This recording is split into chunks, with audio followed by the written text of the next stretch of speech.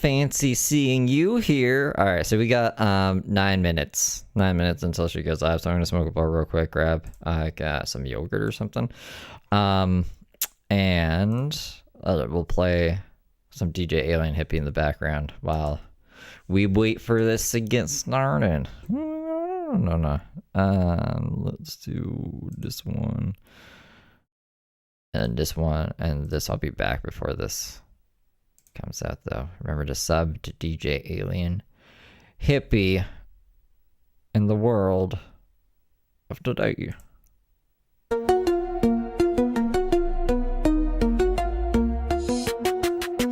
Piercing pale blue eyes, pupils pinned like a trap. Hair looks like a lion's mane, a Farrah Fawcett mishap.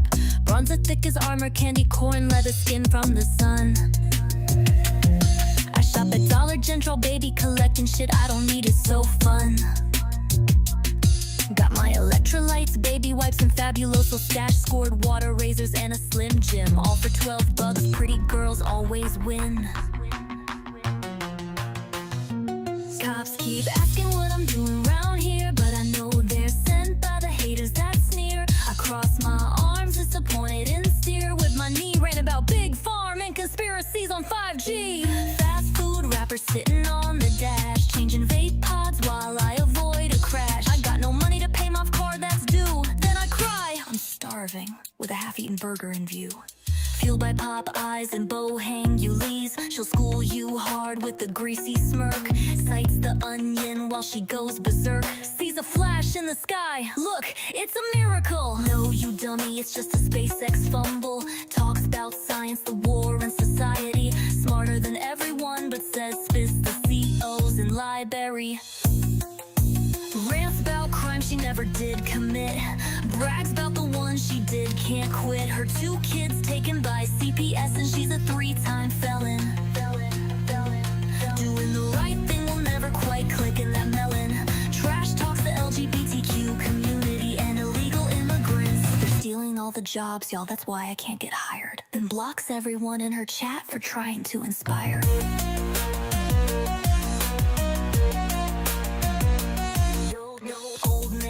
Co-sign my Chevrolet, now I call him my kidnapper every other day. Say he's stalking me while I hang in his yard, telling all of YouTube he's an abusive fucktard. Perverts and stalkers better watch your backs, cause I'll hunt you down. I got a knife for you, Jack. Y'all don't understand, they're all out to get me. Alley Financial won't stop harassing. Internet trolls won't wanna fuck me.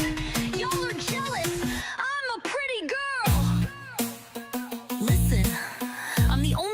Creator on YouTube. I did not stab those bitches. They're liars. Liars! Liars! Randy's a monster. The cops are my stalkers. I got no money, but I'm doing better than y'all. I'm done. You ain't taking me down. Like, subscribe, donate to my Cash App now. Pray for me, cause I need it. She's forgiven, not fluent. Mess her every word, still sounding truant. I'm the Dollar General debutante. No pets, no friends, just me and my vape. Preaching gospel and causing chaos on my live stream from my Chevy tailgate. From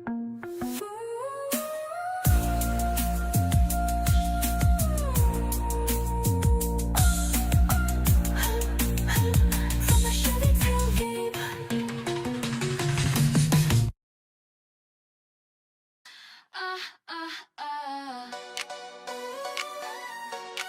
My name is Heather Coco Senza, Coco Chanel, YSL, Mrs. Sniff. Where is Dylan? Inmate Y12173. Putting on makeup, ticket stacked. Says she's working, never that. Working is just not my jam. Rainbow mom with a master plan. Cadillac Cynthia, she blew up. Says it's stolen, sold for bucks. Team had to go crazy in her eyes. Calls a gang stalking nationwide. Tesla glare, headlights blink. Come in me, plate stalking is what she thinks. United States of Illinois. Crazy making curated lies. Stealing all of my stuff, spies. Fake eviction notice, surprise. United States of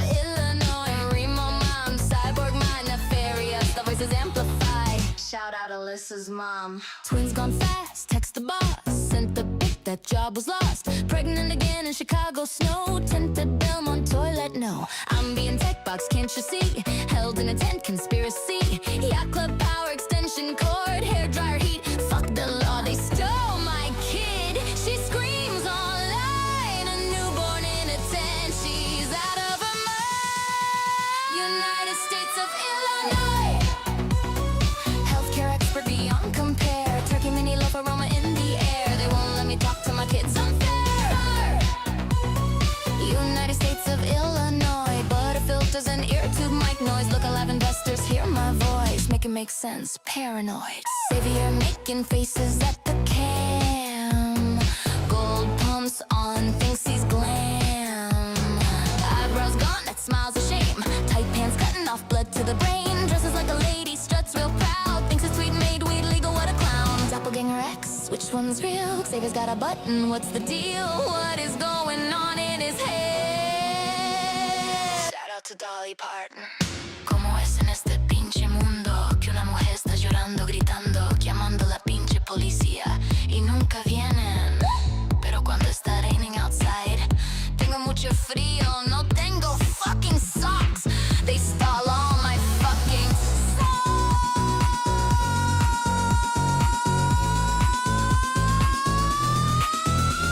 They stole all my fucking socks.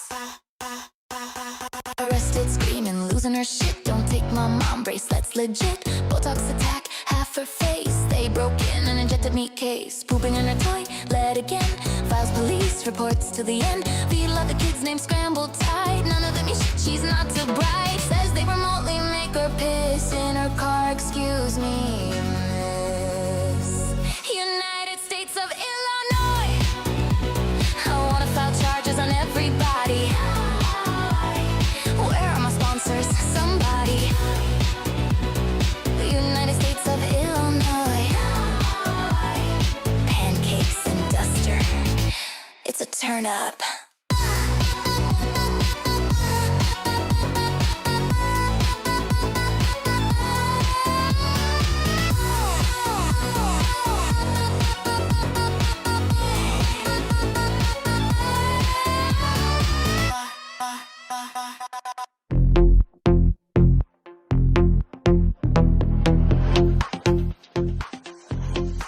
Woke up at 3 a.m. Camera on, fake a grin. Gotta post a new rant, let the chaos begin. Filters on max, but the wrinkles still show. Swipe up from my skincare, it's terrible, I know. Sick dogs coughing in the background track. Half a weed pen in my fanny pack. Bucket bong hits, yeah, I'm 16 again. In my dusty little kingdom where the madness never ends. Like, subscribe, check the wish list too. Cash at me, I got bills past due. I swear I'm sober, don't believe the lies. Oh shit. I stay redder than my hair, no surprise. Drapes look like sheets, fridge smells like death. Every ex-friend's just a hater I've left. Paranoid thoughts in a live stream chat. 30 different people, not just one in a hat. Chameleon eyes flip green to red. Watching my haters, they live in my head. What's happening? Why is it starting? If they're not talking, why are they just showing us a wall? They better not restart the timer. Mamma mia.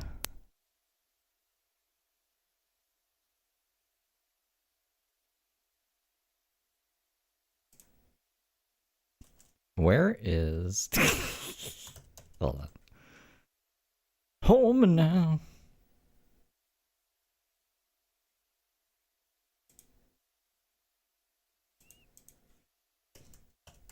Dramatic. Copyright free music. Is this dramatic? No.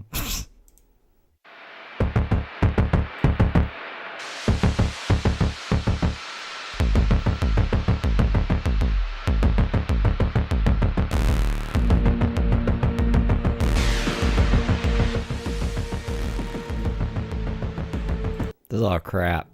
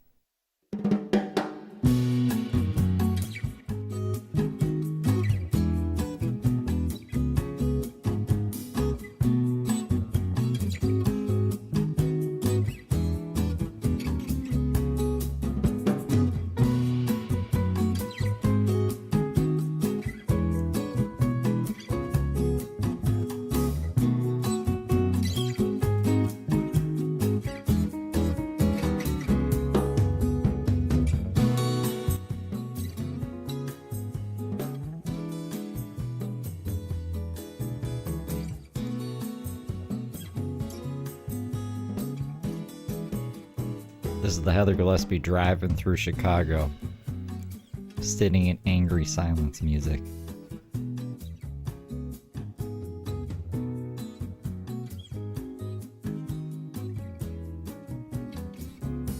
We're 2 minutes late.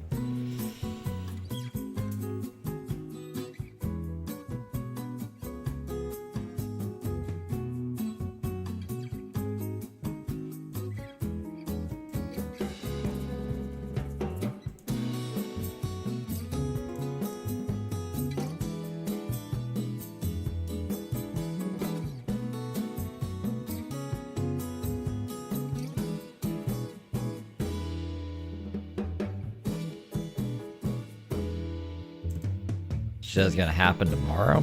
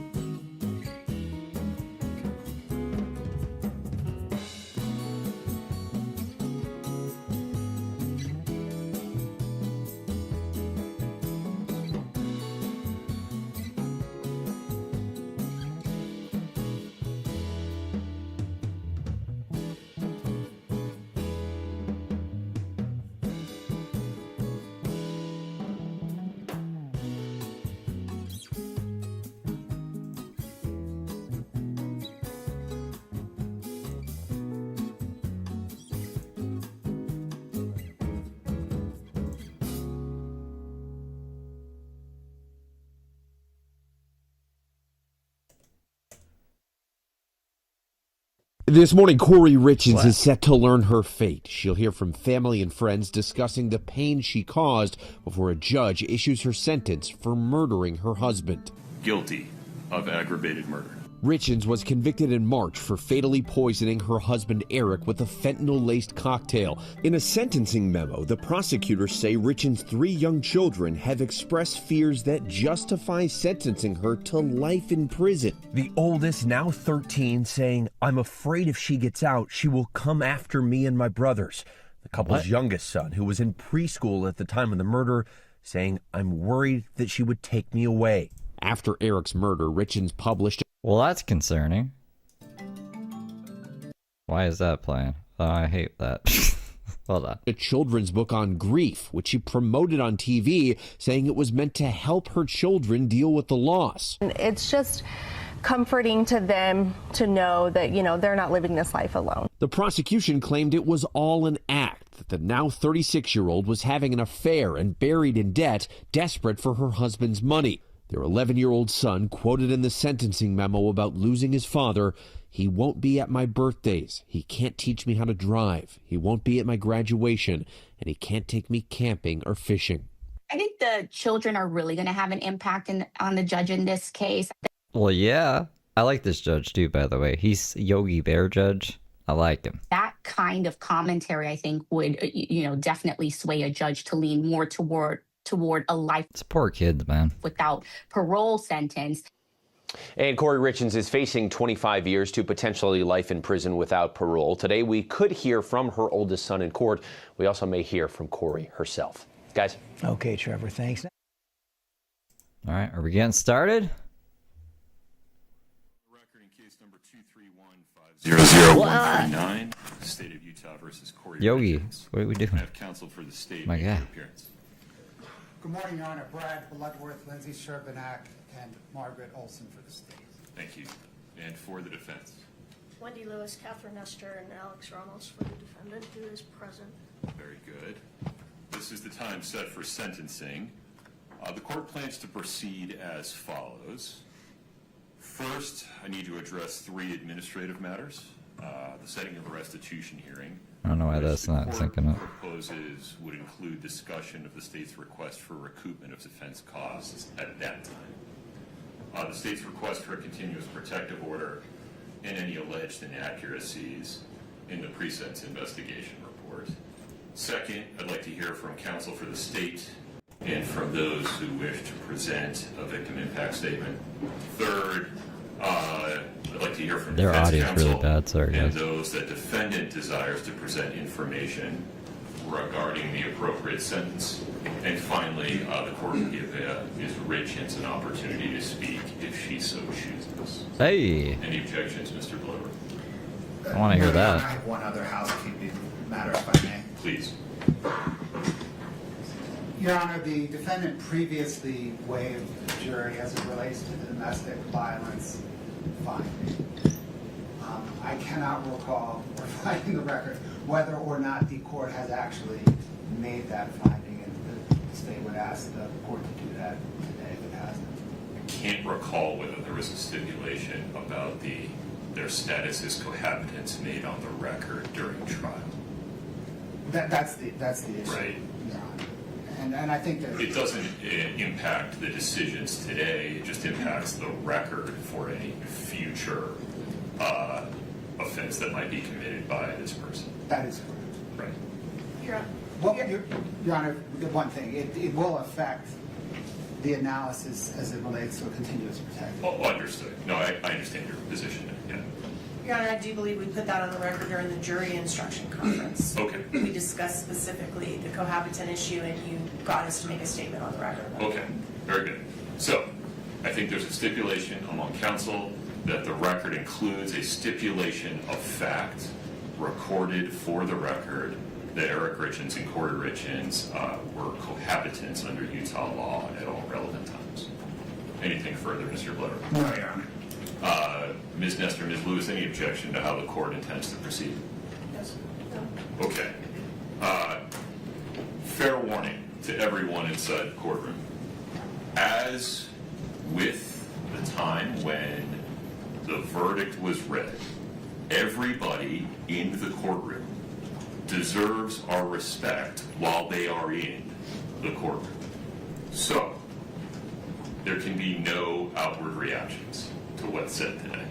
This is an emotionally charged situation, reasonably so. But the bottom line is no outward reactions. If you feel overcome with emotion, please look down.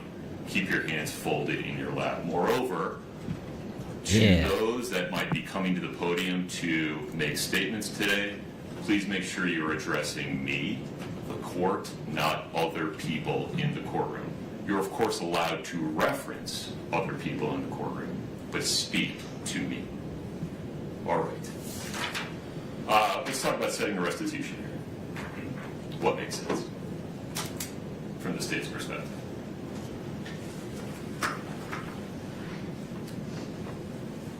Your Honor, the restitution amounts that the state is seeking are well known in the record, or the defendant Maybe those are her jail calls. are well known in the record. So if we can proceed in very short order, I don't know if there's going to be much dispute on the amounts. Okay. From Panda's dope. the defense team, what makes sense, Ms. Nestor? We need an opportunity to brief these issues and do a little bit of research. We were surprised by some of the requests that came The from us. recoupment issues? Yes. This Fair fucking enough. guy. So we need to look into that.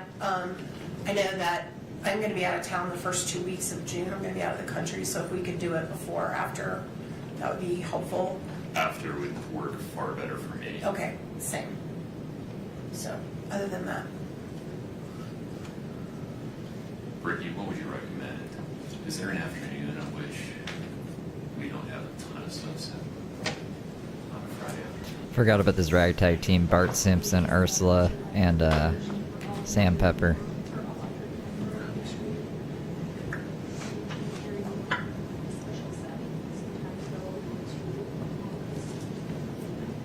Can we do it on the 10th? Yeah, that's like fluorescent yellow. That might be her jail outfit. I thought it was just One moment, counsel. like athletic wear for a second.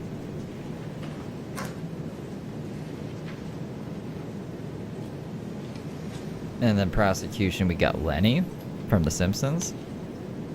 And I think some lady, but I can't remember her name. I can't remember anything about her.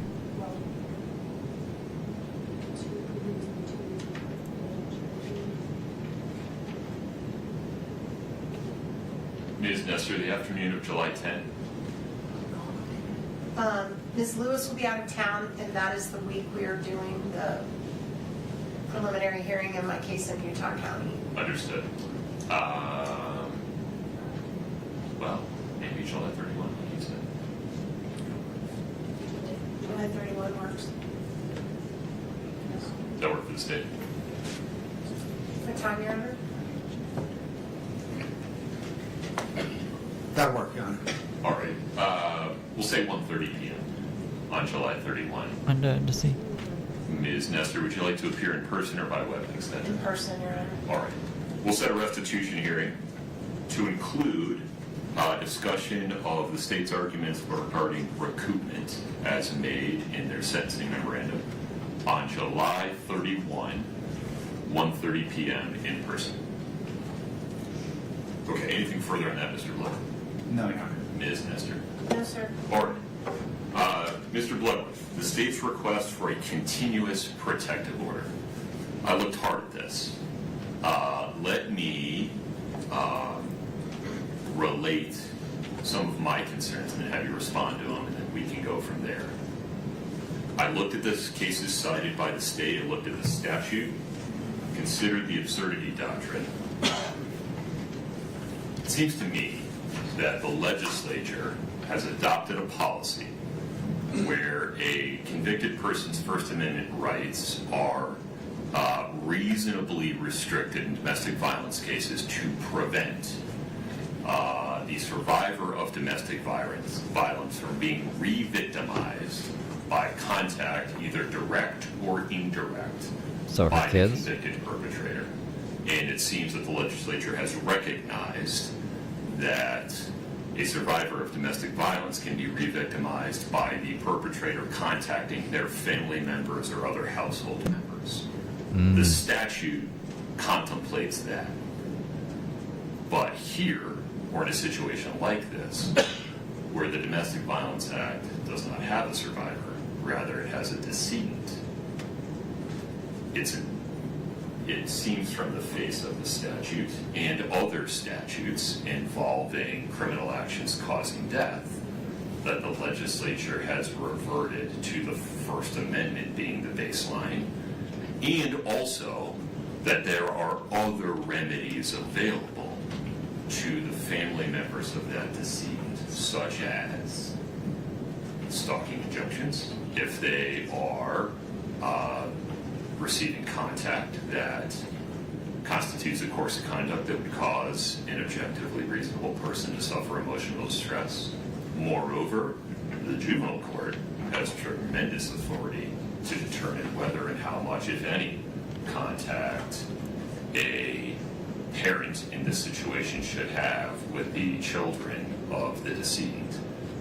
I'm not sure that I have the authority to enter a continuous protective order in this case.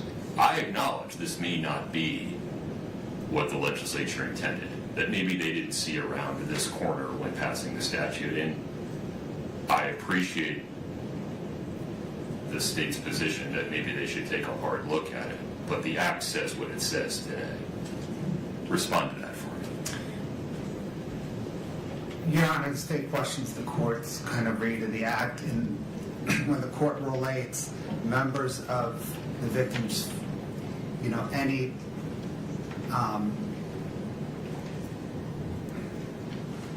harm to members of the victim's family relating back to the harm to the victim, causing the victim harm. I think the plain read of the statute is, and it's 78 Bravo-7-804-3D5. Right. Necessary to fully protect the victim and members of the victim's family. Correct. The plain read of that sentence, Your Honor, does not say that the protection for the members of the victim's family does not, it does not relate back. It is a separate clause. It does not relate back to protection of the victim. And I think within the scheme of the statute, the legislature envisions protection for the victim, separately protection for the victim's family as an option of this court. Like, why would that kind of expire if the this victim statute's odd. died? I think it's subsection B, which has a preamble on legislative intent. Right. And I think consistent with that preamble on legislative intent is the legislature's grant of this court, any court, authority to protect the victim's family under the statute as well, because of the unique nature of domestic violent crimes. She killed her husband. An argument the state didn't make, maybe because it just doesn't believe in it, but it seems that a strict reading of the statute would say, I'm required to enter the continuous protective order and set a hearing, and then let the defendant make the argument that... Your Honor, procedurally, I think that's right, because of the threshold inquiry of whether or not the victim, decedent in this case, reasonably... I just gonna read a book, though. Right. Practically, though. But practically, I don't know that...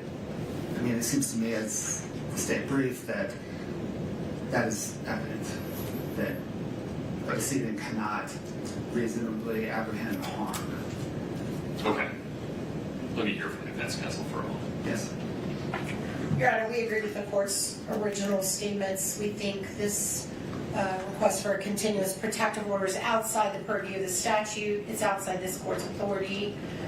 We believe it violates her First Amendment right. If these communications are not threatening, this would basically mean she could never send her sons a birthday card, a Christmas card, any type of communication. Well, pause there for a minute. Let's take the 3 boys out of it, because there's a whole separate set of concerns there, right, given that her parental rights have not been terminated. Right. And I don't have authority to do it. Correct. Juvenile court does. Right. But there's a whole other family. We would talk just for the moment about the adult family members of Eric Richins. Well, it would mean that the she could never sisters. reach out to them. right. Well, and Dad. that could create problems if they're the guardians of her children and there's an issue if she is given any type of parental input to major life decisions, to medical care, to anything like that she would not be able to communicate would be problematic. She has be a no third party. intention of communicating with them outside of matters that have to do directly with the children. Don't murder your I also husband think this- next time. You want to have a third party. You said you're setting the boys aside, so my other arguments, I'll deal with them. But as far as I can see, there's another courtroom where this could happen. There's another venue under which this could happen, and this is not the appropriate place to do it. All right, Mr. Bloodworth, any additional thoughts regarding the state's request for a continuous protective order? No, Your Honor. All right.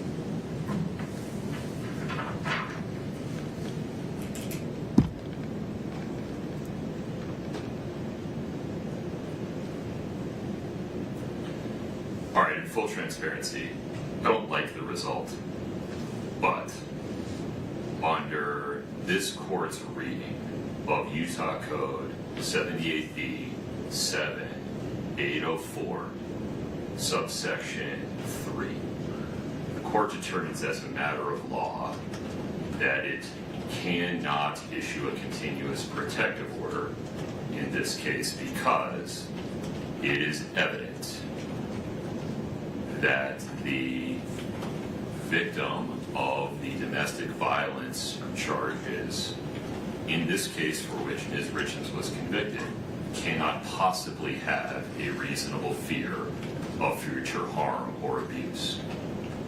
Yeah, but it's with harassment.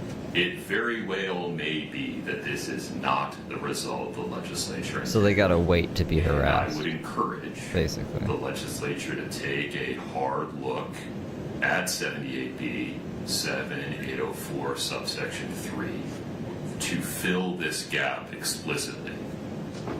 But they haven't done it yet.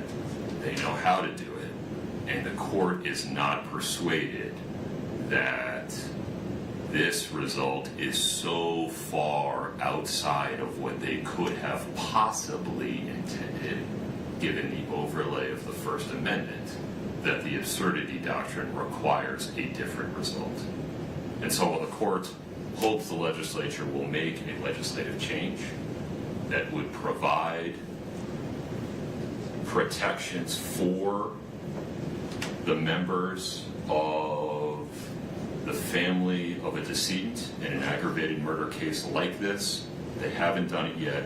The court simply, in my view, does not have the authority to issue a continuous protective order in this case. But this doesn't count for the kids. So really, He said the kids are the court separate expresses issues, no so opinion whatsoever, one way or the other. I think the adults as can to handle whether themselves. She's going to jail Eric anyway. Richins' family members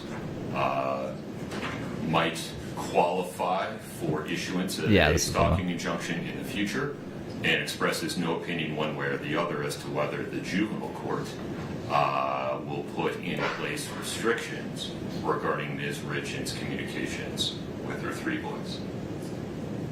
Anything further on that, Mr. Blower? No, Your Honor. Ms. Nestor? No, Your Honor. Okay, Ms. Nestor, may I ask you a couple of questions regarding the pre-sentence investigation report? Yes, sir. Have you had a chance to review it? We have, Your Honor. Have you had a chance to review it with Ms. Richins? We have, Your Honor. Okay. Are there any inaccuracies in the PSR that we need to address? We submit there are inaccuracies. They're all related to the factual recitations, which this court presided over the trial and is very familiar with. We have confidence the court remembers what happened at trial and remembers what was presented, and we would submit. Okay. For the purpose of today's hearing, to the extent there are any factual inaccuracies in the pre-sentence investigation report regarding the factual background of this case, the court determines that those factual inaccuracies are not relevant to the court's sentencing decision and do not affect the court's decision regarding the appropriate sentence one way or the other. Anything further on that, Ms. Nestor? No, Your Honor. Okay. Mr. Bloodworth, how would you like to proceed? Your Honor, the state is prepared to present. Please.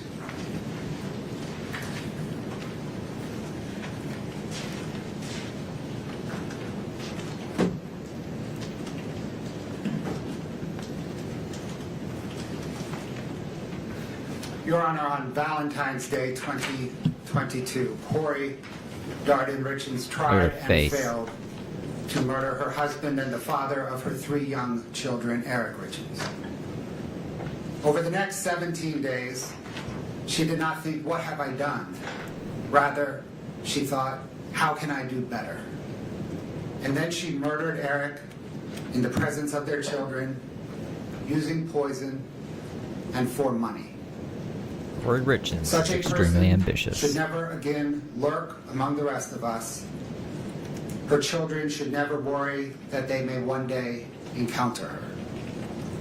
For these reasons, the reasons set forth in the state's sentencing memorandum, and the boundless reasons the court has learned from presiding over this case, the pending criminal case,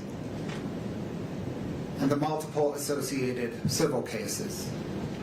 The state requests that the court impose a sentence of life in prison without parole on count 1, 5 years to life in prison consecutive to any other sentence on count 2, 1 to 15 years in prison consecutive to any other sentence on counts 3 and 4, and 1 to 5 years in prison consecutive to any other sentence on count 5. Furthermore, the state requests that the court order the defendant to pay restitution to Auto Owners Insurance Company in the amount of $1,017,018. Oh my. And True Stage Insurance Company in the amount of $352,562.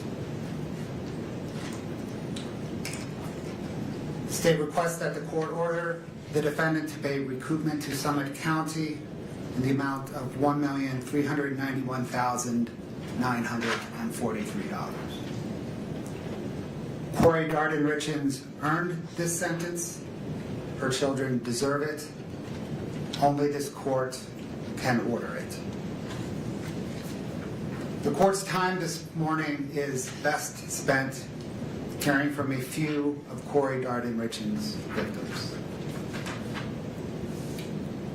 Fathers are not meant to bury sons. No. Gene Richins will present his victim impact statement first. Losing a sibling is losing a piece of yourself. Katie Richins Benson, Clint Benson, and Dr. Amy Richins will then present their victim impact statements. There are no greater victims in this case than Eric's 3 young boys. The defendant took both of their parents from them. Jessica Black, who is Weston's counselor, Christina Greening, who is Ashton's counselor, and Sarah Barber, who is Carter's counselor, will then present the boys' victim impact statements. Your Honor, Gene Richins.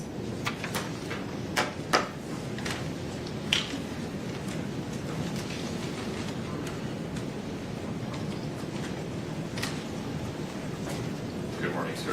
Good morning. Please take your time. Thank you. Who's this guy? Your Honor, my name is Gene Richins. I'm Eric's father. Oh, right. No Whoops. parent should ever have That's to his bury dad. their child. It's a loss that changes you forever. Eric was taken from us way too soon. And his loss has left a permanent hole in our family that will never be filled, ever. Eric was first and foremost an incredible father. To his 3 boys, Carter, Ashton, and Wes, his sons were his world, and he was theirs also. They didn't just see him as a dad, they saw him as their best friend, their coach, their mentor, their protector. He was present in every part of their lives. Whether it was soccer, baseball, basketball, or any activity that they were involved in. Eric was there coaching, encouraging, and supporting not only his own boys, but every child on the team. Eric didn't just coach sports, he built confidence. He built character and friendships. He gave his time freely because he cared deeply about helping young people grow into strong, kind, and capable individuals. The impact Eric had on these children and families continues even now. On the soccer team that he coached, before every game, the players gathered and called out a cheer. For many teams, it might be something ordinary. But for Eric's team, even 4 years after his death, they still break the huddle with the words, 1, 2, 3, Eric.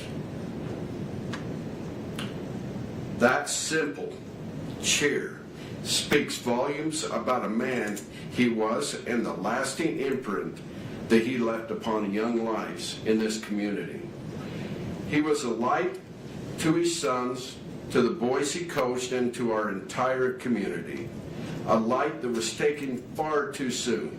Eric was only 39 years old. As his father, I miss him every day. I miss our conversations. I miss watching him grow into a man I was so proud of. One of the greatest joys of my life was seeing the kind of father he had become.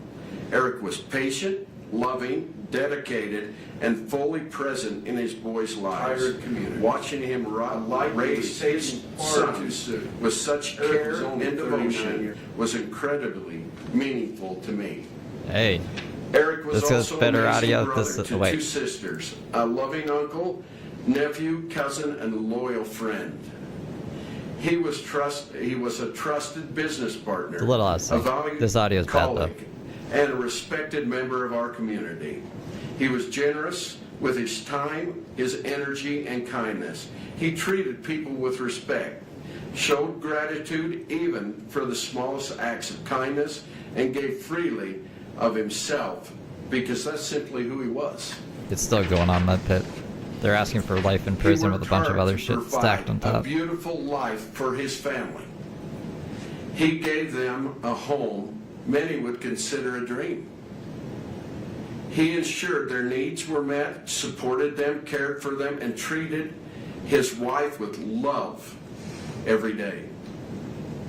Yet despite everything he gave, his life was taken from him, not by a stranger, but by a person he should have been able to trust the very most in his life. He was betrayed in the most imaginable way possible. His life was taken through calculated, intentional actions motivated by the greed, control, and desire for a different life with someone else. Eric's boys lost a father. I lost my son. His sisters lost their brother. Our family lost a man who represented the very best of what a person can be. The ripple effects of this loss extend far beyond our immediate family. His friends lost someone they trusted and admired. The children he coached lost a mentor, a role model. Our community lost someone who genuinely cared and gave back without expecting anything in return. Eric will never see his boys graduate, get married, or become fathers themselves. He will never again stand on the sidelines cheering them on. He will never offer guidance, encouragement, or love in any way that only a father can. That opportunity was stolen from him and from all of us. Because of the calculated and intentional nature of this crime, I respectfully ask the court to impose a sentence of life without the possibility of parole. This sentence is important to Eric's 3 sons never have to live with the fear that the person responsible for taking their father could ever harm them again, and to ensure she can never harm anyone else ever again. Despite our immense grief, I want to acknowledge and thank those who have worked tirelessly to bring justice for my son. Eric was always grateful for others, showed kindness and dedication, and I know he would want to express sincere appreciation to those who gave their time, effort, and professionalism to seek the truth in this case. We are deeply thankful to the prosecution team, Margaret, Brad, Lindsay, Fred, Joe, Wendy, Patricia, and the entire staff who supported them for their commitment and their perseverance. We also want to recognize and thank Todd for his dedication and relentless efforts in helping us ensure justice has been served.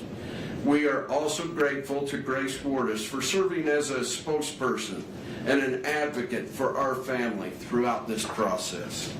We thank the Summit County Sheriff's Office, Lieutenant Hemingway, Detective O'Driscoll, Detective Hopper, Officer Woody, Officer Gibson, and all the law enforcement personnel who worked on this investigation. Oh, we can see her again. We thank the bailiffs who ensured the safety and the order of this courtroom. We thank you, Your Honor, for your patience, professionalism, and stewardship of this process.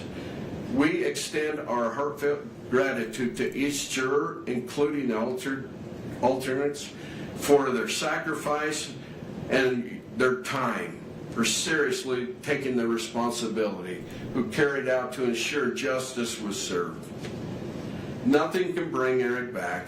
Nothing can restore what has been taken from his sons, from our family, and from this community. Smooth But operator. accountability matters here. Justice matters. Eric mattered. His life, his love mattered, his example mattered. He will always be remembered as a devoted father, a loving son, a supportive brother, a loyal friend, and a man who made lives of those around him better. We miss him every day and will continue to honor his memory by living with the same kindness and dedication that he showed to everyone fortunate enough to know him. Thank you, Your Honor. Thank you.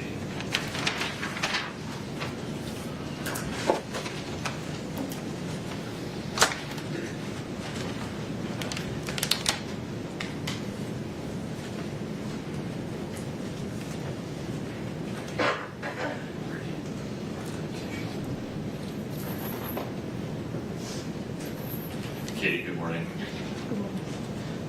Katie. Oh, this Katie. So as you know, I'm Katie, and I'm Eric's sister. To begin, there are a multitude of people who deserve credit and appreciation. Law enforcement agencies across the state of Utah, the Summit County met my homegirl, Prosecutor's Katie. Office, the Medical Examiner's Office, expert witnesses who worked hand in hand with law enforcement, Eric's friends, Eric's co-workers, my friends and my family, our entire team of lawyers and experts in the civil lawsuit. There are far too many people to mention by name, and I suspect if I try to, I will inadvertently leave someone out. But to all of you, please know that this would not be possible without your efforts, your support, and the strength of the community that has stood beside us. Both my family and I are forever grateful to each of you. I am also very grateful to you, Your Honor, to this court for the dignified manner in which it presided over the trial, and to the members of the jury for faithfully performing their civic duties. Okay. Today is Eric's birthday. I stand before you because he can't. He was taken away from my dad, my sister, his nieces, his friends, our community, His kids. and worst of all, from his 3 amazing sons. Sorry.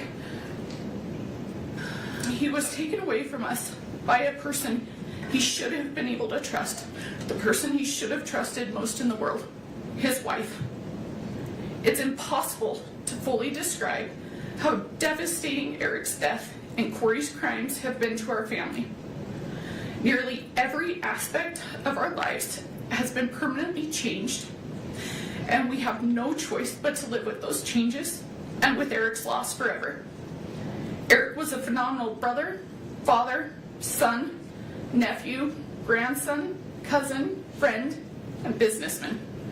Eric and I were extremely close. We went through school together and navigated life side by side. Wherever Eric went, I was usually tagged along right behind. In school, Eric's nickname was Richie, and mine was Little Richie, a reflection on how inseparable we were. He wasn't just my brother. He was my constant, my protector, and one of my closest friends. Eric was the kind of father who anticipated his children's needs before they ever had to ask. He made sure they were always having fun, taught them how to be respectful and kind, and was constantly planning for their future. His mind and heart was always on his boys, always. Everything he did was for them. Eric was the very best uncle. He made his nieces, my daughters, feel truly special. He always found ways to have fun with them. He doted on them with love and attention. Eric was an incredible son, always there for my parents, stepping in without hesitation and helping in every way he could, without being asked. The bond he shared with my mom was truly special. We would often joke that the umbilical cord had never really been cut, but in truth, it spoke to the Weird deep, joke. unbreakable love they had for each other. This is who Eric truly was, a man defined by love, integrity, and unwavering devotion to his family. He is none of the things that Kouri tried to portray him as.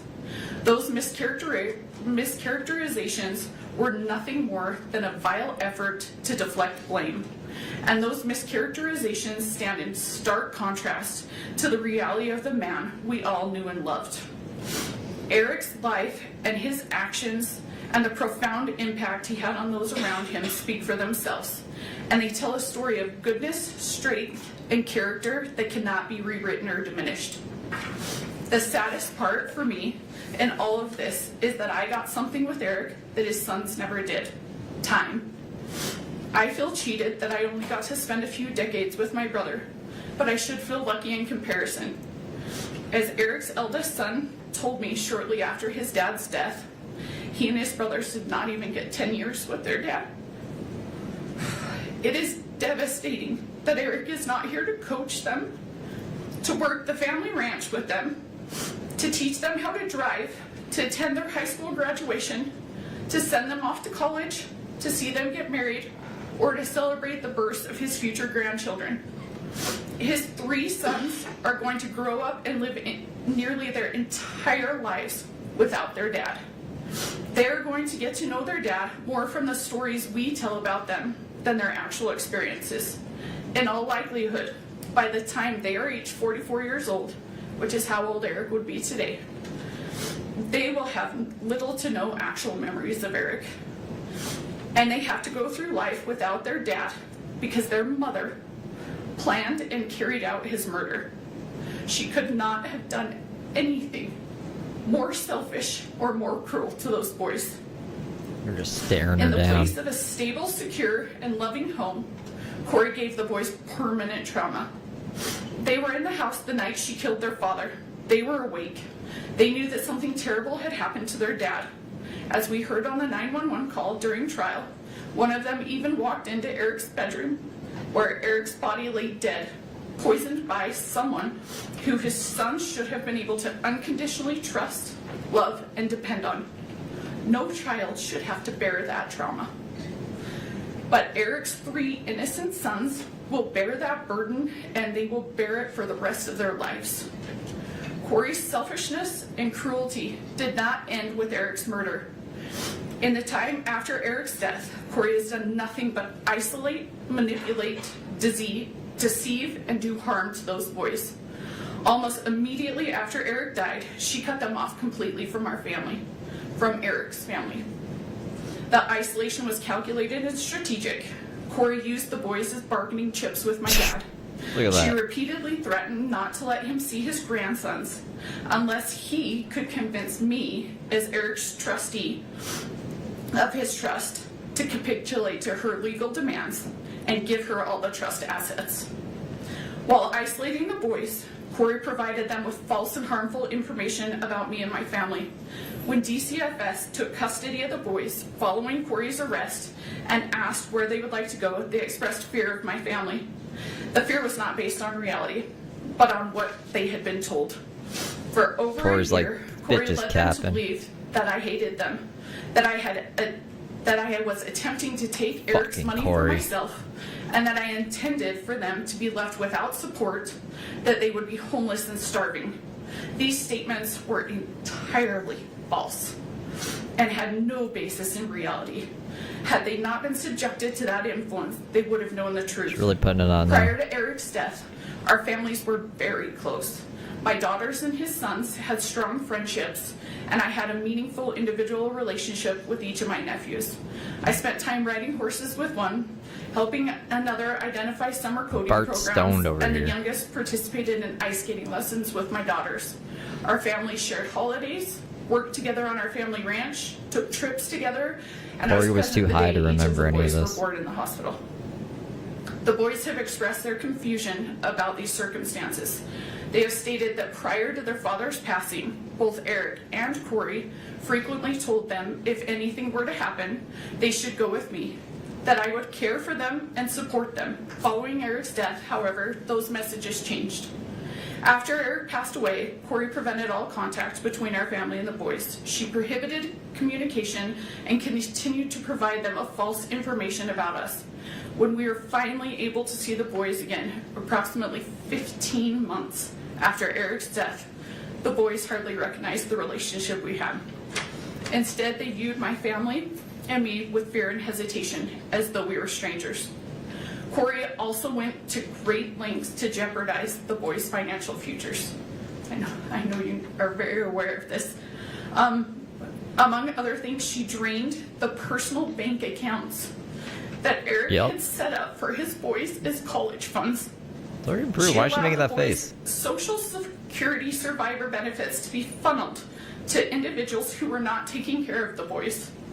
And she sued me in my role as Eric's trustee and personal representative, not once, not twice, but 3 separate times. The goal of her lawsuits is singular. She wants all of Eric's assets for herself. Despite her lies and fanciful public portrayal, she knows that none of Eric's assets are going to me, my dad, or my sister. In fact, she knows exactly where Eric wanted everything to go, and that is to his boys. And yet, for 4 years, she has aggressively tried to take their inheritance from them. Even now, despite her erroneous debt, a murder conviction, and a string of pending felony financial charges, Kouri's civil lawsuits live on. Those lawsuits have been emotionally grueling, all-consuming, and unimaginably expensive. And tragically, every dollar She failed on the those first suits time is a trying to dollar kill him. that Eric's boys will not So get. that's the attempted murder. Same person though. Of course, Kouri She just can't succeeded have the other second people time. or the public thinking that she's trying to take away her children's inheritance. So for the past 4 years, both in court and in the media, she has demonized and vilified me. She has hurled wild accusations in my direction, including that I hacked her bank accounts, forged her bank statements, paid off witnesses, unduly Rolling pressured her law eyes. enforcement into investigating her, and quietly pulled the Summit County prosecutor's strings. It is despicable that for doing nothing more than trying to honor Eric's wishes, Kouri has cast me as the evildoer here. Just as bad, honoring Eric's wishes has landed my sister and myself, and unbelievably, my 2 daughters in Kouri's crosshairs. One of Eric's sons recently told me that Kouri used to say, "I will get them one day." This is Kouri. Apparently, she was talking That's about Kouri me, right there. my sister, and my daughters. Her infamous walk the dog letter, That was the part crazy. the jury did not hear, Walk the dog. confirms her desire to harm me. In it, she talks at length about her plans to get at Amy and me, including by targeting my daughters, both of whom are under the age of 10. It takes a sick mind to target children. The mere thought that someone who has so little regard for human life or decency might one day walk free is horrifying. I worry about the safety of Eric's boys, my daughters, my sister, and myself. There is nothing Kouri will not do, and no one she will not hurt, to achieve her own selfish ends. I am not the only one that is afraid. She did There are a 3 lot for little money. boys She changed his who, life instead insurance of policy and fearing shit. those who love and adore them, as Kouri would prefer, She was like millions in worry debt. constantly, that Kouri might show up one day and take them away. Eric's sons deserve so much better. They are not bargaining chips. They are not cash cows. They are not props for some twisted children's book about grief and loss. And yet that is what they've been reduced to by Kouri. To my unending sadness and horror, Eric himself understood all too well the danger she posed to his children and to his family. When Eric told me he had changed his estate planning and appointed me as his trustee and personal representative, I begged him to end the marriage and go his separate way. By that point, he had already consulted with a divorce attorney and was deeply afraid that he might not be awarded sole custody of his children. He made the heartbreaking decision to stay because he could not accept the risk of what might happen to his sons if Kouri had equal custody. He told me he would live his life through hell every single day of his life until his youngest was 18, because he believed Kouri was the most evil person he had ever met. He knew that his sons did not like her. He told me as much Look at her many face. times. She's like, what? He knew Yeah, that they that's would right, prefer Kouri. to be far away from her. But he also knew that divorce carried significant risks.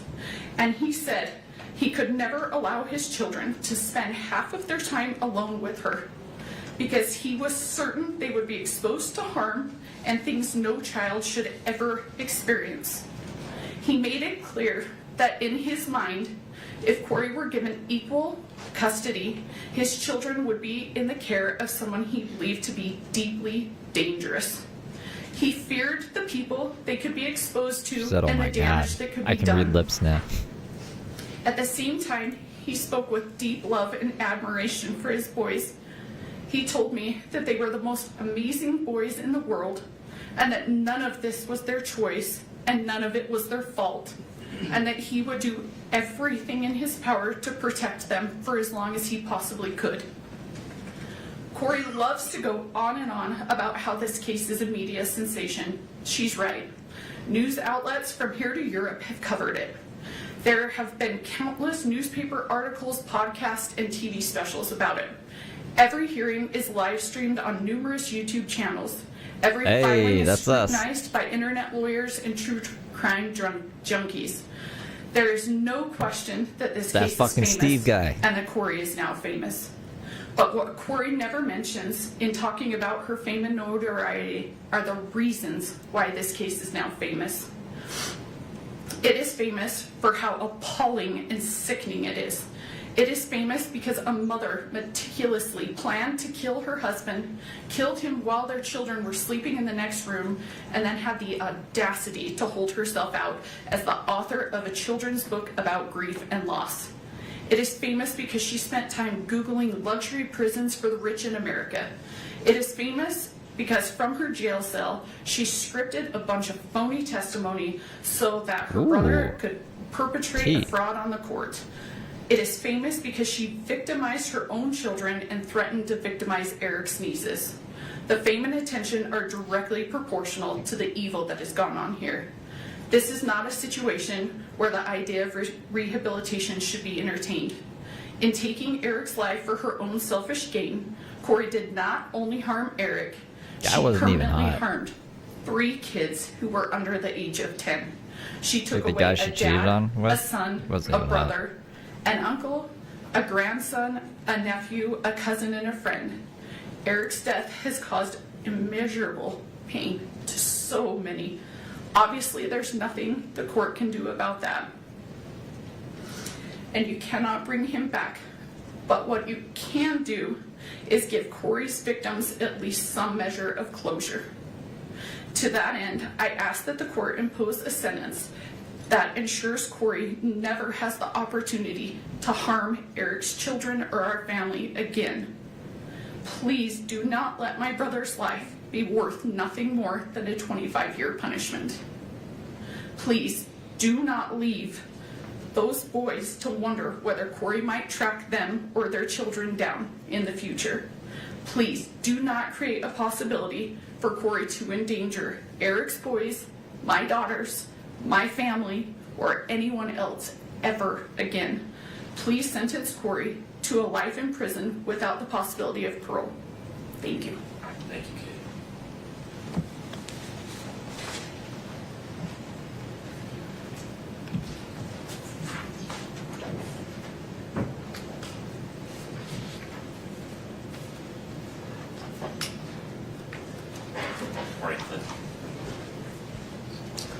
Hello, Your Honor. My name is Clint Benson. I'm Katie's husband and Eric's brother-in-law. This poor guy. Eric was an innocent man. He was taking care of so many kids at this time. Revolved when around he his died. children and his family. Because of Kouri's choices, he never had the opportunity to say goodbye to his children, to reassure them, to share the final moments Court every TV family logo. deserves. That loss cannot be measured. His children will spend the rest of their lives carrying the pain of a father taken from them far too soon. What makes this tragedy even more painful is the calculated nature of the crime. This was not a momentary mistake, a lapse in judgment, or a crime of passion. It involved planning, preparation, testing, and deliberate action. Eric's death was carried out in a way that caused fear, suffering, and helplessness. Kouri either watched or sat by as Eric succumbed to fentanyl poisoning instead of providing any kind of aid to him. She was fantasizing about a dream life funded by Eric's death. Eric was killed in his home by a traitor sleeping next to him in one of the most cowardly acts imaginable. We are profoundly grateful to every investigator, prosecutor, detective, law I like the enforcement private officer, investigator. juror, He was cool. judge, forensic expert, and public servant who worked tirelessly and honestly to uncover the truth. Their dedication ensured that Eric's voice was not lost and that justice could still prevail. We are equally grateful for the incredible community surrounding us. This community has shown I'll be right back. unwavering Just grab support something and has in been case there something for crazy Eric's happens. voice without judgment and through some of the most difficult times imaginable. The boys are succeeding and thriving because of the people around them who continue to provide support and look out for their safety. Going through every aspect of this murder easily led to a dark place while fighting against an individual focused on only chaos and vengeance. However, the people surrounding us, including the sheriff's officers, principals, teachers, school staff, coaches, counselors, neighbors, and church members, created an unbreakable force for what is good, just, and right. No sentence can bring Eric back. No outcome will erase the suffering caused by these actions. But accountability matters, truth matters, and justice matters. Kouri continues to shirk responsibility for her actions, for the pain she has caused, and for the resources she has squandered, both Eric's and the state's. Even after everything that has been revealed, Kouri has demonstrated zero genuine accountability or remorse for the devastation she has left behind. Instead, she has repeatedly attempted to distort the truth, create false narratives, and portray herself as the victim. She has used the legal system as part of her schemes. There has been lawsuit after lawsuit, motion after motion, delay after delay, all in an effort to blame, Just like someone else we know. away from the person responsible. The evidence, the truth, and the outcome of this case all tell a very different story. What is especially concerning is the continued hostility from Kouri and her family, as well as their desire for vengeance directed towards our family, a family already devastated by an unimaginable loss. Statements they have made about going to war and getting the Richins demonstrate an ongoing mindset rooted in blame, anger, and retaliation, rather than remorse or acceptance of responsibility. Kouri will continue to try to convince the public that she was a good mother through media outlets that choose not to research or report on the countless motions and facts presented in this case Are media outlets or other defending her? cases, but instead simply regurgitate the false narratives of a sick and evil person. Kouri and her family continue to plan media campaigns focused on lies, targeting anyone foolish enough to spend time listening to them. Kouri is not before this court because she It would was be stupid mistreated, and- because she's a victim, or because the Richins family That's crazy to manufactured me. a false I didn't know that. narrative that she and the Darden family would like to portray. She is before this court because of the choices she has made, choices that resulted in Eric's death and permanent trauma to anyone who has loved him. Kouri chose pride, seeking to project an image of success. Kouri chose adultery and lust, prioritizing her secret lover over her husband and her children. Kouri chose fraud and greed, hoping to profit from Eric's death. Kouri chose murder, and she continues to choose vengeance against the victims of her actions. The time for Kouri to make choices is at an end. Now it is time for her victims to choose.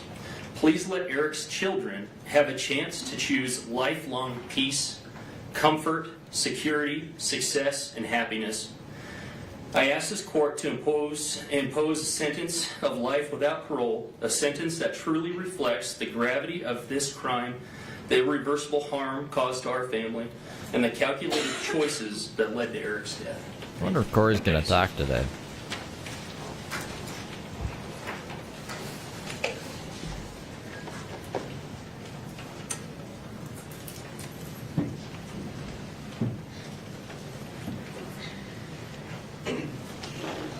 Amy, good morning. Good morning. Honorable Judge Mrazek. Is Amy? My name's Amy Richins. Hey. I'm Eric Richins' sister.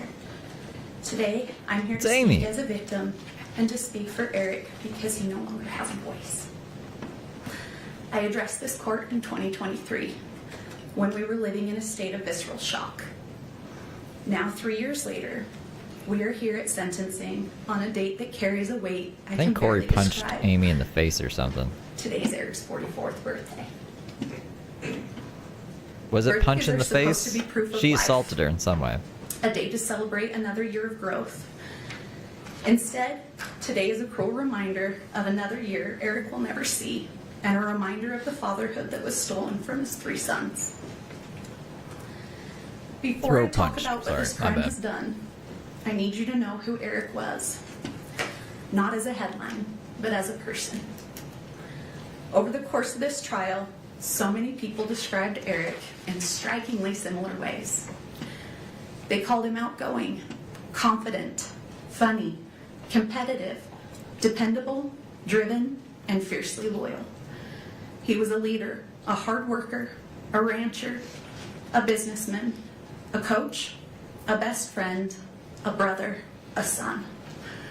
But more than anything, people described him as a phenomenal father. Eric had 3 sons and he coached many of their sports teams. He was the kind of dad who showed up not just for his own children, but for everyone around them. Sometimes I think about all the children who lost him too, the kids he coached, mentored, and believed in. I cannot imagine the confusion and heartbreak they felt when someone who had become such a steady and trusted part of their lives was suddenly gone. Eric was a real person, a deeply loved person, and the loss of him echoes through every life he touched. On my 16th birthday, I was sitting in my 10th grade English class when I got a text from Eric that said, "Come outside." I walked out and there was Eric, standing with flowers and that mischievous grin we all knew. I asked what he was doing there, and he just said, "Let's go. We've got to get a little mud on your tires." I had just bought my first truck, a used Ford F-150. Eric took me up into the mountains, and we took that truck off-roading for the first time. It was exhilarating and terrifying, but I felt safe because he was there. That was Eric. He made life bigger. He made people feel brave, and he protected the people he loved. That is the brother I lost, and that is the father his boys lost. In 2023, I told this court that I was tormented by the sequence of events of that night. Today, that torment has not faded. I still wonder when Eric realized he was in mortal danger. I wonder what Kouri said to him in his last moments. I'm still haunted by the question, did his boys hear their father's final struggle? If Eric had died of an illness, we would have cared for him.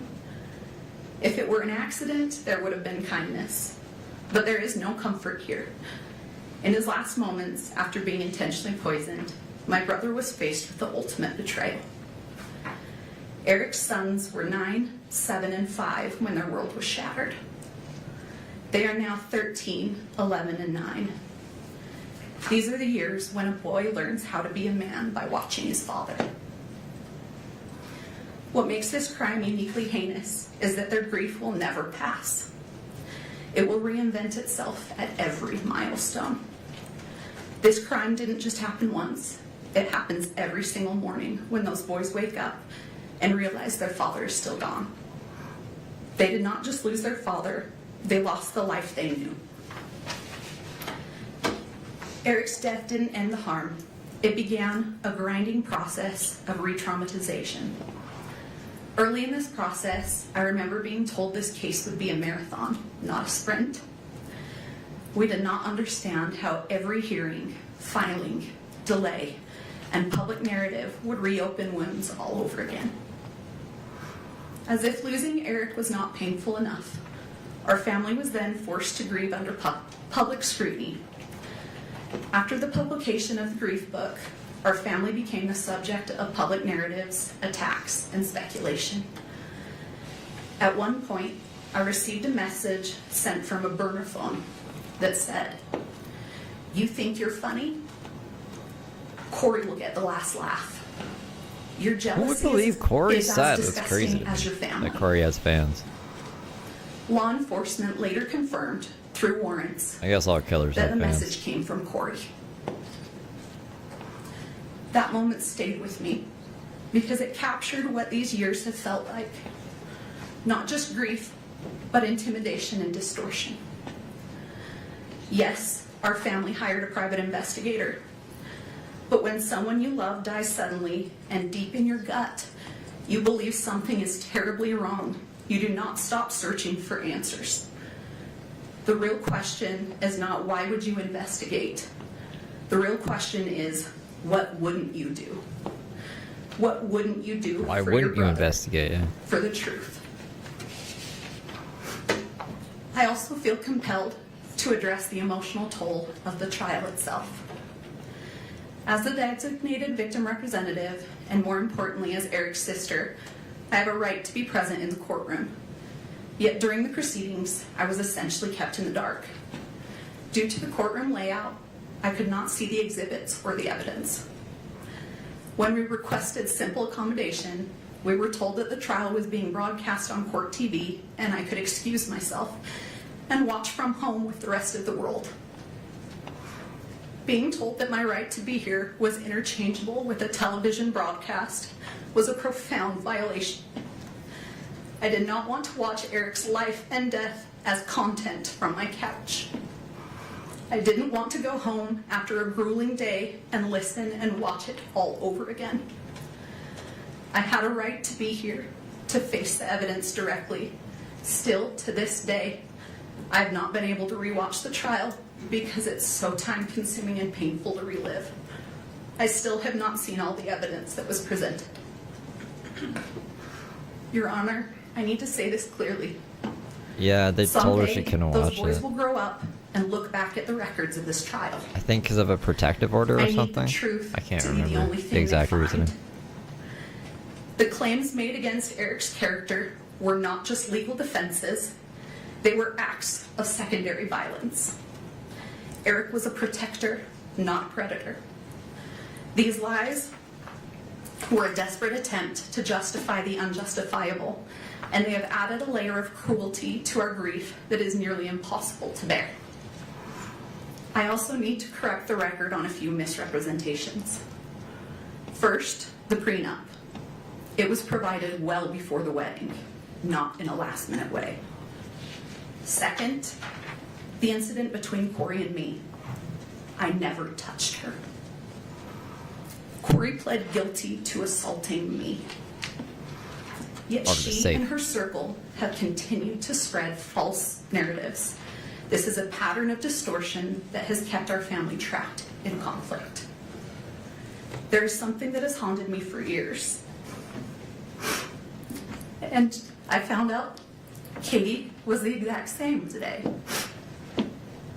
I begged Eric to leave too. I begged him to divorce her. But Eric was trying to protect his boys. People often struggle to recognize intimate partner violence when the victim is a man. But Eric's actions spoke for themselves.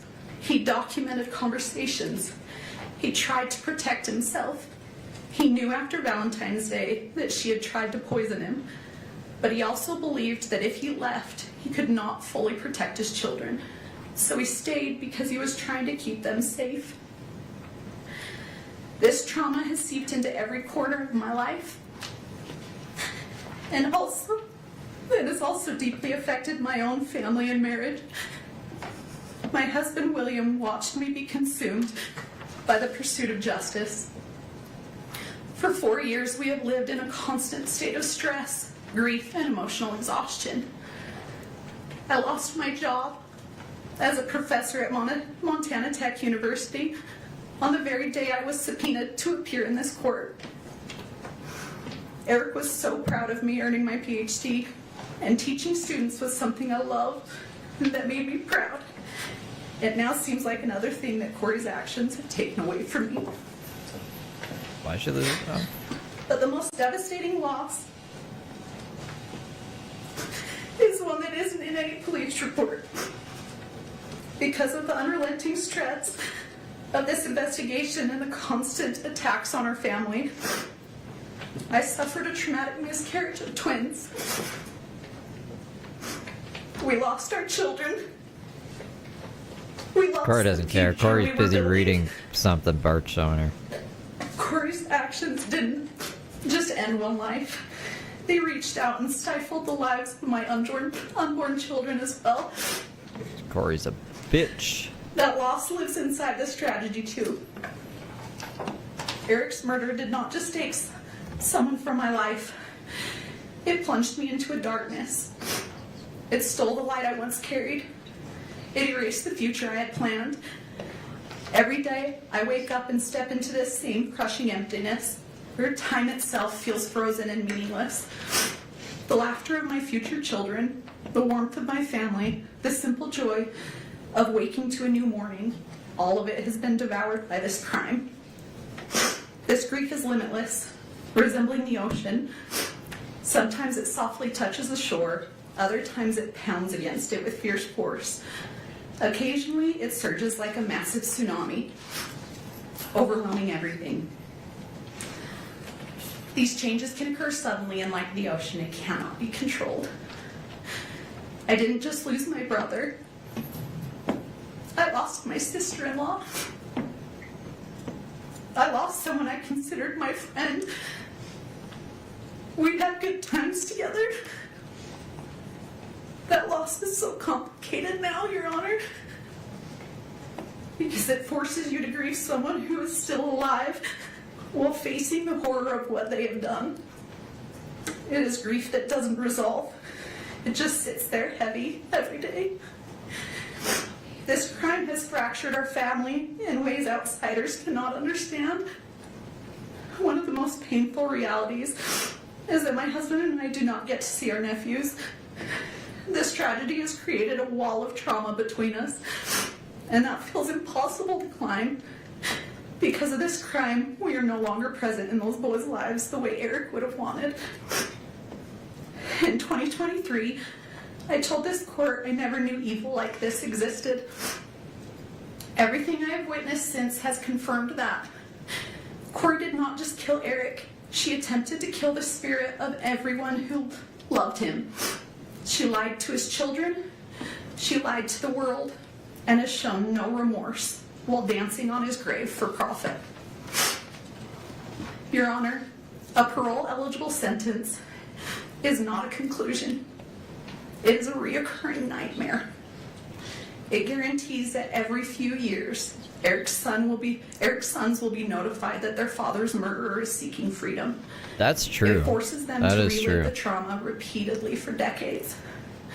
Eric died trying to be his children's shield.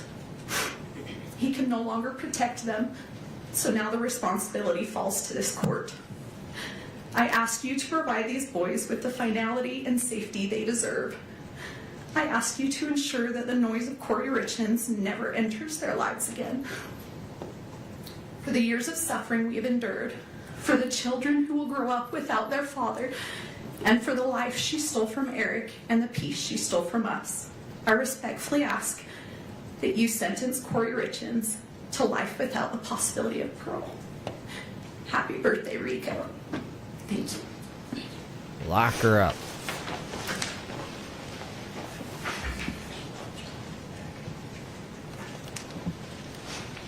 Court don't give a fuck. Are you Jessica? Good morning. Good morning, Judge. Take your time. My name is Jessica Black. I'm a licensed clinical mental health therapist and a registered therapist. Myself and my colleagues are here today to read the victim impact statements for 3 children. We are here as advocates on their behalf. After a developmentally appropriate process, the boys were able to decide individually how they wanted to share their statements, and this is what they chose. Our roles are to read their words exactly as they wrote. The boys want the court and the world to hear their side. This is from WR. I woke up to sirens, and there were a lot of people at my house, and I was definitely scared. I felt confused. I was in a bedroom with my brothers, and I didn't know what was happening. At first, I was really scared because I didn't know what was happening, and I had no control, and I felt helpless. I felt really overwhelmed. After my dad died, Kouri would put us in the basement while she was with the neighbor. I felt scared because I thought something really bad was happening again. She would take me to places that smelled really bad. What? Everything she did made me feel uncomfortable. When someone talks about Kouri, it makes me feel hateful and ashamed. She took away my dad. It's made me have a hard time trusting people. I was scared that Kouri's family would come to my school and take me. I had to go to counseling with DCFS in Heber, and I did not like it. DCFS made me talk to Kouri, and I couldn't do things that I wanted to do. I felt not important to anyone. I feel a lot better about myself now than I did with Kouri. I can't ever see my dad again. I want her to go to prison forever. If she got out, I would be so scared, really mad, and I wouldn't want to go with her anywhere. I'm worried that she would take me away from Katie and Clint. Once she is gone, I will feel happy, and I will feel safer and relaxed, and trust people more. Court's gonna be like, those were all lies. Burke said that the counselor lied about what her kids said, but I don't think they did. Christina. Yes, Your Honor. I am Christina Green. I'm a licensed clinical social worker, not registered play therapist, and I will be reading for 8R. You took away my dad for no reason other than greed, and you only cared about yourself and your stupid boyfriends. You were not caring and watching over me and my brothers. I had to be a parent to W. C and I would walk him to the bus stop, feed him, and watch him. You were not concerned about our health. When we got hurt, you didn't even care. When C got run over by a side-by-side, you still made him go to the soccer game that day without taking him to the doctors first. You got locked a car? C in his room, and I would have to go to the kitchen and bring him food. You shamed us when we didn't want to eat uncooked lasagna you made. We threw it away because we couldn't eat it. Then you made us watch videos of children starving in war areas. You wanted to scare us into eating something that wasn't cooked. You wouldn't let our dog outside, and then the dog would pee inside. You created this problem, then you would smack my dog on the head as hard as you could. You wouldn't let me put my kitten in the garage for safety at night, and we found it eaten by raccoons the next day. You wouldn't let us turn on and use the heater lamp for the chickens and bunnies, and they froze to death.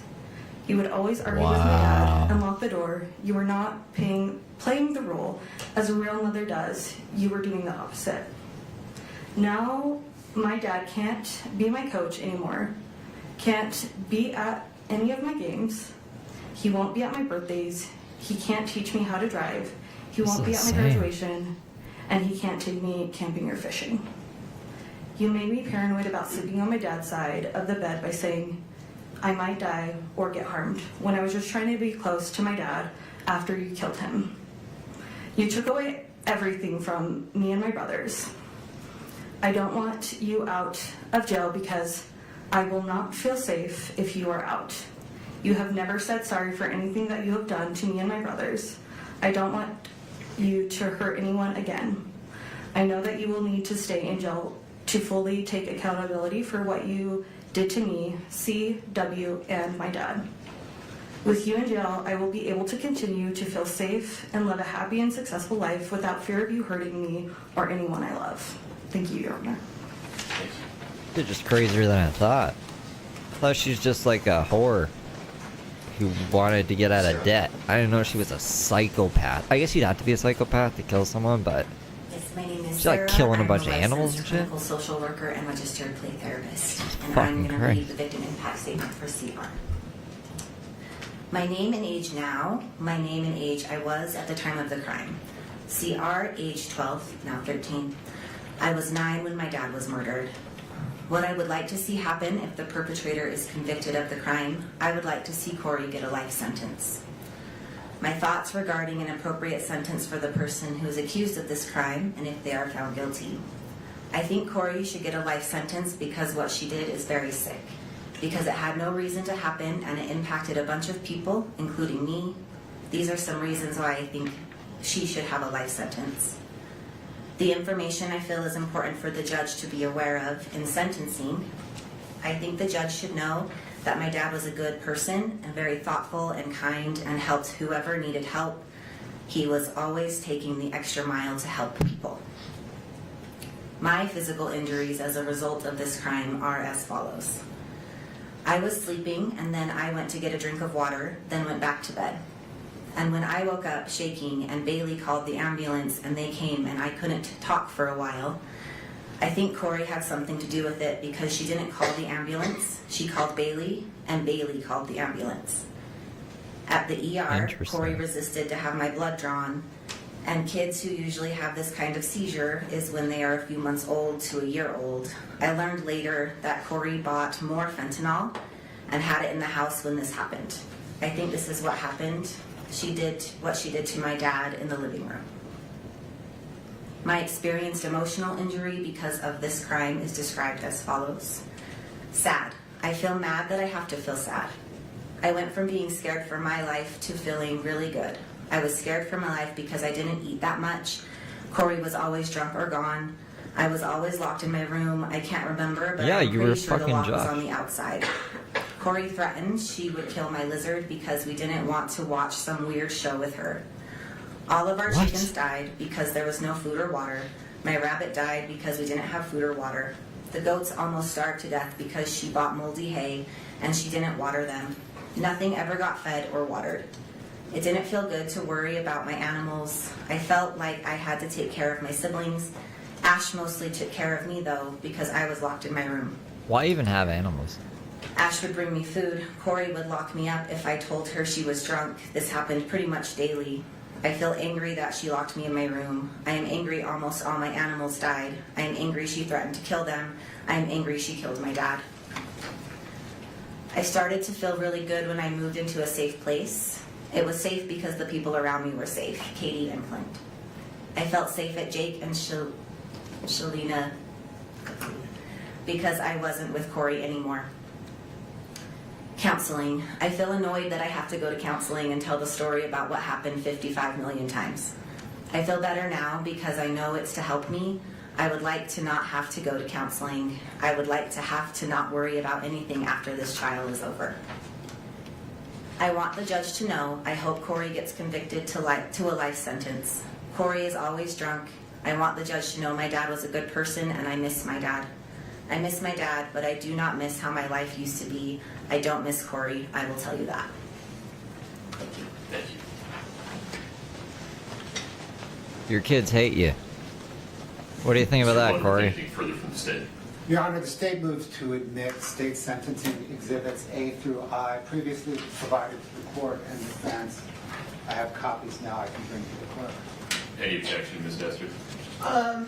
Yes, we do object to some of those being on the public docket, and we can, if we want to take a break, we can go through that with the prosecution. I actually sent him an email asking if they would be filed publicly. His response was no. So I was unaware that he was going to do that. Admitting them and filing them publicly are two different things. Any objection to their admission? Not to their admission, only to their public filing. Your Honor. Okay, we can work that out. States A through I are admitted. I need a break. We'll be in recess until 11:10. If during that break you and Ms. Nestor would come to some consensus about what the defense wants to have listed as private and or protected depending on the content.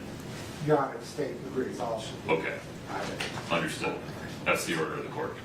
We'll be in recess until 11:10. Follow the directions of the court security director and the bailiffs in terms of how to leave and re-enter the courtroom. Thank you.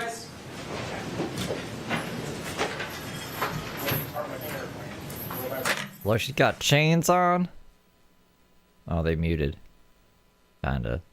See, I don't hear anything, but I see audio bars. The right audio thing. So we got 15 minutes. We got a 15-minute break. Smoke a bowl, and I don't know. I don't know what else. What else are we gonna do? Yeah, this judge is pretty cool. He's a pretty cool judge.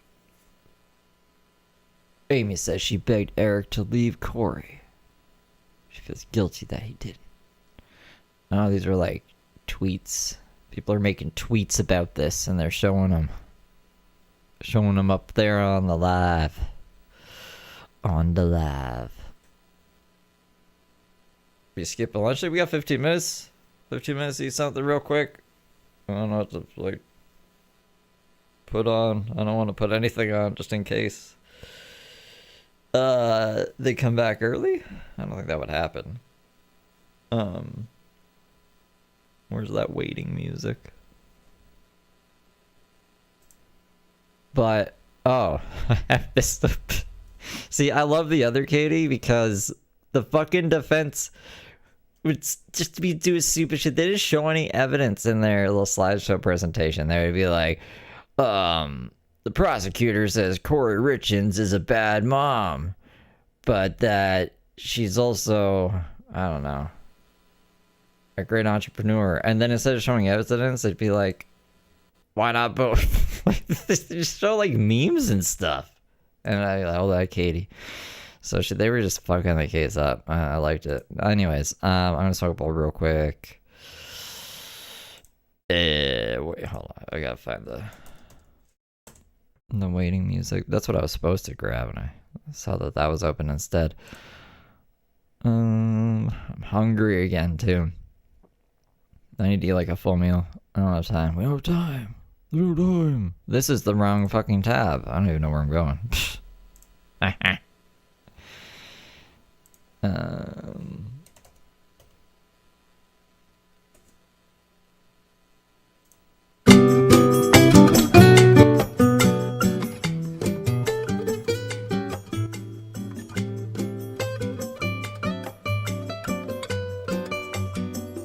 Alright, you guys. I'll be back. We get little angels. Ryan, thank you for the fruit basket.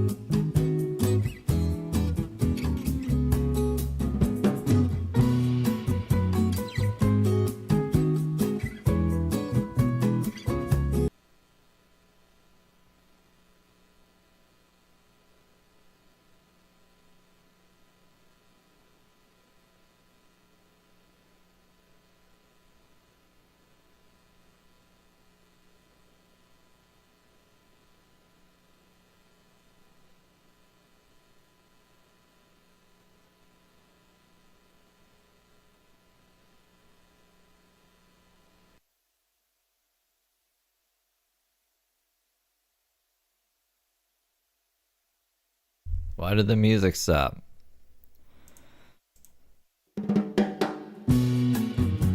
That was weird. Oh, the hiccups. I had to I stubbed my toe running back because I thought something bad happened.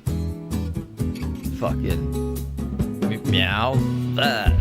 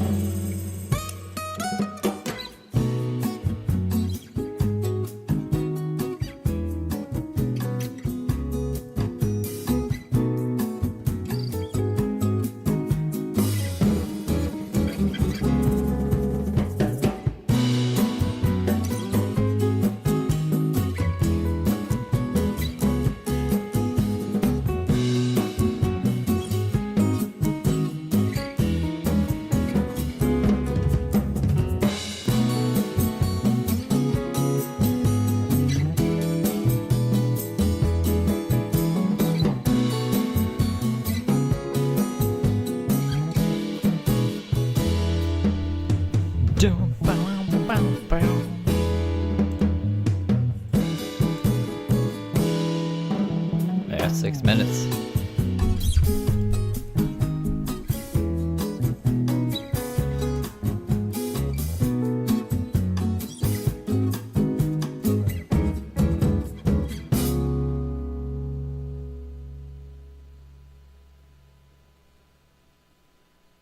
Okay. Trying to see what else there is that we can watch. In the meantime, I don't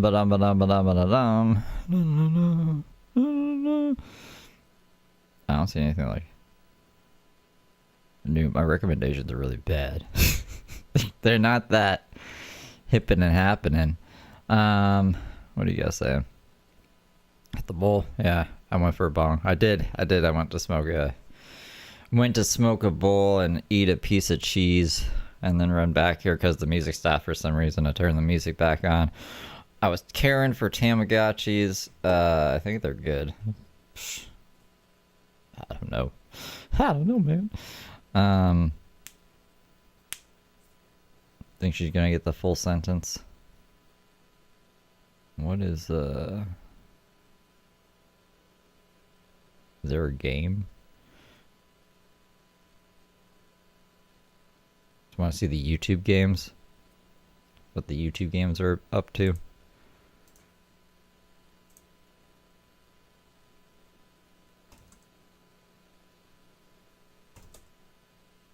I don't know why it does that.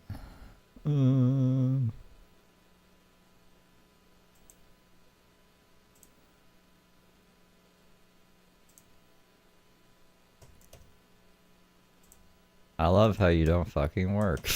Like, why is it not typing? Flip the flip.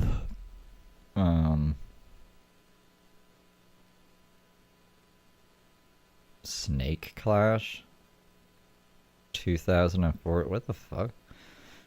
I don't know what any of this crap is. It all looks silly.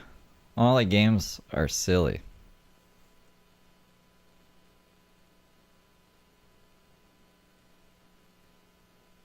Race Master. I can't remember who said they played these games. I think maybe it was Betty Davis Eyes. Say that they play these games.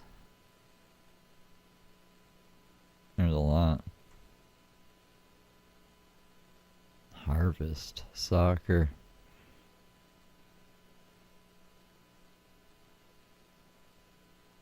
Airplane Manager?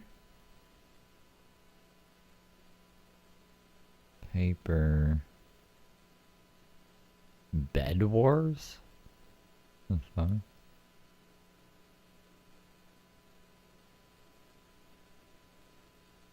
Why does every game look terrible? I don't know what I was expecting. Is this not just the other? This one's called Block Adventure Jungle. It's just Tetris. They already had Tetris up there. Perfect Tidy, when you just tidy up your makeup. There's Fruit Ninja. You guys remember Fruit Ninja? Angry Birds. Find Out? Find out what? This guy looks like he has to take a shit and the bathroom is all messy. Literally, what is this? Find out? We're gonna find out what Find Out is. Oh god, why is it so loud?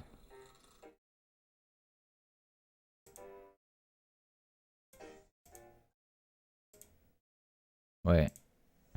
Is the screen capture not even working? That's weird. Why can't you guys hear that? Can you guys hear that?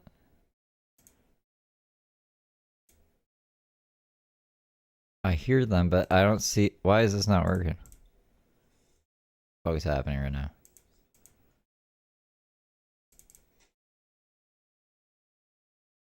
Hold on. Why is...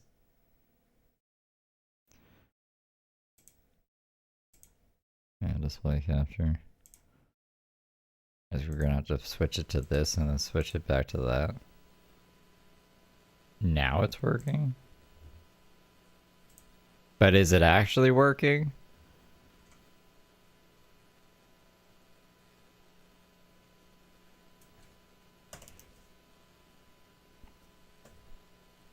We're gonna be back in 1 minute.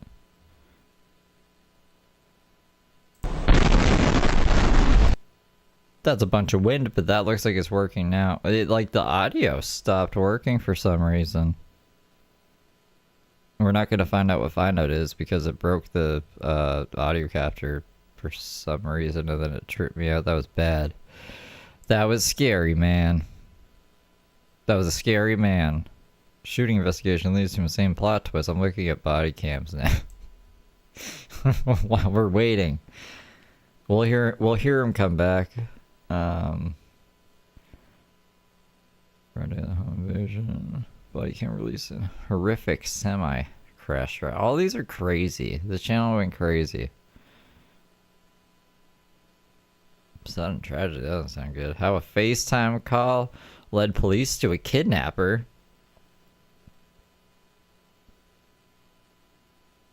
I don't even really have time for any of these. They're supposed to be back right now. I think. Alright, are they gone for an hour? Hold on. What time is it in Utah? It's 11. Yeah. He said 11:10, right? Right? Am I crazy?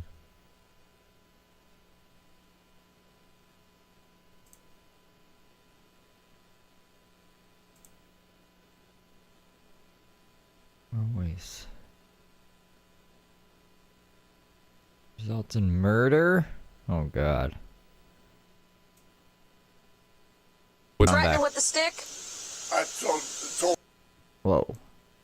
You guys bleeding.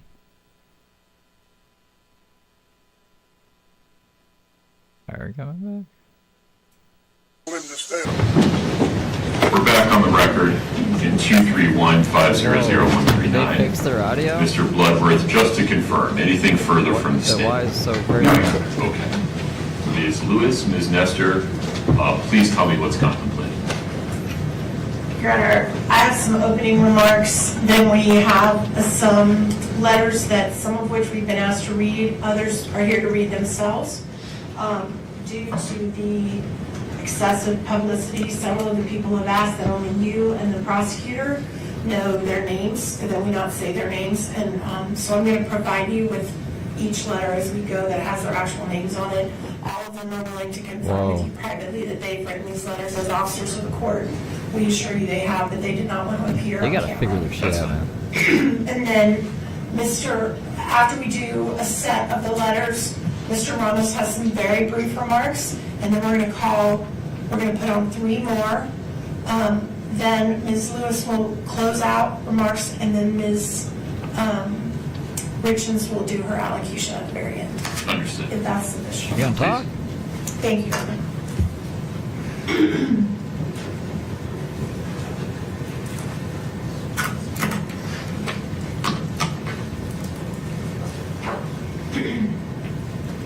May it please the court. Excuse me. We began this journey when Kouri Richins stood before this court, stood before your honor, and entered a plea of not guilty. And now, after being convicted by a jury, she stands before you again.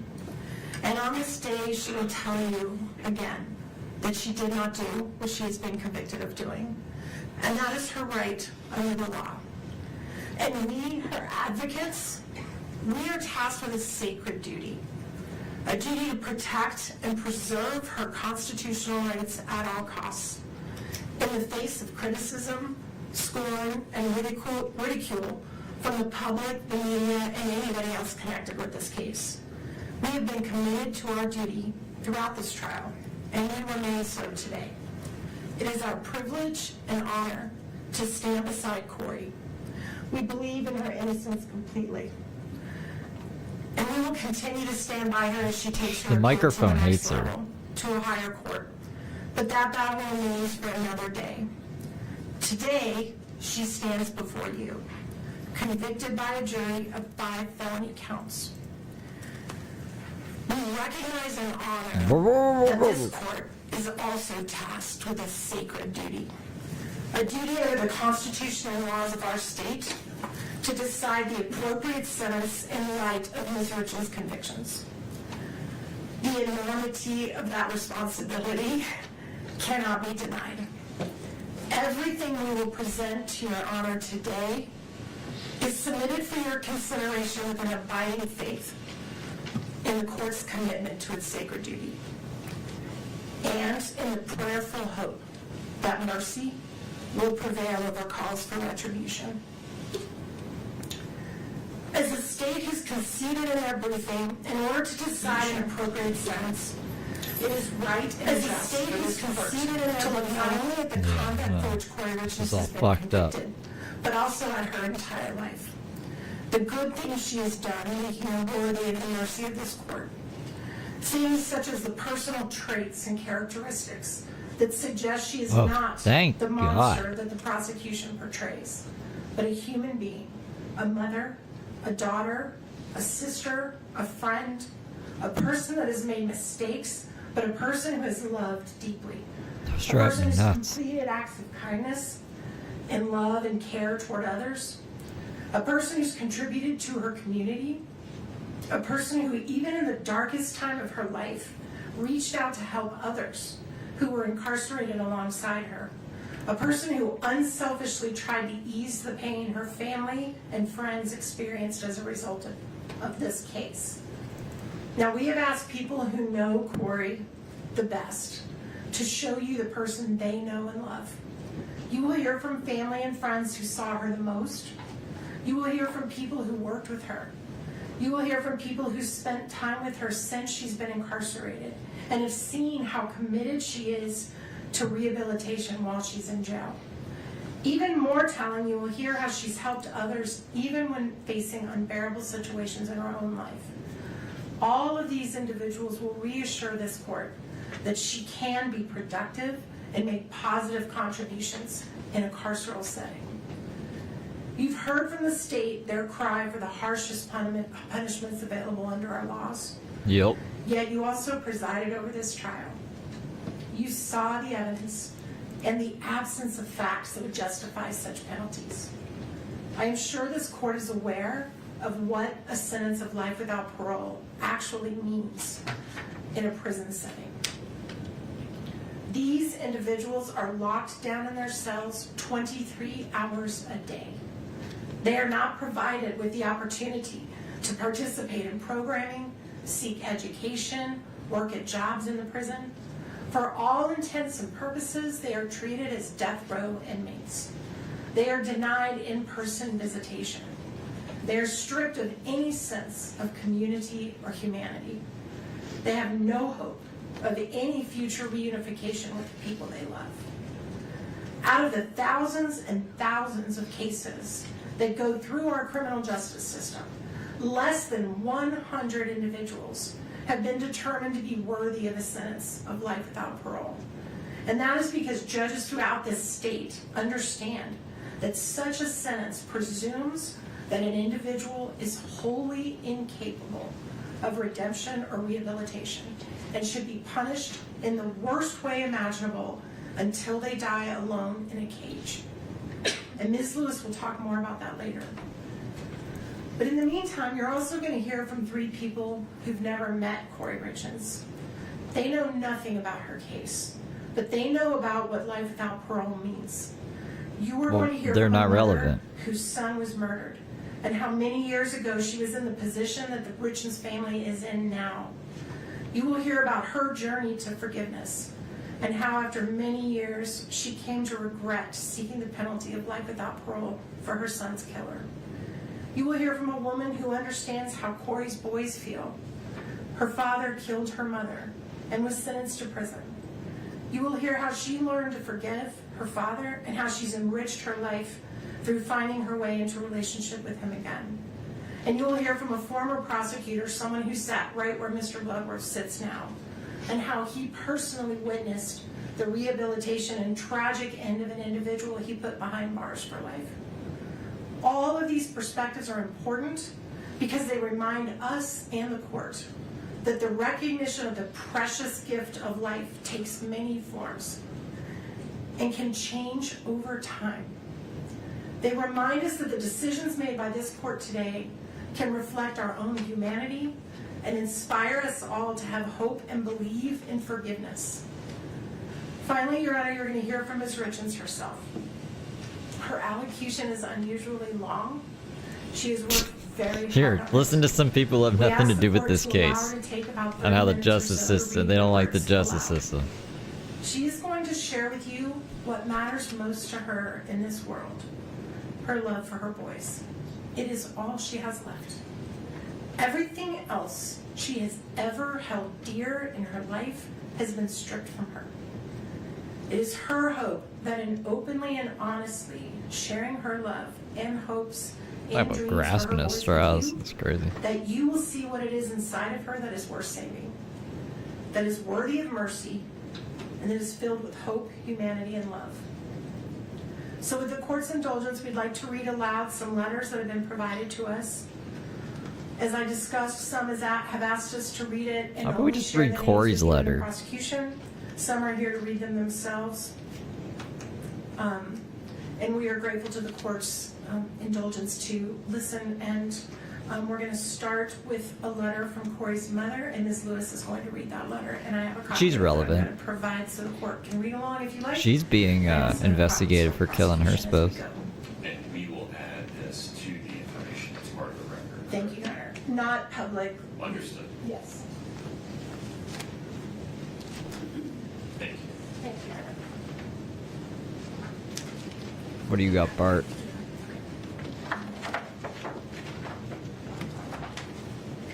Good morning, Your Honor. Kouri's mother, Lisa Darden, is here at the court. Don't worry, the mic doesn't work anyways. She's actually, I feel, given me the privilege to read her words. She was concerned about her ability to read them herself.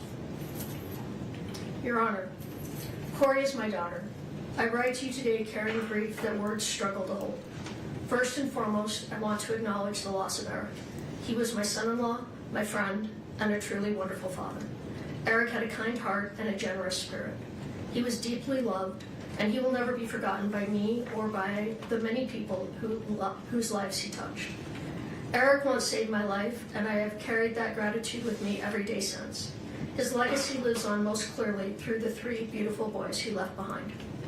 Your Honor, I speak today as a mother and as a grandmother. The children are my greatest concerns. These 3 boys have endured unimaginable loss and upheaval in their young lives. They lost their father, then their mother, then the sense of safety and continuity every child deserves. Getting The your world mom has to changed fucking again and again through no choice of fight their your own. battles for you. Whatever sentence is imposed will shape their lives forever.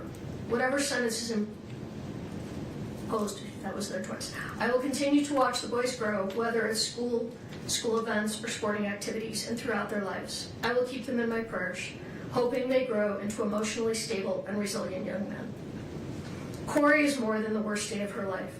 She is a mother who has devoted herself to her children since the day they were born. Before all of this, she was deeply involved in their schooling, their sports, their faith, and their community. She coached teams, volunteered weekly at school, led youth programs, and taught her boys compassion through service, from food banks to flood relief to helping firefighters and families in need. Her life centered on her family and on helping others. In many ways, everyone impacted by this case has suffered loss. However, the greatest burden has fallen on 3 innocent children. These boys have experienced repeated disruption and trauma at an age when stability is essential. Before these events, they lived in a loving home with 2 devoted parents. They were surrounded by family, supported emotionally and financially, and deeply connected to both their mother and father. Their lives revolved around school, sports, family traditions, and feeling safe and loved. That sense of security was taken from them in stages.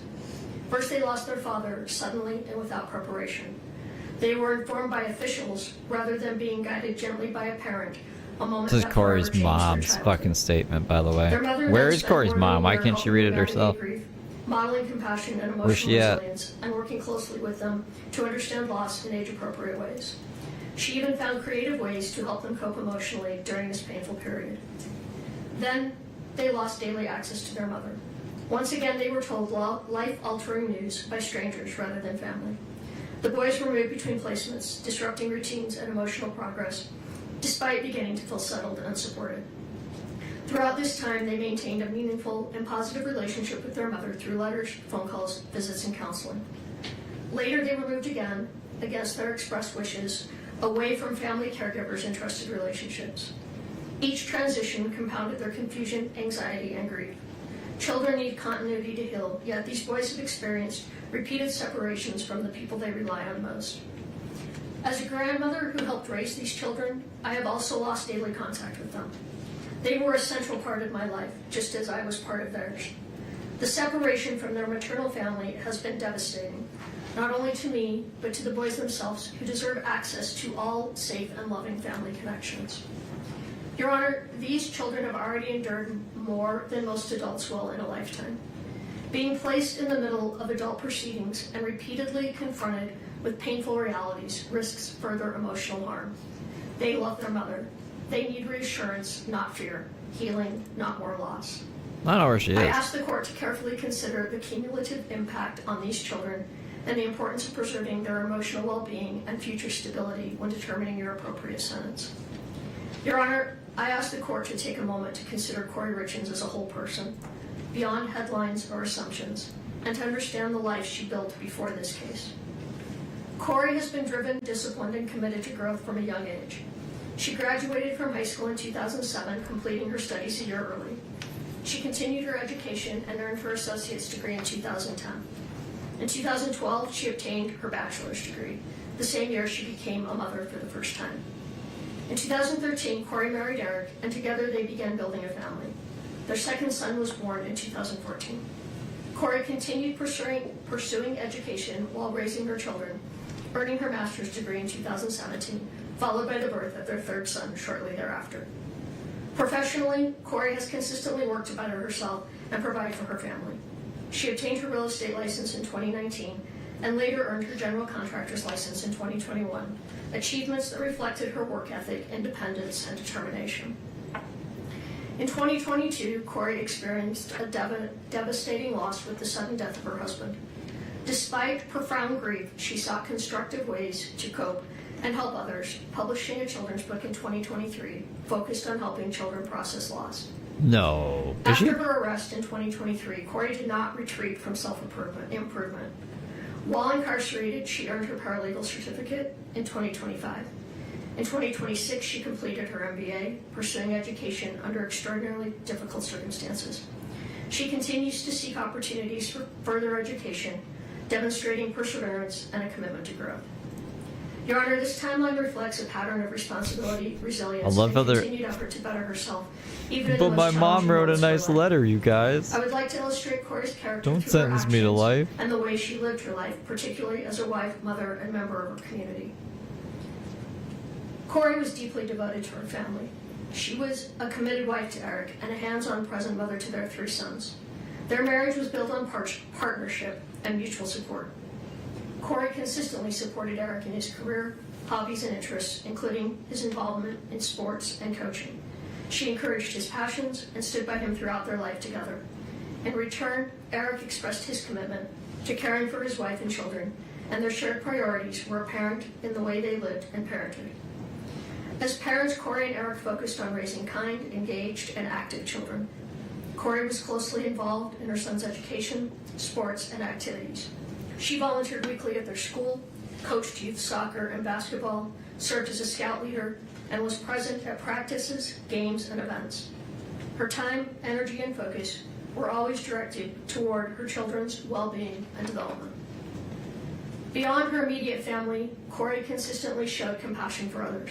She was active in community service and believed strongly in teaching her children empathy through example. Together, they volunteered at food banks, participated in flood relief by filling sandbags for elderly residents, baked cookies for firefighters during fire season, and assembled care packages for families and individuals in need. She also helped ensure that children in the community had proper winter clothes by donating nearly 100 pairs of snow boots to a local elementary school.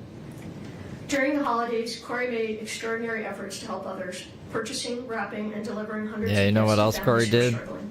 Murdered She her also husband. demonstrated thoughtfulness in her extended work family by assembling And a bunch of personalized animals. gift box and organizing holiday gatherings to bring Why people wish she together. gave clothes to the In unfortunate? 2023, following her husband's I death, don't give a fuck. Kouri published a children's book designed to help grieving children process loss. She donated hundreds of copies to children who had lost a parent and visited schools to Oh, reach her stupid students dealing book? with grief. Although the book achieved some commercial success, her intention was not profit.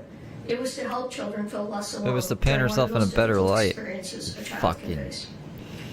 Kouri has always been her greatest accomplishment as her family. I don't her like the husband, her defense. children, I and the home fucking they hate built them. together. Stupid ass Her Bart Simpson. loyalty to her family is unwavering. Casey, thank you for the As an aunt, Timbits. she has been a consistent and loving presence in her nieces' and nephews' lives, providing child care support, attending milestones and school events, and assisting her siblings whenever they needed her. She has been the person who organizes family gatherings, holidays, and shared tradition, keeping the family connected. Call the book a success is a stretch too. Faith has Like, also I don't played think an it did that important role well. in Kouri's life. She and her children regularly attended church. But yeah, she profited off of participated the in murder. faith-based community activities, Yikes. reinforcing values of service, compassion, and responsibility. Your Honor, these are not isolated gestures. They reflect a long-standing pattern of generosity, responsibility, and care for others.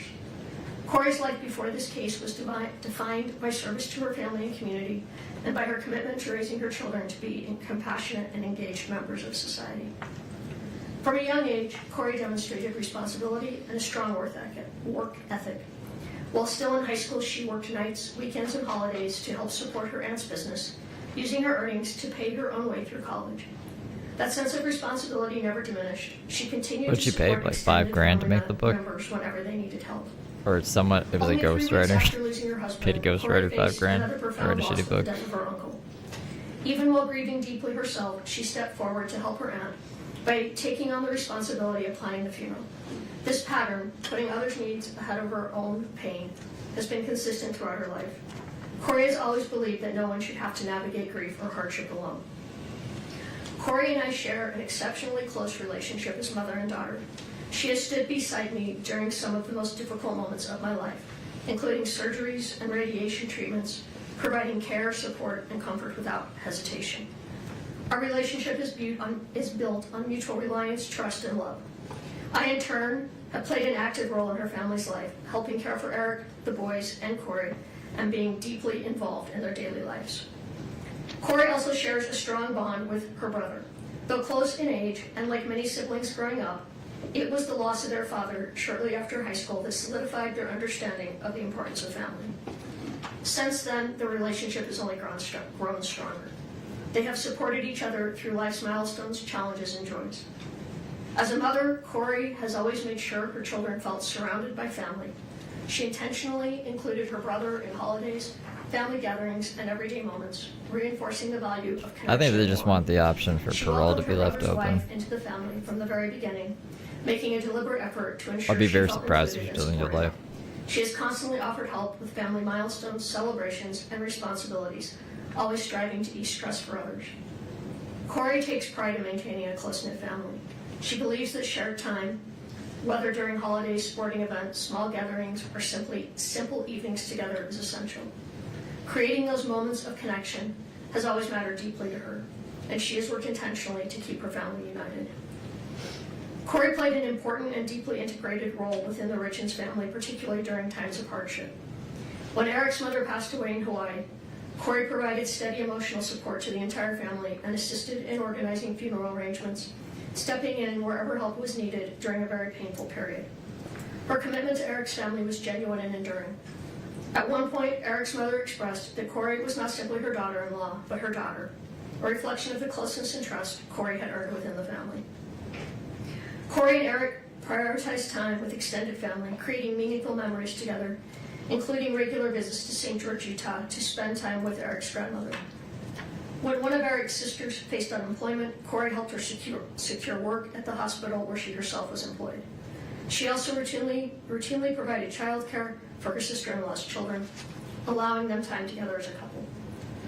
Her involvement went beyond logistical help. She always participated in family milestones, including serving in a bridal party and assisting with wedding planning for another of Eric's sisters.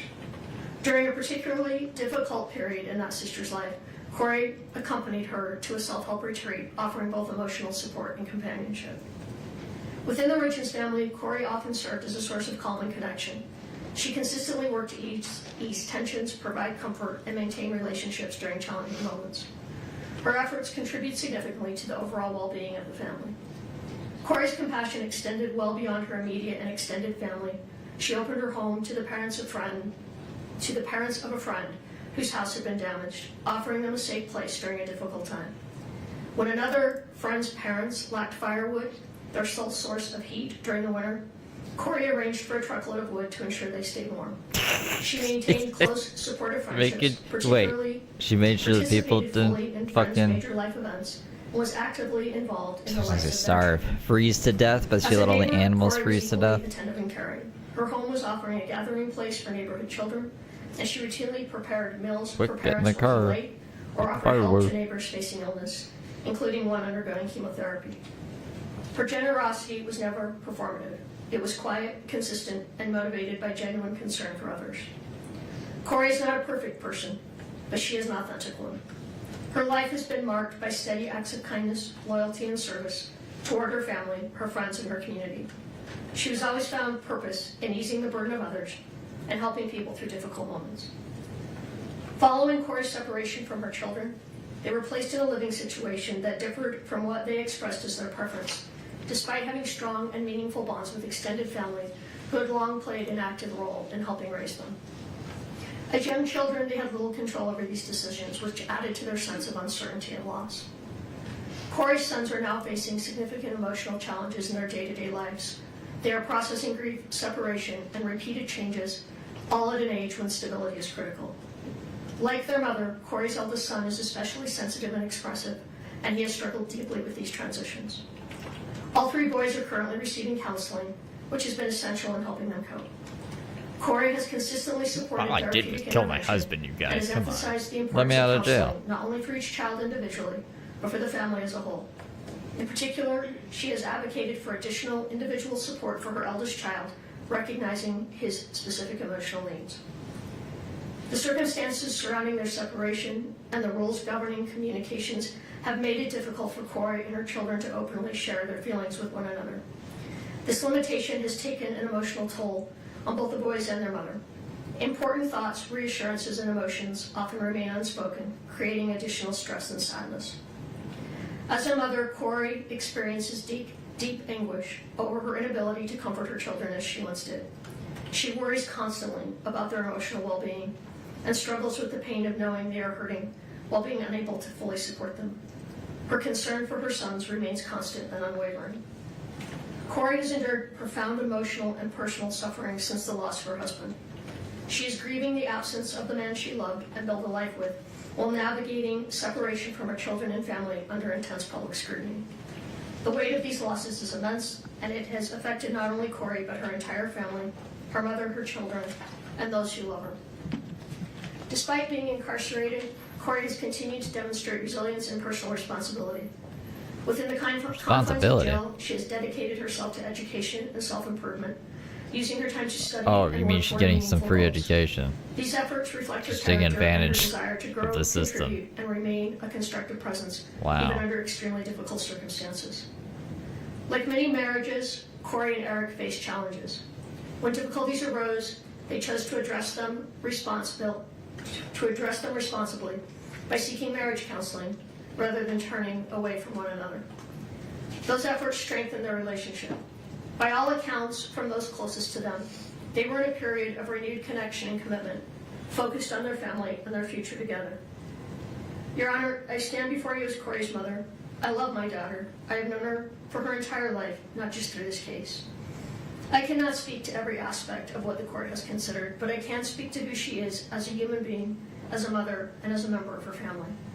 I do not believe that Kouri did this, nor do I believe Kouri could possibly be capable of this crime. I can't validate what she did financially one way or another, and that's something Kouri will have to live with. I respectfully ask the court to consider a sentence that holds Kouri accountable. Yeah, I don't know about that fraud. While still allowing for My the daughter's a nice possibility lady. of Let her mercy and hope. get parole. A sentence without the opportunity for parole would permanently separate her from her children and leave no Good. room for redemption. Kouri's life has meaning, especially to her 3 sons and her family, and I respectfully ask No, that did you the hear sentence the reflect kids test? not only accountability, but also the potential for rehabilitation and the profound long-term impact on innocent children. Your Honor, I ask from a mother's heart that Kouri be given a sentence that allows the possibility of a future, one in which she can continue to grow and one day be a positive presence in life and her children's lives again. Wait, she's right there. I firmly She's right believe the there. jury reached an incorrect conclusion and that this outcome represents a profound injustice Get on the driven fucking by personal stand. bias. I do not believe Kouri is capable of committing murder.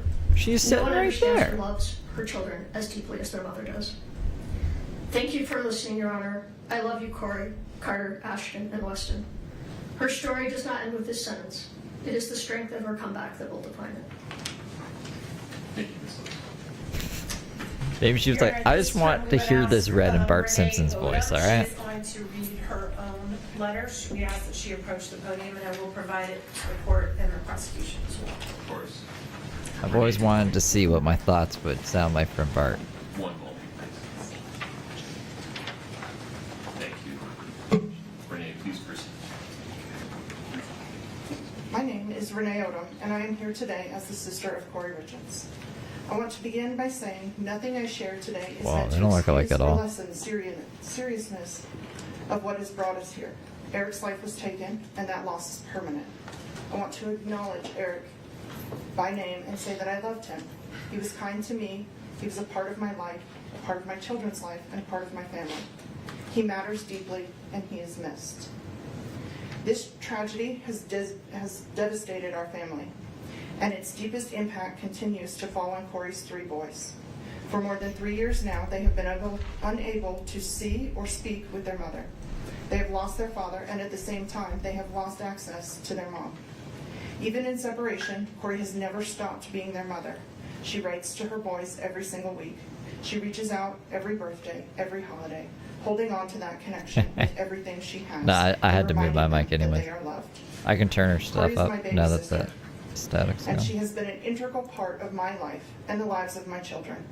She has shown up for our family in ways that are impossible to count.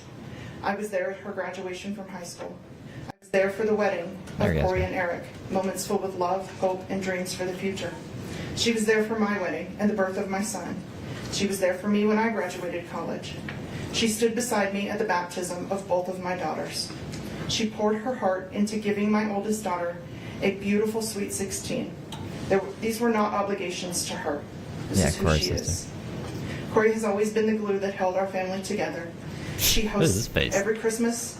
She planned every family vacation and made sure that no one ever felt forgotten or left behind.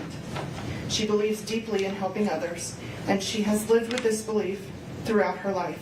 Even from behind bars, Kouri has continued to help people, offering support and encouragement and kindness any way she can. Wow. That desire to be of service has never left her. Owen Wilson. Kouri's a great sister, an awesome aunt, an amazing daughter, and she will always be a devoted mother. She's also the smartest person I know. Kouri has earned 2 master's degrees and is applying to a PhD program. Growth and learning and becoming better for herself and others have always mattered to her. Most of all, she loved her husband and her children with everything that she was. I continue to struggle to reconcile this tragedy with the loving sister and the mother I've always known. I understand and respect the court's responsibility to impose a just and lawful sentence. I am not here to challenge the verdict or to minimize the harm that has occurred. I only ask that the court see the full human picture, the pain, the accountability, the lifelong consequences that are already being carried. Please leave room for hope of a life with her boys. The impact of this tragedy will remain with Kouri and her children for the rest of their lives. Our family deeply feels the absence of her presence and that of her boys, her guidance and her love. I love you, Kouri, and I will always stand by you. Thank you, Your Honor, for letting me speak and considering my words.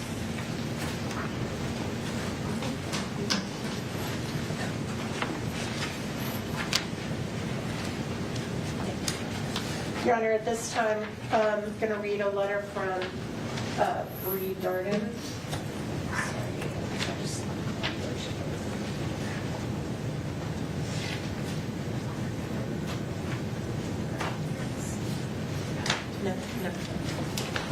Your Honor, at this time, we'd like to read a brief letter from Bree Darden. That is Kouri's sister-in-law, who also worked with her at her real estate business. I know Your Honor heard some testimony about that.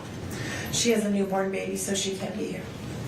Your Honor, I was introduced to the Richins family around 8 years ago, excuse me, and was able to have been around Kouri, Eric, and the boys since the youngest was 1. I spent many days, weekends, holidays, birthdays, barbecues, etc. with them all, and was able to learn so much about the family dynamic and the love they had for one another. No, their family wasn't perfect. No one's is. But those boys were loved beyond belief by both parents. Kouri and Eric did everything for the boys, to protect them, to teach them, to encourage them, to show them love, and mostly to show them 2 loving parents. My heart goes out to the 3 boys, as they do not deserve to be going through all this, as well as they do not deserve to be alienated from one side of their family. I miss them dearly every day. To know Kouri is to know the love she has in her heart. Kouri is one of the most selfless and caring people I know. She lived for those boys and lived to be the best wife she could be. Yes, she made mistakes in her marriage, as we know. So did Eric. But at the end of the day, they chose each other and their family. As a loving mother, exceptional caretaker, and benevolent humanitarian, Kouri was truly a devoted volunteer. She never stood still when she knew she could help another, embodying the definition of true character. From the moment this sudden, unexplainable tragedy occurred, there has been a distaste for Kouri for personal reasons rather than factual reasons. From allegations made by individuals she regarded as family, to authorities not conducting a systemically correct investigation and then not being given a suitable, unbiased venire. The conclusion of this case seemed inevitable. Although I am not here to argue the verdict, I am here to help provide perspective on views you are unable to hear about. Kouri is a mother, a sister, a daughter, an aunt, widow, and at the end of the day, an imperfect person striving for grace. Yeah, no she is shit, someone Sherlock. who the community trusted, neighbors enjoyed, and her boys counted on as a supporter. I respectfully ask that the court consider the totality of son, her a character sibling, and a full life human. history when making a determination. What's your point? Your I got next fucking 10 toes. individual that spoke is Kouri's aunt. This is Lisa's sister. Her name is Doreen Kouri. So that was Kouri's aunt? I don't know. It doesn't even matter. It's just family members of Kouri's and then people who are unrelated to the case at all. Your They Honor, were thank saying you for allowing me to speak about today. the justice system. I have spent many Like sleepless criminals or nights something? trying to find the right words for this moment because it is heartbreaking to stand here and speak about someone Ursula. I care deeply about in a courtroom like this. I believe in you, Kouri, and I'm very proud to be your aunt. I stand before the court not to minimize the seriousness of this case, but to speak about the person I've known outside of these proceedings. The woman I know is not the monster these proceedings may have made her appear to be. When I think about her, I do not think about charges, headlines, or verdicts. I think about the mother I watched love her children with every part of herself. I think about the woman who worked hard Maybe she has to build a better blackmail in her life family through members. education, determination, You're gonna write and this about me. sacrifice. I think about Also someone tell them who you wanted killed that more guy in the not only lake for that one herself, summer. but for her children and the people she loved. Her children were never just part of her life. They were her entire world. I watched her celebrate their accomplishments, comfort them in difficult times, and carry the weight of motherhood every single day. She loved fiercely, deeply, and unconditionally. Eric and those boys were her life. Both Eric and Kouri were very loving and attentive parents. They were solid, they loved hard, and they played hard. I also watched her work tirelessly to educate herself and create stability for her family. She pushed herself because she believed in building a meaningful future. She was proud of what she accomplished, but even more proud of being a mother. This conviction does not erase the years of humanity, goodness, and compassion that existed before this moment. I know there are people who may only see the charge or the verdict, but I ask the court to remember a person is more than the worst moment of their life, or in this case, more Unless than a it's verdict murder. that many of us still struggle to understand and accept. The woman I know is compassionate, intelligent, nurturing, and deeply human. I do not believe she's cruel or beyond redemption. I believe there's still goodness in her, and I know there are many others who believe that too. Whatever sentence is imposed today will not only affect her, it will echo through the lives of her children, her family, and everyone who loves her for years to come. Her children still need their mother's guidance, love, voice, and presence in whatever way they can still have it. I understand the weight of the court's responsibility, and I speak with respect for these proceedings. I only ask that when sentencing is considered, the court remembers the whole person standing before you today. Not only this moment, but the years she spent loving, learning, sacrificing, and being devoted mother. I love you, Kouri, and I love those precious boys. I ask for mercy, I ask for compassion, and I ask that the court see the humanity in her so that so many of us have seen for years. All right, the next one is an individual that did not want their name read in the public, so I'm going to provide it to the court in the prosecution only. This is a close friend of the family. This anonymous fucking person. A close friend card. To the Honorable Judge Mrazek. I'm writing to respectfully share my personal relationship and observations with the Richins family and 3 young boys, and to ask that you consider sentencing Kouri to 25 years to life rather than life without the possibility of parole. From 2017 to 2019, I had the privilege of working as a babysitter for Kouri and Eric's 3 children. I was able to view this family at a time when things in life were good for them. The youngest, Weston, was still in diapers, and we worked on potty training together. What struck me most during that time was the stable, loving, and orderly home the 3 boys had to grow up in. Kouri was a young mother, close in age to 2 of my own children, and she'd established a true house of order. The home was beautifully decorated. I particularly remember the bright fall decor. The walls were lined with photos of the boys at different ages, and they had a wonderful playroom over the garage. The family worked together, played hard together, and clearly loved one another. I recognized the effort and pride in caring for her family. When she was out of town one week, she left detailed meal plans for me to use the crock pot, so Eric could come home each night to dinner with the boys. Those meals were so good that I replicated them for my own family. I was so impressed by her age progression photo display in the hallway that I had canvases made of my own grandchildren in a similar fashion. I even copied some of her simple but festive fall decorations and bought similar cowboy kid toys for my grandchildren after seeing how much her boys enjoyed them. Kouri's positive influence extended beyond her own family. I brought many of her ideas home with me. Yeah, I do not wish to minimize the tragedy of this case. I watched the funeral online and was heartbroken, especially hearing young Carter say he would now be the man of the house. I believe Kouri deeply cares for her children, and I have to believe they love her as well. 3 boys' lives will be forever affected by the court's decision. Their own words say otherwise. I believe in the possibility of rehabilitation and the value of preserving hope. I respectfully ask that you not eliminate the chance that one day these 3 sons would be able to make their own choice as to whether or not to have a relationship with their mother. Kouri is not a threat to society. Please give her the opportunity to serve her sentence with the possibility of someday returning to her family. Thank you for your time and considering my perspective. Your Honor, the next individual that's going to be addressing the court is going to do it himself, and that is Mr. Greg Hall, and he's here to read his statement to the court.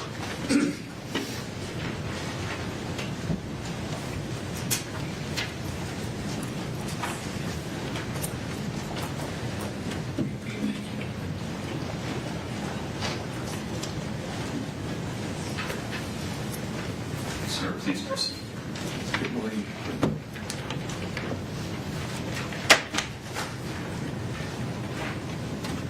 Good morning, Your Honor. Before I say anything else, I want to express my deepest sympathy and most sincere condolences to the Richins and Darden's families. Nothing I say today is meant to diminish the weight of what has brought us into this courtroom today. Who's this? I want to grab cheese. Is it Kouri's My name dad? is Greg Hall. I have known Kouri for over 7 years. Nah, not her both dad. personally and professionally. And we have stayed in daily contact by phone, text. Who is this sucker? And in-person visits throughout her entire incarceration here in Summit County. I'm here today to share with you what I have witnessed firsthand about the person I know. In the years before Kouri was incarcerated, she made a habit of looking for I think he's a sugar daddy. who were struggling.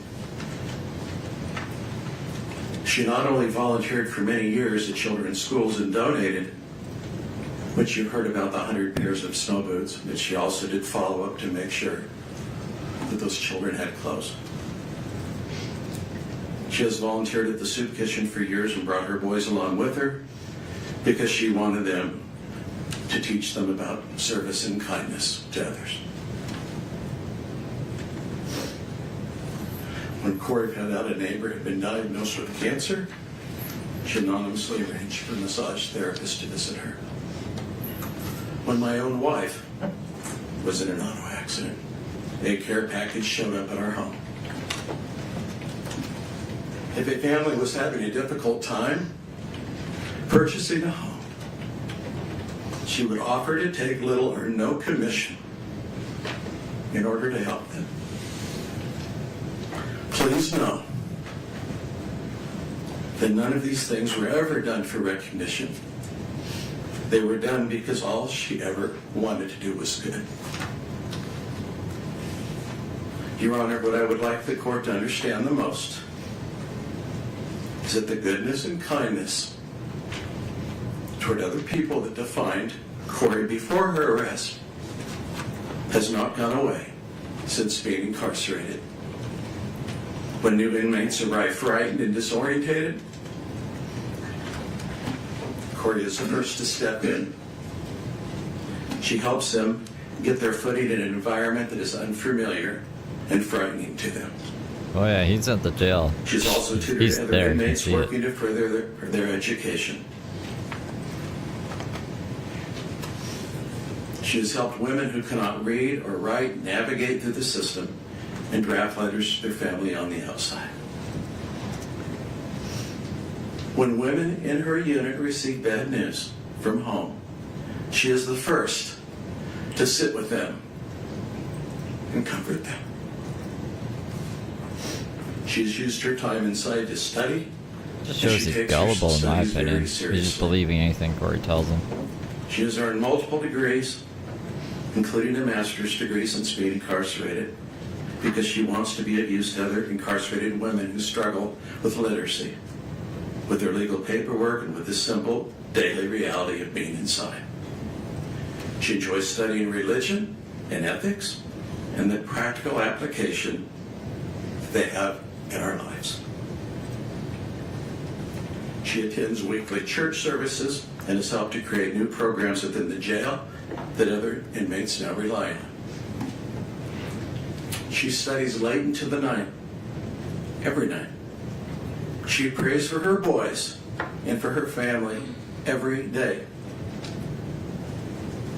She also prays for others in need.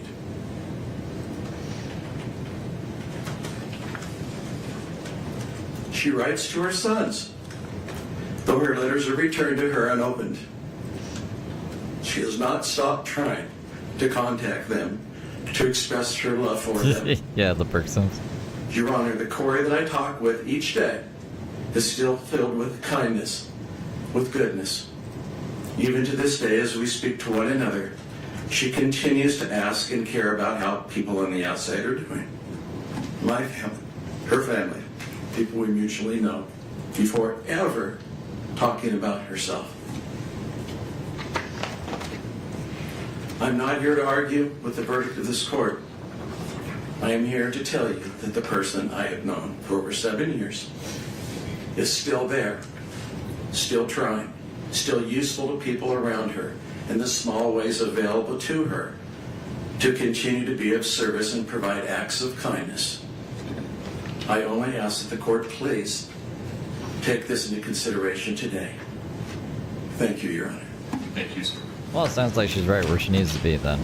She can stay in jail. Forever. Your Honor, the next two letters are from individuals who are investors with Ms. Richins in her real estate business. Both of these individuals did experience losses of money. So although they may not be victims in this case, they, I guess, are technically victims in the case that is pending. So I think their perspective is important. The first one, for some reason, I only have one copy. I'm going to give just a moment for Mr. Bloodworth to read it. Then I'll read it, and then I'll hand it to the court. Thank you. The real estate investors are happy with Kouri after losing money? They're gonna paint her in a positive light? Who are these idiots? More simps?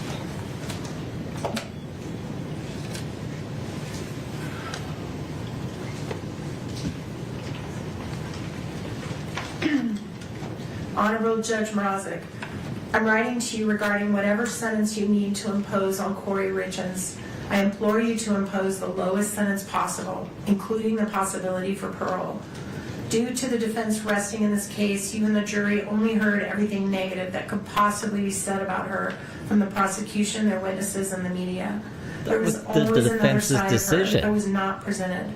As one of the investors in some of Kouri Richins' properties, she never asked that we invest. We always asked her after seeing the quality of the work done. She had a real estate license and got a general contractor's license. Yes, we made money on some of the properties, and yes, we lost money on the legacy property due to her arrest.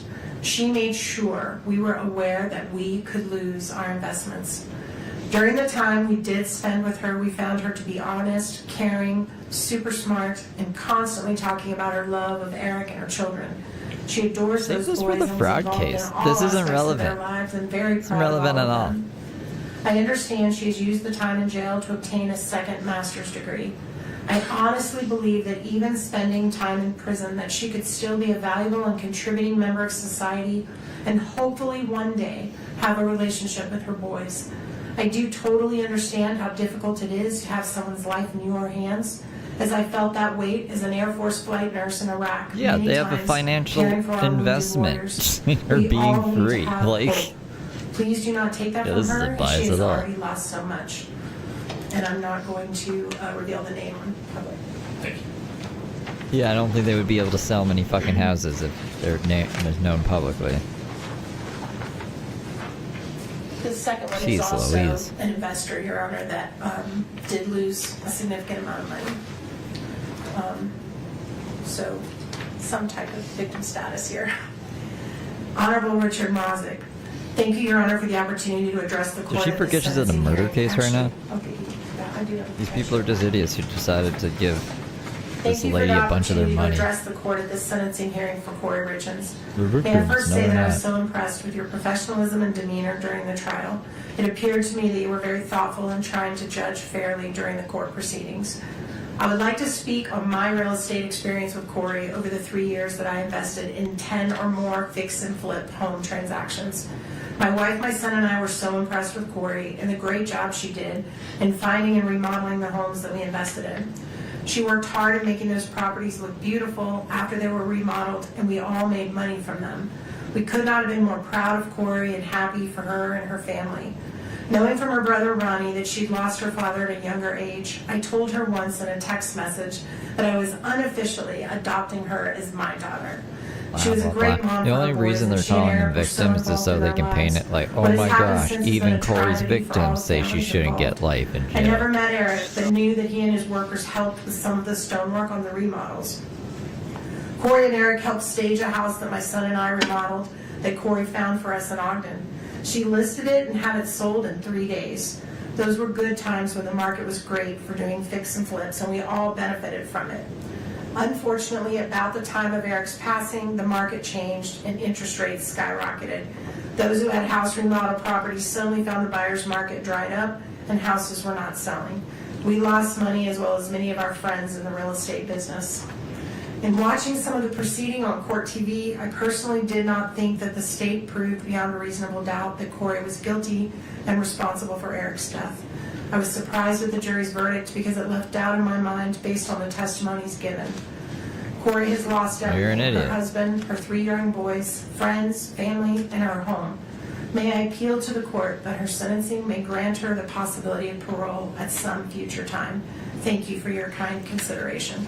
And also this name we are not reading out loud.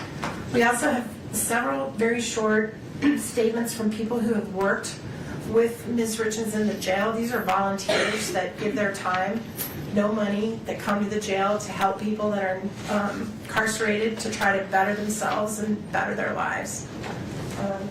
This first one What? is... I'm looking this to first better one is my from life. the Let's art go class facilitator, volunteer at a Ms. jail. Katie Fish. What? Dear Judge Mrazek, I'm writing to you today on behalf of Ms. Kouri Richins. I have known Kouri over the last 2 years within the context of the educational programs for the Summit County Justice Center. I facilitated art class as a representative of Mountain Life Church. In that art class, Kouri's carried herself with ease and warm regard to the other inmates and those of us present as facilitators. While she's shown care for the other inmates, she has also been very respectful to those of us facilitating. Even when she had been carrying challenging emotions, she's conducted herself with respect and grace. I understand that my interactions have been limited and have been laced with an expectation of certain polite behavior, but it is also not just a given that inmates will uphold that same respect and decorum. She has chosen to present with ease, care, and grace. From the brief conversations we've had about her life, I do believe she is a different person from who she was before being there. I hope and pray that her heart continues to be led toward faith and transformation. Thank you for your time. The next individual is another volunteer who teaches the class of biblical truth at the jail. Biblical This truth. individual is named Eric Aper. Oh, God.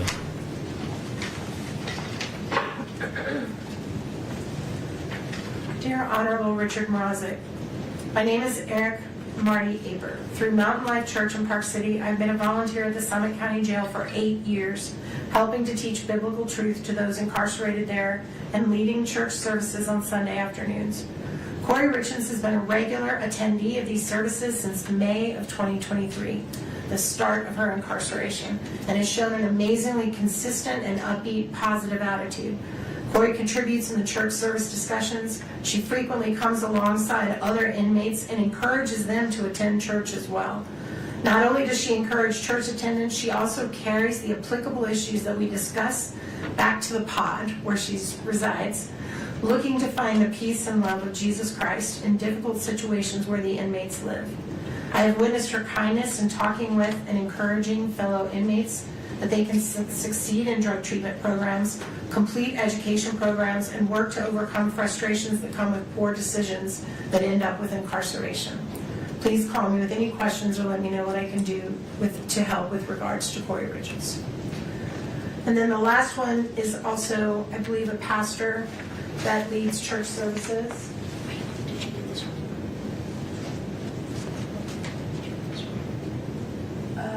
Nope, I think I might pull that out.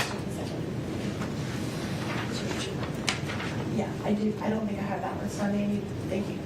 This next one then is from Craig Moline, who's one of the pastors as well. Can you read that while I'm doing this one? I can't believe Foodie Beauty's cat Julia got that haircut. Your Honor, I'm one of 4 people privileged to rotate in on Sunday afternoons from Mountain Life Church to lead church services with inmates at Summit County Jail. On any typical Sunday, we will pray with inmates, sing a couple of songs, no matter how bad it may sound, read a psalm and discuss it, and then teach on a subject from Scripture. For 3 years now, Kouri Richins has been in attendance to those services. We've seen her be hospitable to other inmates, inviting them to services. She's participated in discussions, and we've seen her as a help to other inmates. At the beginning, we gave her a study Bible that helps give life application hints along with an explanation of the text. I smiled recently when I saw her Bible sitting in front of her, and I observed it doesn't look new anymore. It looks like a well-read book. In our teaching and discussions, we have talked about being intentional about posturing our hearts before sovereign God and coming to Him with humility with our prayers. We talk about what it means to have a personal and intimate relationship with God through Jesus. She has acknowledged her faith in Jesus and acknowledged she has felt His peace in rough times, what is often expressed in the Psalms. She's commented, when life around you falls apart, we still have a God to lean into and who reaches down and cares for us and gives us comfort and hope. The Kouri I know will thrive where she is. She will trust in her God for peace, and she will pray. She will continue to pray for her loved ones. It doesn't matter what Kouri's doing when people are watching her. It's what she does when people aren't watching her, bro. And then one last letter from the jail. Oh, yes. This is also a volunteer, an individual named Heidi. Remember her looking up those memes right after I'm writing to you on behalf of Kouri Richins. they left?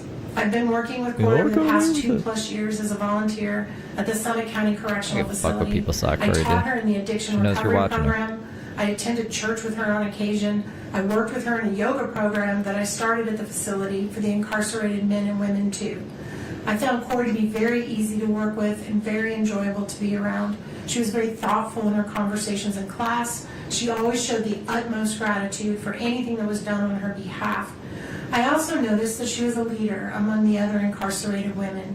She tended to be a peacemaker and stayed above the fray and away from the pettiness and challenges that sometimes arise among incarcerated women. The women in general respected her and looked to her as a leader. Kouri actually was one of the women that asked me to get a yoga program started for the incarcerated women. She saw a need there and she acted on it. I started and have taught that class for almost 2 years now. Kouri was the most dedicated student. She only missed a couple of times the entire time I taught, and the times she did miss were when she was meeting with attorneys or had court appearances. She has continued to attend even after she was found guilty at her trial. I wish nothing but the best for Kouri. She has a very long road ahead of her. I hope and pray she will continue to use the programs provided to those that are incarcerated to better herself and lead the other women around her. The last letter we have in this section is going to be read by Kouri's brother, Ronnie, who's here to read it himself. And then we're going to have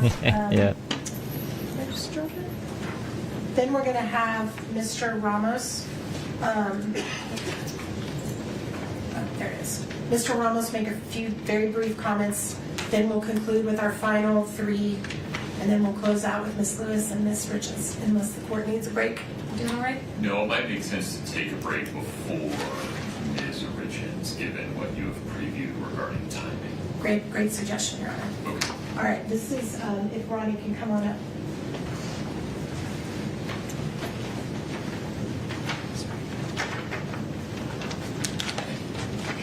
You get to see her in her shackles. She stands up. Good morning, Your Honor. I'd like to address the court with actually a personal letter that I've written to Kouri. Okay. Little sister, I love you. This is her brother? Speak up, son. I miss you. I miss her random banter. I miss her calls. There's some weird sibling love going on both sides here. Every time we speak. I miss our game nights. I miss Eric's stupid finger gun dance after we won a game. I miss our holidays. I miss you sending the boys to wake me up on Christmas morning.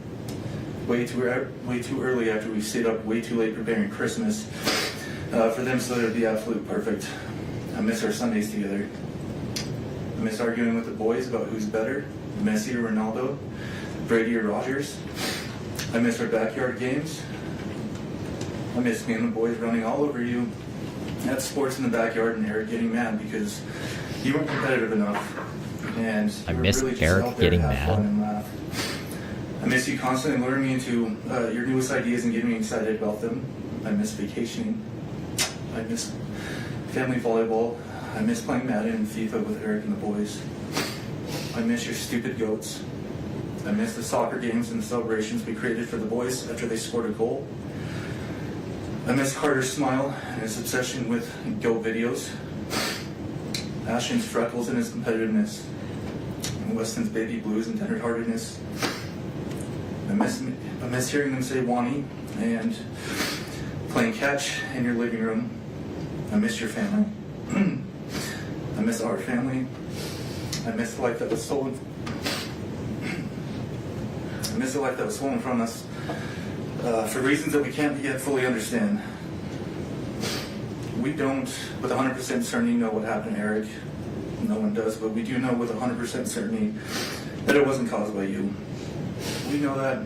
What? Police know it, the prosecution knows it, and everyone watching this trial. Okay. They could not prove their theory, just the opposite, and yet here we are. For some reason, unbeknownst to us, really bad things happen to really good people, Court, and you were just really too good of a person, I guess.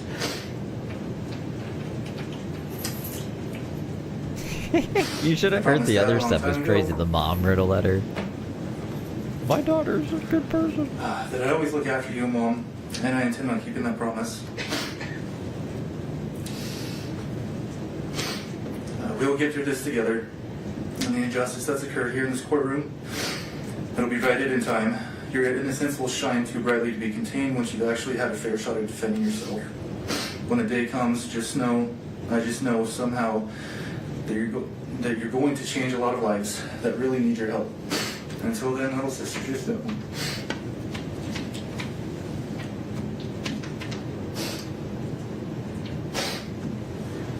They don't look like brother and sister at all. Just know that I'm right by your side, and I'll always be right here for you. I love you. Got the Ricky Martin haircut going on.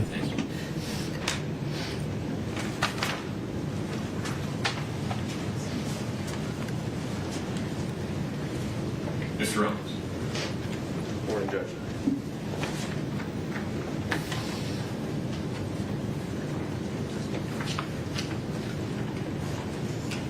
Oh God, it's Sam Pepper.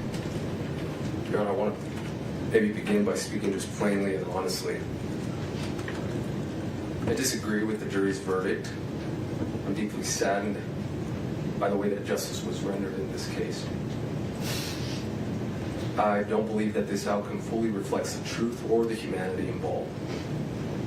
Oh, you should have done better. But our Constitution demands something difficult of all of us, especially of officers of the court. It demands restraint. It demands respect for the process even when the outcome wounds us. And so, while I disagree with the verdict, I respect the jury's decision. And while I disagree with many of this court's rulings, I respect the lawful authority of this court and of Your Honor. This is because the rule of law only survives if we continue to honor it, even in moments of disappointment and pain.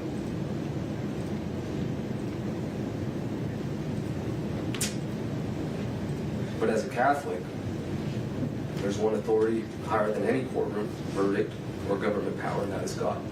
Oh my goodness. What are you talking about right now? Of humanity and of human limitation. She said he poisoned himself. Our system of justice is imperfect because every human is imperfect.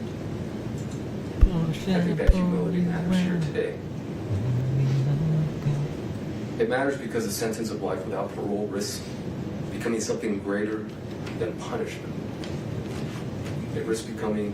Your Honor, my client's going to hell, and that's bad enough. So let her. No longer matters. The late Pope Francis said That's that my life takeaway. without parole is just a death penalty in disguise because it extinguishes something fundamental to human dignity, that is hope. Hope to all involved, victims, condemned alike. Refusing to impose a sentence of life without parole today doesn't mean Kouri is going to walk free. It doesn't mean that she will someday leave custody. She may very well spend the rest of her natural life in prison. It also does not mean that her victims who have spoken today, her kids, Just makes you look like a shit lawyer. Forgive her. Yeah, I don't know how to do my job. They may never change their mind. Jesus Christ. They may never forgive their mother. And also, no court has the authority to demand that they do. But refusing to impose a sentence of life without parole does mean that we do not close the door completely. It means we do not presume to know with absolute certainty what a human life, victim or condemned, may become decades from now. It means that we do not extinguish hope entirely. Time changes people, pain changes people, grief changes people. Even victims and victims' families murder over years changes and decades, people. sometimes arrive at places their present suffering could never foresee. Some discover forgiveness, some discover peace, some simply discover that healing and permanent condemnation are not always the same thing. And others don't. A sentence of life without parole assumes none of that human change matters. Not the change in the person condemned, not the change in those harmed. A life without parole sentence freezes every human being, victim and condemned, inside the worst moment of their life and declares that moment permanent. Our Constitution demands more restraint than that, because a real measure of justice is not what we do when mercy is easy. It is whether we preserve humanity when mercy is hardest. No sentence handed down today will undo suffering. Sounds like I did it, but wouldn't have reversed tragedy. But there is a profound moral difference between saying you must be punished and saying you are beyond redemption forever. One is justice restrained by humility. The other risks becoming judgment without end. And no human institution possesses the moral certainty to make that judgment absolutely. That lies with God alone. Thank you, Coach. Thank you, Mr. Roberts.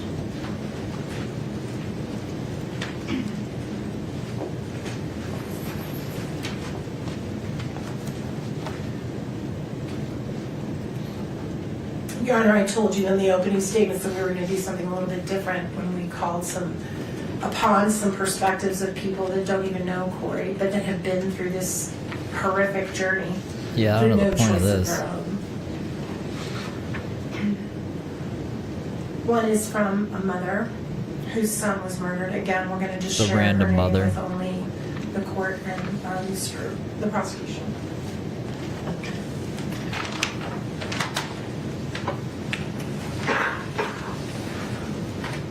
Honorable Judge Richard Mrazek. I'm going to skip the names, including the name of her son. My son was murdered almost 30 years ago in a random act of violence. He was only 18 years old. The man who killed him was just a few months older. I know the kind of grief that changes your life. I have felt the despair, darkness, and rage that comes from that loss. I know what it's like to try to rebuild your life with a heart that will never be whole again. And I know what it feels like to believe that the only thing that will ease that pain is inflicting pain on the person responsible for never getting another day with the one you love. I grieve with the family of Eric Richins. I am heartbroken for them, especially his children. And I want to be clear that nothing I'm sharing today about the criminal justice system and its many failings should be taken as any sort of criticism of them and how they feel or act in their grief. But I feel compelled to share my perspective with the court. Because Okay, but your perspective is skewed because you've gone through some trauma yourself, so you're gonna try to relate to something that isn't there. Like, this is so fucking weird to me. Why are we saying this person's thing? I only want to tell you a little Their statement of what one is broken heart irrelevant. has learned. And that is that the criminal justice system needs more humanity. It needs more mercy. And I know this because of the man who murdered my son. Sending someone to prison without the possibility of parole should be reserved for the very rare, absolutely most heinous cases. Sending someone to prison without the possibility of parole is to decide they are irredeemable, that they are not capable of change, and will never be worthy of our trust again. It is a fate so bleak, I am not sure how anyone survives it, let alone do what my son's killer did. He went into the worst place imaginable and found a way to be a better human being. He spent the first 18 years of his adult life in maximum security. Those who are sentenced to life without the possibility of parole have few opportunities to participate in programs or work because resources are limited, and why would they waste them on someone who's never getting out of prison? The criminal justice system has gotten better and better at punishment. Mercy has almost been extinguished. We're supposed to find a balance. We're supposed to remember that these are human beings, and these decisions will ripple through generations, even strangers. I am afraid with the increasing number of people sentenced to life without even the possibility. I'm just gonna say this is a biased opinion as well, because like I said, this person, their son was killed by somebody, and I don't know why they decided to forgive the person who killed their son, but maybe it was because if they didn't forgive them, then the hate and resentment would eat them alive. So now this person thinks that everyone should be forgiven or something, which I think is bullshit. I'm glad that if this is what they need to get by in life, but what the fuck are we doing here, bro? About hope and forgiveness, and that's thanks in part to the man who killed my son. He was sent to one of the worst places in the world and became one of the best people I know. Nearly 20 years after my son's death, I received a letter he wrote, expressing his sorrow and his remorse. His apology helped me heal, deepened my forgiveness, and created a bond that continues to bless the lives of many people. I know that every case is different, but I also know the power of hope. I believe in second chances. I believe a life sentence imposes punishment without destroying hope. My personal hope for Kouri is that she does what that individual did, that she finds a way to become a better person no matter what. I thank you for taking the time to read this letter. I know it's a heavy burden to make this decision. I express love and support to those involved. Yeah, I can't wait to hear and pray Kouri's. we'll all be better to each other. And then I also would have one more, and then we have someone who's going to testify on WebEx. Speak on WebEx. Speak on WebEx, not testify, sorry, speak on WebEx. This is very short, Your Honor. It is from a former prosecutor that imposed these types of punishments. Thank you so much. Also, I'm keeping his name private.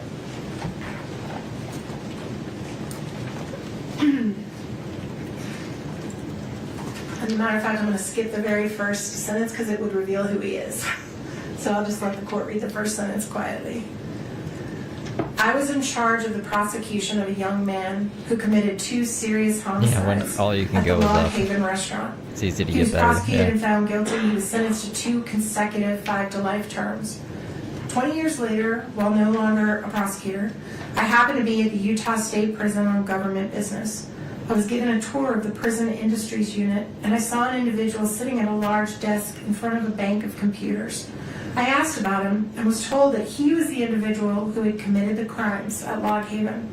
I was told he was a model inmate, spoke 5 languages, had 2 master's degrees from Utah State, and was used as a go-between when there was unrest among inmates. He was respected by his fellow inmates. He was indispensable at the industries and had set up the entire computer system to run the unit. Wow. Coincidentally, the very next day I was speaking with the son-in-law of the father of one of the victims. He related to me how there had been a complete reconciliation between their family and the killer of their son. They had long ago forgiven him and wondered if I could help getting him paroled. I still had connections in the criminal justice system, and I told them I would try. I subsequently met with him at the prison, and I was equally impressed with how he had turned his life around. We were able to get him an expedited parole hearing. Tragically, he died from suicide a few months later when he was falsely accused of inappropriate access of the state computer system and removed from his position into a secure unit of the prison. Right. This case was a textbook lesson of how rehabilitation can work. He was not the same cocky, druggy I want lunch too, man. that we sent to Hungry. prison 20 years ago. I saw absolutely no reason why he needed to spend more years in custody. Even his fellow inmates told me they were convinced he had done everything to reform himself and become a valuable member of society. I agreed. Keeping someone incarcerated when they've proven themselves is just plain wrong. Prison sentences without possibility of parole create the same issue. I believe it should be reserved for the most violent and dangerous of individuals. Thank you for taking the time to read this. And then Ms. Lewis will introduce the final speaker, and then she'll have her comments, and then we'll take that break. Who is the person you'd like me to invite? Emery Blanchard. One moment, please. Who that? Who's Emily Blanchard?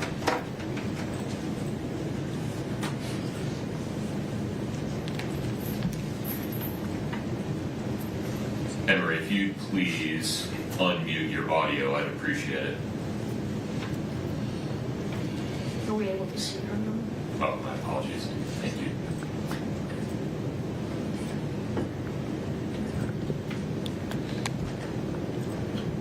Emery, can you hear me okay?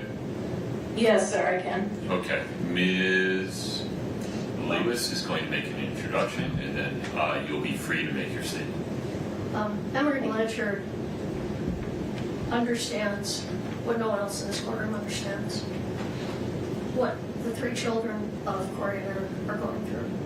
When Emery was 12, I believe, she can correct me if I'm off there a little bit, her father violently killed her mother while she and her brother were in the next room. So another person had nothing to do with anything. And it was, the state was seeking death, but ultimately he, at that time, when the jury could decide unanimously on death, he was sentenced to life with the possibility of parole. And I'm going to let Emery take it from there and see what she wants to say. Emery, please proceed. Thank you, Judge. Good afternoon. I was asked here today to speak about a personal experience. My name is Emery Blanchard. I grew up in Park City, and in 1995, when I was 13, my father murdered my mother, Patty. It was a brutal and premeditated murder, and I was in the house when it happened and witnessed it. It was a death penalty case, but my father was sentenced to life in prison with the possibility of parole. At the time, I wanted him to go to prison for a long time, and I didn't want to see him again. I was afraid for my life and safety as well. My mother's parents and uncle raised me. We would refuse phone calls from the prison, but my family collected every letter he sent and saved them in boxes, just in case I ever wanted to read them. In a short 4 years, when I was about to turn 18, I decided I wanted to see my dad. I had questions regarding the murder that I needed answered You're gonna have a for tea my party own yet? mental health. My amazing grandmother offered to take me to the prison while I was a minor if I wanted to see my dad. I wanted to spare her from having to face the man who killed her daughter, so I waited until I was 18 and could go to the prison on my own. I didn't know if I would be fearful of my father, or perhaps even so angry that I might attack him. None of that happened. The moment I saw him for the first time in over 4 years, he simply hung his head and said to me, "I'm sorry." We both burst into tears and held each other. I felt safe and as whole as possible again in his embrace. Yes, this was the man who killed my wonderful mother, but at that moment I realized he was still my dad, and I still needed him. She's the next father. decades were Oh my good God, at times and very hard at times. Many years I visited my dad often in prison. Some years were exceptionally hard for me, and I chose not to see him at all. I experienced a full range of emotions, and all of them were valid. I knew for my own health and peace I had to learn to let go and forgive. No easy task, but this is when I truly mastered empathy and compassion. My father served 25 years until his first parole hearing. I was for parole, but nevertheless he was denied and given another 5 years. At his age, I knew it was a death sentence, and it was.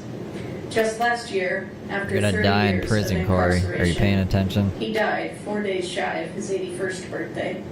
My second worst nightmare came true, the first being my mom being murdered. I was not able to see him while he was dying. There was no compassionate release.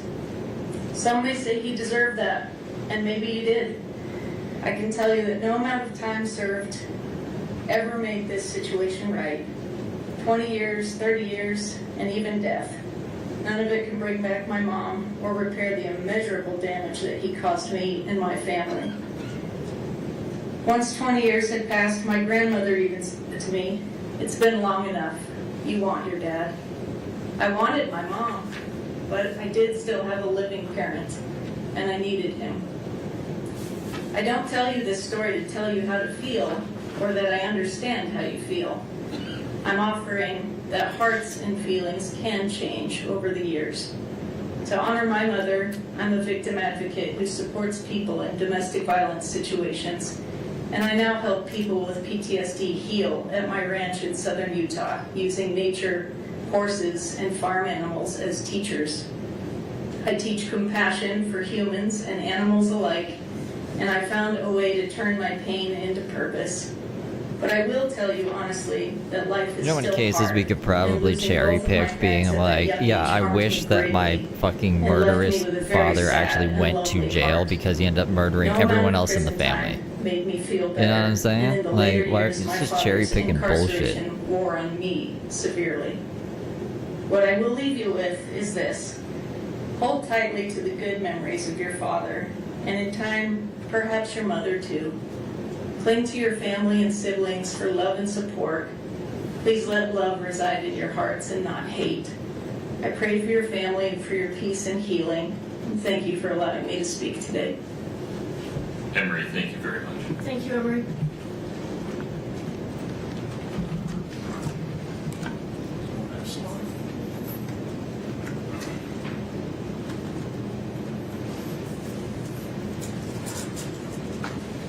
Your Honor, there is so much more to sentencing a person than punishment.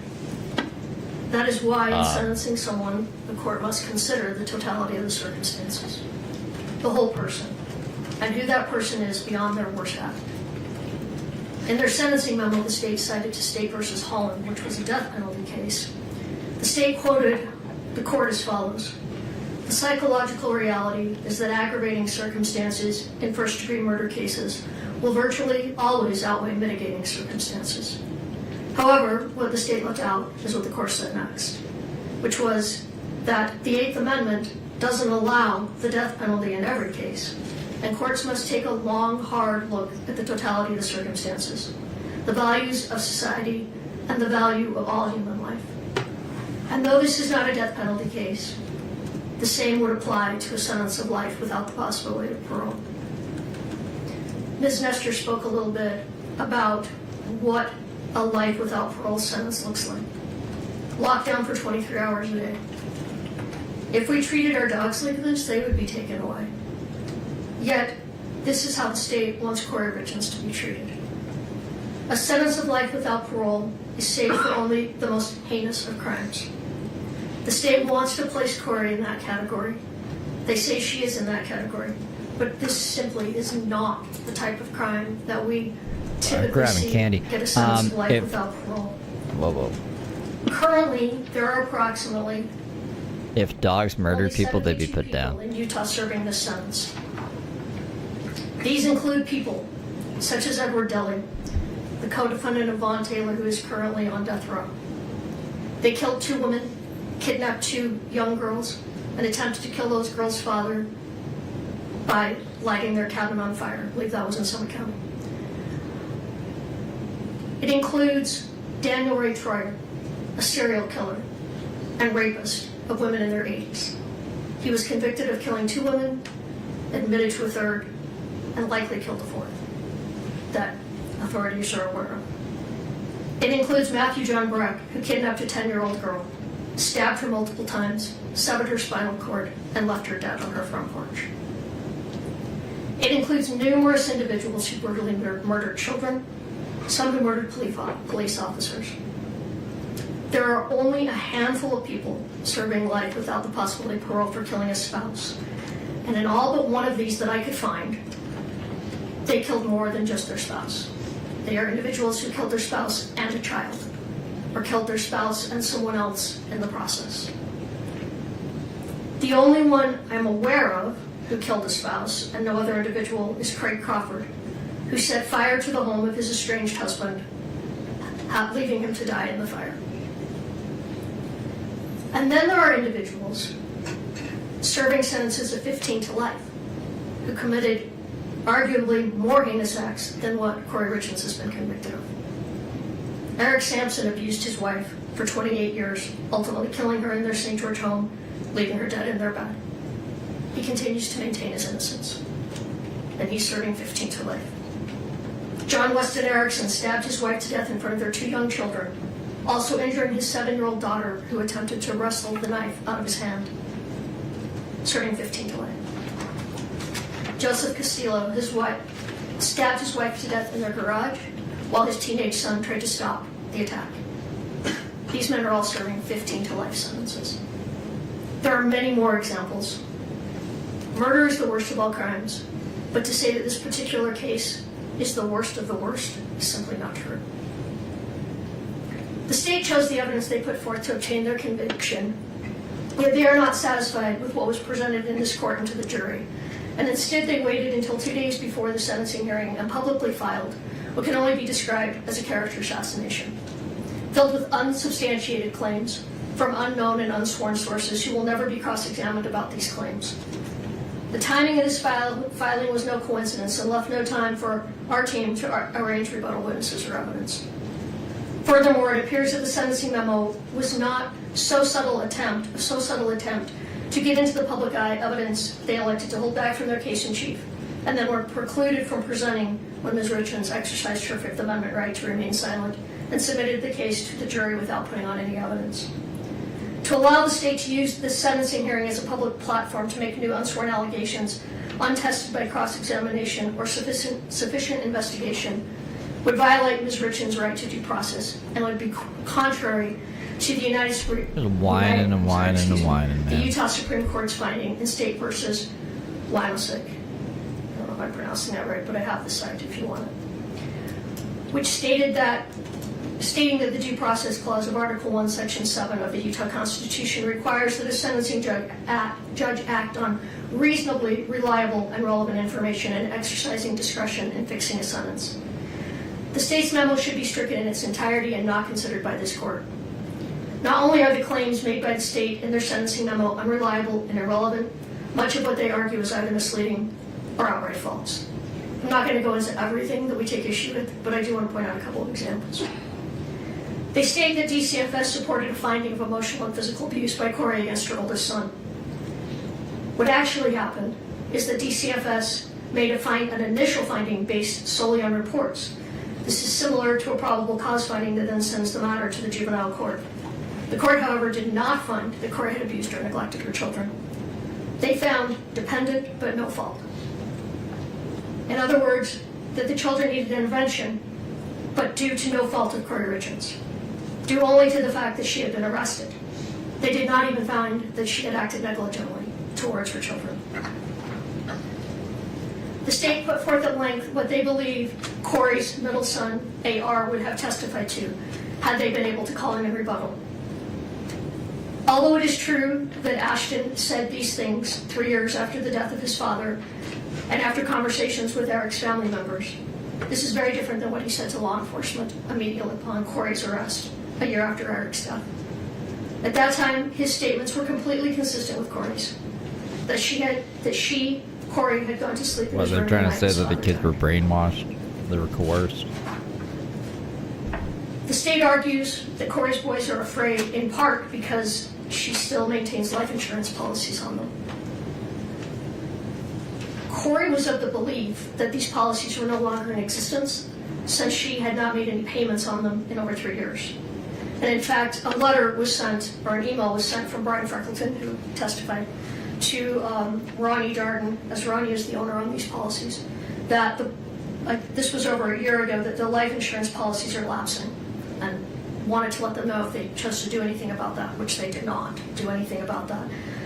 So we only discovered yesterday, Kouri only discovered yesterday that at least 2 of these policies are still active, as the payments have been automatically taken out of dividends. So in other words, the policies have been paying for themselves. These are policies that Eric and Kouri took out together in 2017. However, now that Kouri knows that these are still active, she will cancel them. Hopefully, in all sincerity, this will be one less thing for those boys to worry about. Kouri never asked her family to report criminal activity or asked for criminal prosecutions against any of the Richins family or against Cody Wright. She never asked family members to file bar complaints. And until yesterday, neither Kouri nor anyone from her team had ever heard anything about a dating profile being set up online in the name of a lead detective. She did none of these things. And if they were done by others, it was not at her request. We are asking the court to discount any and all allegations in the sentencing memo that have not been previously raised in court and order them stricken from the record. The court does have before it reasonable and reliable testimony from individuals who know Kouri or who have unique perspectives on the sentence of life without parole that may assist this court in discerning the appropriate and proportionate punishment in this case. The testimony of these individuals revealed that Kouri is so much more than what she has been portrayed as in this case. Everyone who was around her says she was a wonderful mother, just like Eric was a wonderful father. The state argues that she shows no remorse. Kouri has remorse and she has regrets about many things, and you're going to hear some of those when she speaks. However, she cannot show remorse over something she did not do. She maintains her innocence and has every right to do so. Having said that, however, she stands before this court today convicted of the crimes charged, and she fully understands that. So sentence her on what she was convicted of, not what the prosecution says about her character. As much as they think they know her, they do not. They do not know Kouri Richins. Like Alex said, we're saddened by this case. We are saddened by the verdict. I respect the court system so much. I come from a family of judges and attorneys and was raised with the utmost respect for our justice system. I disagree with the verdict, but I respect it. I have to say, though, in all the years of practicing, which are now quite a few, this is the first time I've had a client convicted that I believe to be innocent. It was much more painful than I would have anticipated. Over the last 2 years, our team has got to know Kouri. Kouri is one of those clients, very few clients, and I've represented thousands of people. Most of them you don't remember. Many of them you don't like. Like, what the fuck? Many of them. Look, some of them. This is the only one I actually think was innocent. So take that for what you will. That just sounds stupid. It's different. Kouri, every time she calls, asks how we are. There have been times when I've shared bits of my life. I'd just say with that to Kouri, all murderers. Particularly having children that lost their father before age 10. We've talked a lot about that and what that does to children in the best of circumstances. I can't imagine had my boys not had me. Because the pain and suffering and the long-term effect that has had on them will never, ever end. But when I share something with Kouri, when I share that someone is ill or that someone is having a problem, sometimes I don't even remember I've said it, and when she calls me, she always asks, how did that turn out? You know, is your family member okay? Before we talk about her. Every time. The state is not only asking for life without the possibility of parole, they're asking for consecutive sentences. The sentences in this matter should run concurrent to one another.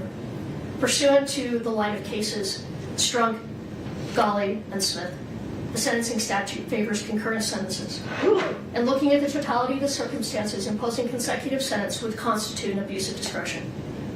In State versus Gray, It's like none of these people have ever met a salesman. Golly and Strunk. How do you think Kouri sold houses? How do you think she had a boyfriend and a husband? The rehabilitative needs factor that must be balanced with other required factors. You don't think she can put on the term? Even though the statutory language has been modified since Strunk, Golly, and Smith, the language still applies.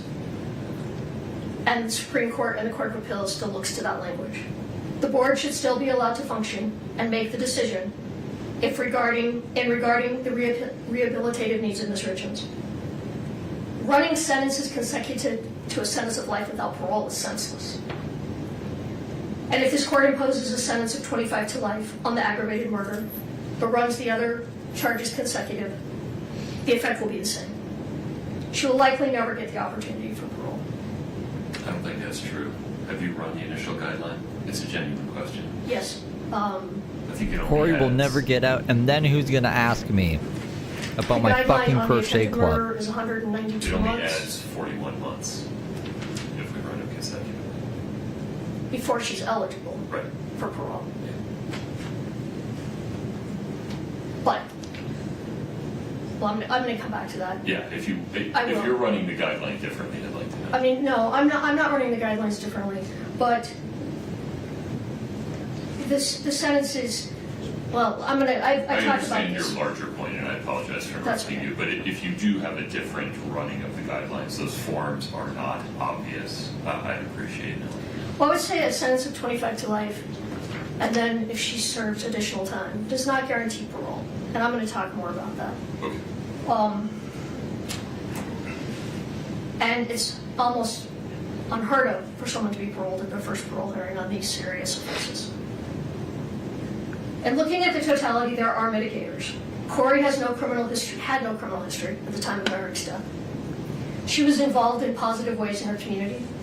She volunteered regularly. She headed up a sub for Santa every year. She was a friend, a daughter, and a mother, and excelled in these roles. She educated herself. She was involved in every aspect of her son's lives. There is no reason to hold her in prison for life. We asked this court to impose a sentence of 25 years to life. When you put aside all of the media, all of the untruths, and you look at the crime she is convicted of, this is an appropriate sentence. A sentence of 25 to life is not a sentence that guarantees the release of Kouri Richins. It is not saying that she even should be released. What it is saying is that the decision whether she should be released Kouri's is a there or Bart decision Simpson's there? for someone else to make on another day. A day that will be, at a minimum, 25 to 30 years in the future. A future that could look very different than today. Although today is not a day for forgiveness, that day may come. A sentence that allows for parole is a sentence that gives a pathway to forgiveness. You heard from Emery Blanchard, the only person in this room that understands what the Richins boys have been through. You heard You're how in the the right day courthouse. came You wouldn't know when by she the missed her fucking father. testimonies, right? She There's wanted a bunch her of father random in her people who've life. never even met Kouri. I know that she came to a place that she hoped to spend one more day outside of the prison walls with her father. And that day didn't come. He was not paroled, and he died in prison. I don't minimize what Kouri's boys are saying today. I understand it's contradictory to what other people are saying regarding Kouri as a mother. I don't know why they're saying these things, but what they think and feel today, they are allowed to think and feel those things. They should be. Nothing Their at all, feelings are Amber. valid, and it's okay. They pulled some fucking weird And I shit. think Kouri will say this too, but she wants her boys to know it's okay. People change. All of us change. Kouri will change. Those little boys will change. A sentence of 25 to life will not be easy time. It will be hard time. For the first part of that sentence is generally served in maximum security for the first 3 to 4 years. But if the day comes when her children want to see her face to face, a 25 to life sentence will make that easier for them.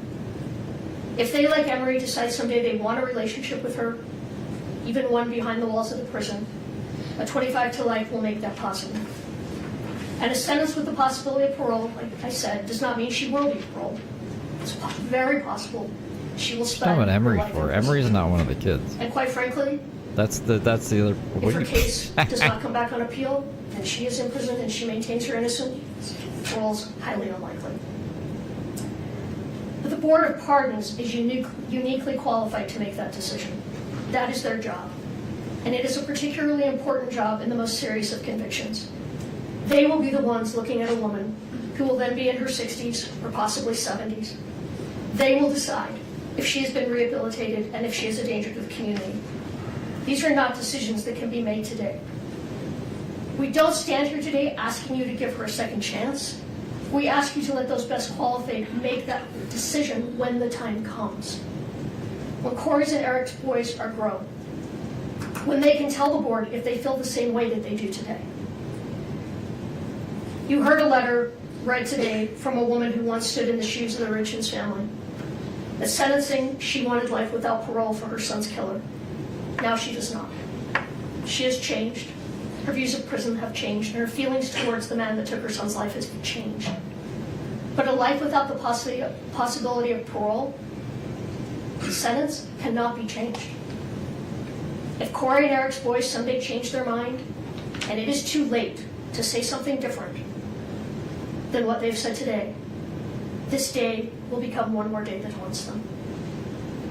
If in 30 years they still do feel as they do today, they will have the opportunity to express those feelings. But don't allow their statements at age 9, 12, and 13 become another tragedy, another trauma that they may end up suffering as adults. Murder is a tragedy. A sentence that doesn't allow even the possibility of parole is a sentence that tells the world there is no hope. There is no growth. There is no change. There is no room for forgiveness. There is no room for love. That we are all our worst act and will never be anything more. And that is not the human experience. In a world where humanity is waning, act with humanity. In a world where hatred is encouraged, act with kindness. In a world where forgiveness is seen as a weakness, act with compassion. A sentence of 25 to life with the other charges turned concurrent reflects the seriousness of this offense, takes into consideration the totality of the circumstances. Further, it follows the recommendation of the pre-sentence report, and it is the appropriate sentence in this matter. Thank you. Thank you, Ms. Lewis. It is 12:55. We're going to take a break until 1:25 to make sure Ms. Richins gets an opportunity to use the restroom and eat something. Mr. Bloodworth, you look like you have something to say. What time? What time are we getting back?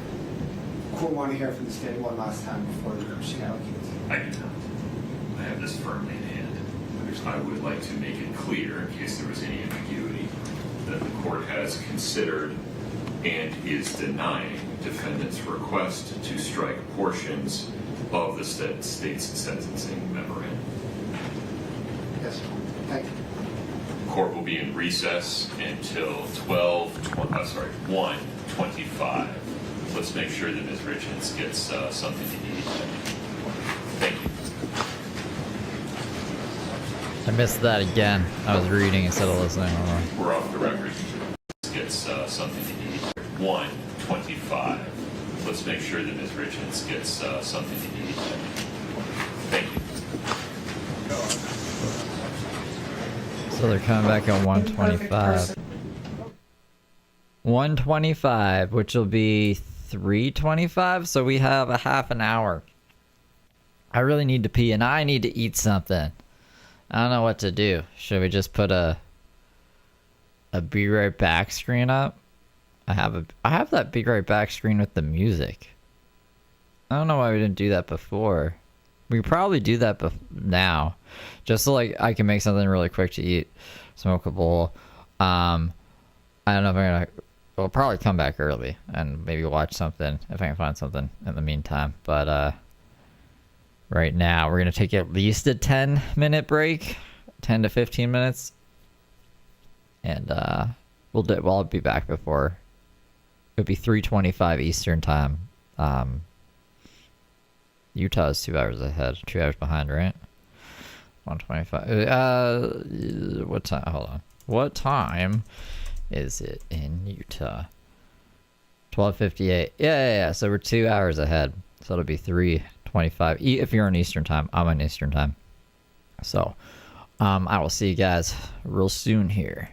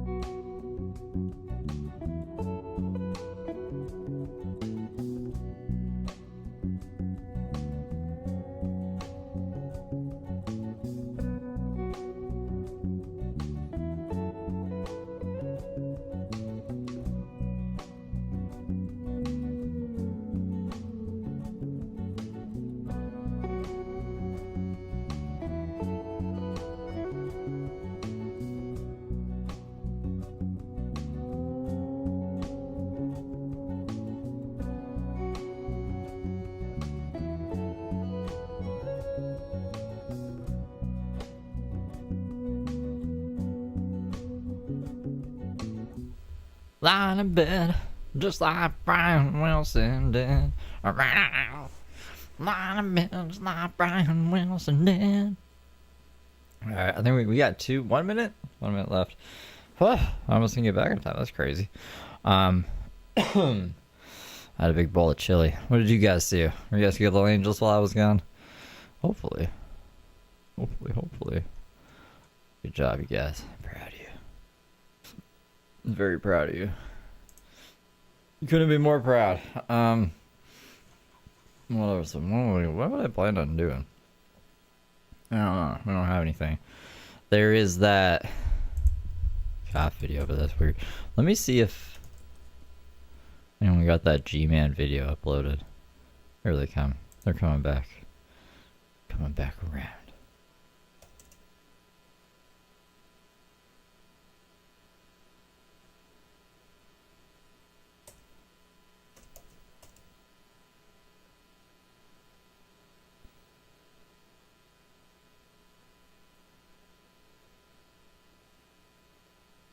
No, yeah, maybe.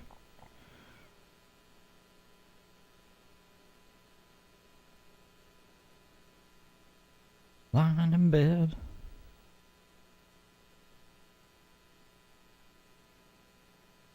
G-Man threatens to burn down Shani and Rev's tent. So what's your problem with black men? Oh. It's from 4 hours ago. Is this what he deleted? I don't know. That was loud, though. Kouri Richins' very quiet trial, and then they just muted their audio. At least, I hope that's what they did. Yeah, there it is. So, I had this stream in my pocket, and I thought I was going crazy because I didn't realize that there was a buzzing. Like, they just have a background buzzing sound. So the buzzing was coming from my pocket, and I was running around my house being like, where's this buzzing coming from? And I'm like listening to walls and shit, and it's everywhere. And I'm like, am I going fucking crazy? I'm plugging a whole bunch of shit. I'm putting my ears up to the PS5. I'm going up to the electrical board, and I'm hearing it everywhere. And then I realized it's this buzzing that's coming from my pocket. So maybe that's why I was almost late too. I forgot that I went on that little side quest because of the buzzing. Because if they came back early or something, I wanted to be able to hear so then I can jump back over to this computer, which had the be right back screen up, so it was like that tropical music. What an adventure though, man. I'm glad I'm not crazy, and I'm glad nothing in my house is like gonna catch on fire. I thought like an electrical thing was about to blow or something. I don't know. I'm not an electrician. But that's how you learn in life. That's how you learn to hear better, I guess. It's kind of funny now that I think about it. I was panicking in the moment because I'm like, I don't have time for this. I gotta get back to the stream soon, so I better find this fucking thing. Good times. Good times. Now that we're here, I can actually like enjoy it. And now that I'm full, I feel like a human again. I was starving. I didn't eat anything. I had like a couple bites of yogurt and some cheese. Because I was like, they're probably just going to show up and be like, you're going to jail forever, Kouri. And then we could be like, yay. And that wraps it up with a little bow. Because we did all that other Kouri Richins shit. So we have to conclude it. I didn't realize it was going to be like over 4 hours. Mamma mia. Mamma mia. We're good now. We're good to go for another 4 hours if we need to. I hope we don't have to. That would be... Imagine Kouri Richins' statement 4 hours long. And another thing. The buzzing was from a data center? Is that what the nefarious they are? Heather Gillespie's they?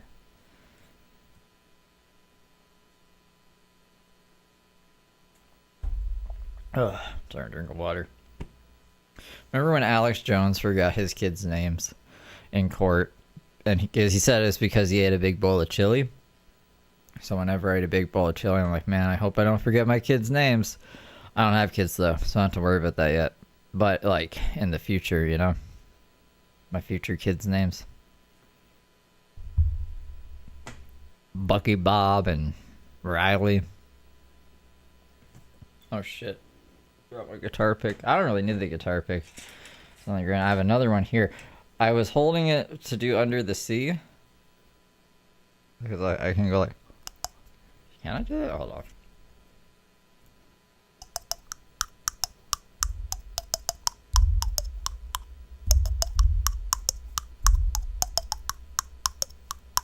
I don't even know if you can hear that. Under the Sea. Under the Sea. Where the fuck are they? They said 25. It's almost 30. Could have been late. Could have been late. Tamagotchis. Oh shit! I should look at the Tamagotchis. What? This is case 231-500-139. Not anymore. Ms. Lewis, Ms. Nestor, anything? I have another left side audio. Hear from Ms. Richins. Hey. Okay. I understand that Ms. Richins will like to stand at the podium. Yes, Your Honor. And you folks would like to join her. Yes, Your Honor. No problem.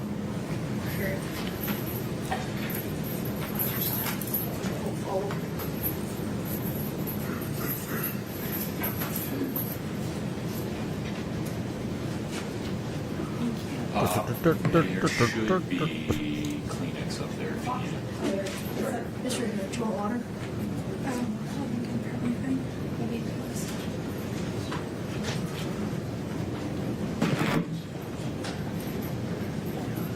Every day when you're walking down the street, under the sea.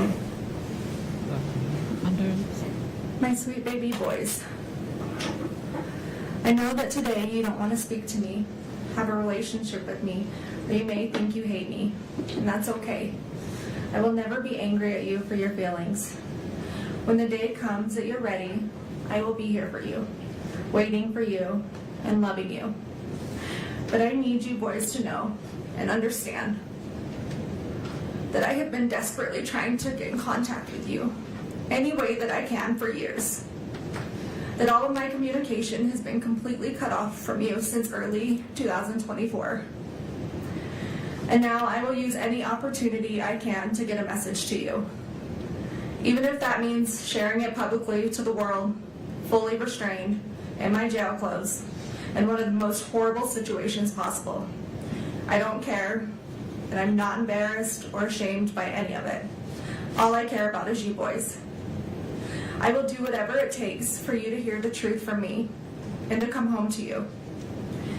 For the time being, I don't know when that is or when my next opportunity will be. So for now, bear with me as I have tried to consolidate everything I wanted to share with you for the last few years, with everything I want you to know until I'm able to speak to you again, and one long message. And although you may not be ready to hear it today, that's okay. My hope is one day you will be. May 6th of 2024, temporary custody was transferred from the state of Utah Child Services to your Aunt Katie and Uncle Clint. My last video call with you boys was several weeks prior to that, around April 24th, 2024, when you were still in the state's custody. Once temporary custody was transferred to Katie and Clint, against my wishes, they cut off all of my communication between you boys and I. It was years before I would ever have a trial. I warned social services that if they gave custody of you to the Richins family, it would be the last time I would be able to see or speak to you boys again. And your opinion of me in this case and wild allegations would soon mirror those of the Richins family. Just blaming And that's exactly what happened. Blaming the sister. You need to Blaming know Katie. the Darden side of the family fought a long, hard battle for custody, but was eventually ignored and denied. Since temporary custody was granted to Katie and Clint, they have not allowed me to see or speak to you. No more video calls, no more visits. They blocked the phone number for the jail so I can't call you. Birthday cards, Christmas cards, the letters I would send you boys, they were all returned or rerouted. All of my contact was cut off more than 2 years ago. So please ask them. Please ask them for your cards, for your letters, if I've tried calling you. Please just ask them, whether it's now or in 10 years. The one thing I need you boys to know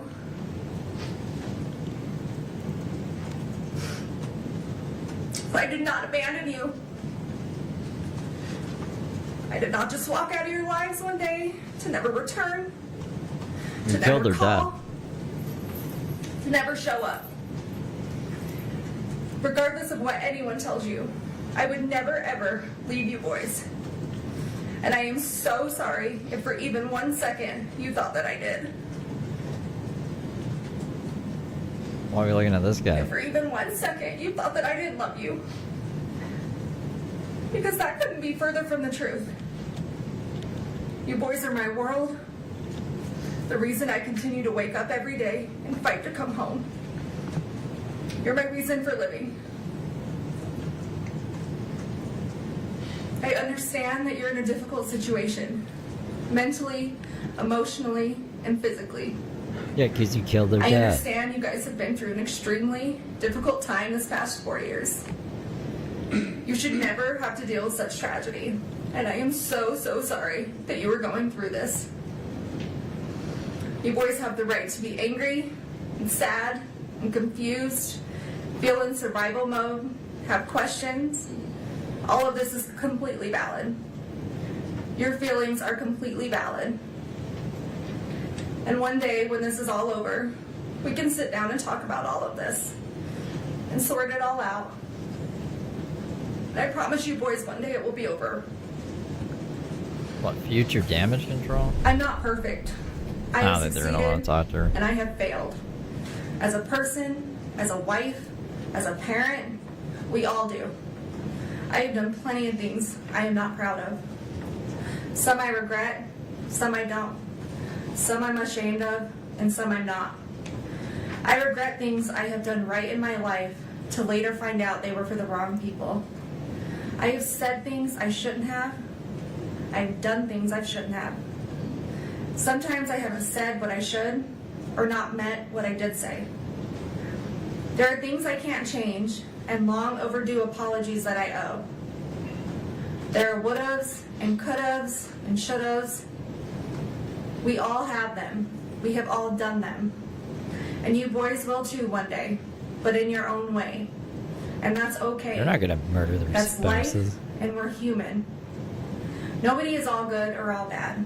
We just get portrayed that way. You're going to succeed and achieve amazing things in this life. You're also going to make mistakes and fail at some things. But use those opportunities to grow and to learn. They do not define you, and don't ever let other people make you think that they do. We are not defined by our best or our worst moments. We fall somewhere in the middle, ever evolving. And you boys are ever evolving. Kind of are. Secrets diminish self-respect. They lose trust. They make us lose ourselves. I fell in love with someone who wasn't your dad. Your dad fell in love with someone who wasn't me. What? I did things behind your dad's back. He did things behind mine. What did you do? Don't keep secrets. What are Always you put your talking spouse about, bro? first. Your dad and I didn't always do this. She needs to shut But the don't fuck be like up. us in that aspect. We made mistakes that I know I regret. And I'm sure if he were here today, he would say that there are a few things he regrets as well. Marriage is hard. Marriage takes work. Still clinging on to that Marriage gay takes thing, love. I think. Big love. Deep love. And you may think about divorce, and you will have fights, but then you will make up, and you will forgive each other. A gay affair, right? Because when your love is enough, your love keeps you together. Your love is all you need to ignore the noise. Your love never fails. Sometimes your dad would want to throw in the towel on our marriage, or I would want to throw in the towel on our marriage. But we never did. We always found our way back to each other. I would pick up his towel, or he would pick up mine. We'd hand them back to each other and start again. Because our love never failed. We stopped keeping track of each other's wrongdoings. Throwing in the towel, and we forgave, and we moved on, and we loved. And if I had to relive all of those hard days all over again, I would do it without question. Your dad and I were a lot of things, a mess of sorts sometimes. But we were this crazy, beautiful mess that made us a family, because our love was enough. Our hard days never outweighed our good days. Our weak moments never outweighed our most memorable happy days. We always laughed more than we cried.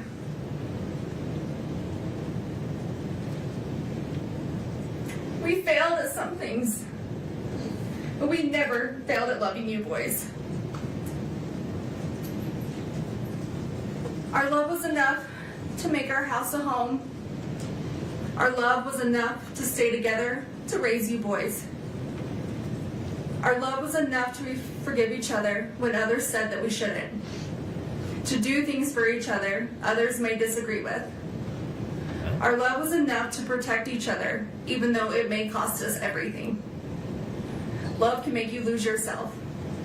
Sometimes it makes you do things you know you shouldn't, but knowing it's not wrong at the same time. Because your spouse is your person, your love is enough.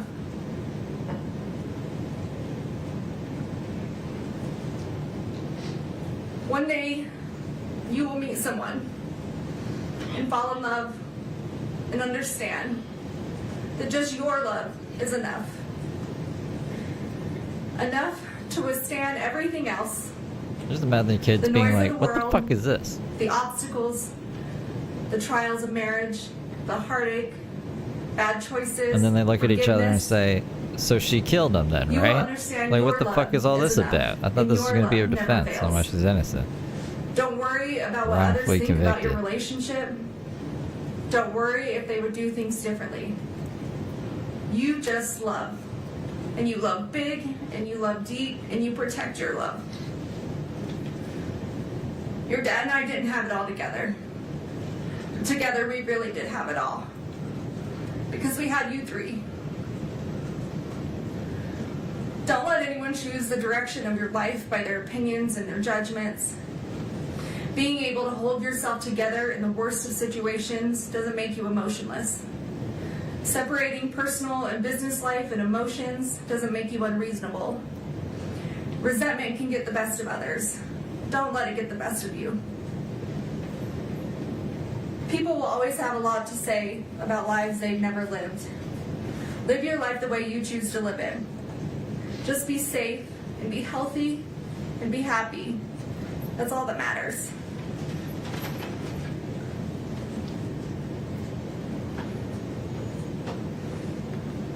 Sometimes people will want you to believe that life is simply black and white. That situations are black and white, but they're not. Life, situations, they are full of color. At the very least, shades of gray. Always question the color, even if you're only questioning the gray areas. Keep an open mind. Question situations and stay curious. That's her You'll brother. have some people in your life tell you how their love for you is unconditional. But once your most private life has been revealed, you quickly find out just how conditional their love actually was. Choose the people you hold close to your heart wisely. And always be the friend that walks into somebody's life when everyone else chooses to walk out. Why? Always remember, the only people you owe your Everyone's loyalty jumping to off that ship. are It might those be people for a who reason. never made you question theirs. Don't stay on sinking ships. Every day you wake up, you get a second chance at life. To do whatever you want. Be whoever you want. To succeed in all your dreams. Take the day and run with it. It's a blessing. Don't take it for granted. Sometimes you'll have hard days when all you want to do is count all the ways things are going wrong or have gone wrong in your life. In that moment, stop, take a minute, take a step back, take a breath, and switch your thinking to count all the ways that it has gone right. All the good that has come to you, boys. All the grace, the blessings, and the love. Remember that anyone can give up on something. That's the easy way out. True strength comes when everyone is expecting you to fall apart, but you hold it together, persevering through the hardest of times. Always persevere. Always prove them wrong. Because you boys don't give up, and you boys will never quit. There's always going to be someone out there ready to tear you down, misrepresent you, lie about you, tell half-truths, and judge you. They will judge you on decisions you do or don't make, what you did or didn't do, what you did or didn't say. They will take out of context and twist your words. They will judge you on your emotions or the way you grieve. You may show too much emotion, you may not show enough. They will tell you you're not grieving correctly, you're too angry, you're too sad, you're holding it together too well or not well enough, or maybe you're too ambitious. They will judge you on your demeanor, if you cry, if you don't cry, if you don't do anything at all. And all of this will get misinterpreted into something that it's not, formed by the opinions of who's ever creating it.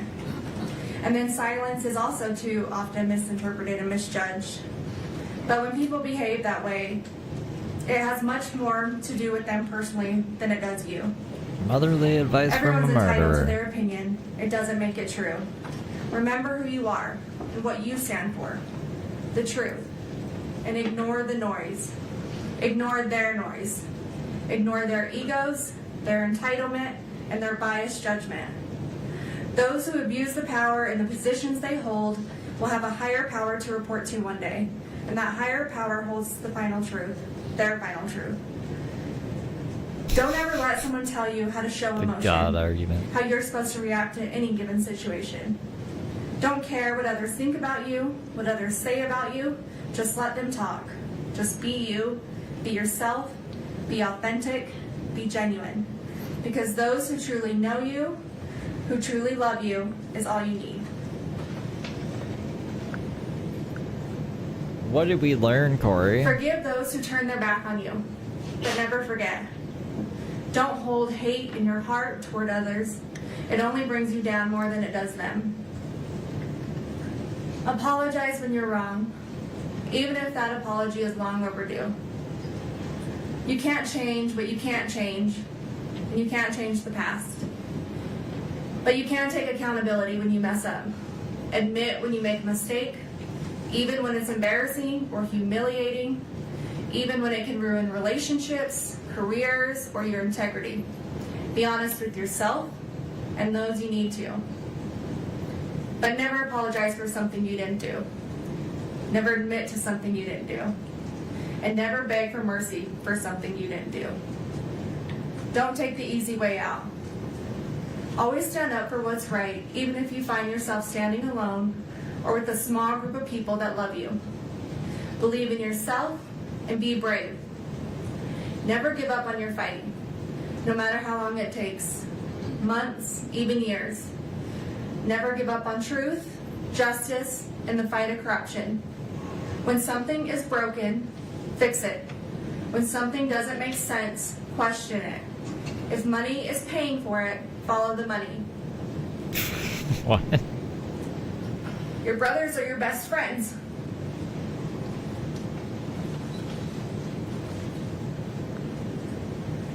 Your dad and I raised you boys that if you cared about nothing else in this world, you care about each other.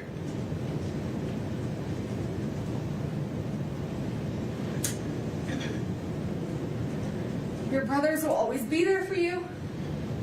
They will always be your brothers. You love them. You protect them. You take care of each other. You support each other. You help each other. And you trust one another.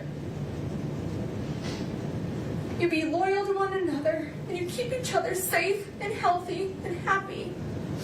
And you stay together no matter what.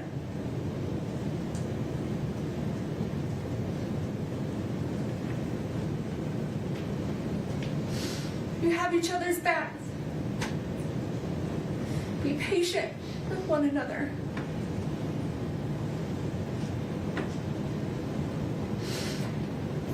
Don't keep track of wrongdoings. Let them go. Forgive. Judge is like, hold me now. Show compassion, empathy toward each other. And never go a day without telling one another you love each other. Wow, Because this would you be a are good time never for too Tamagotchis. old, or too cool, or too busy Fuck to love each Kouri other. Richins.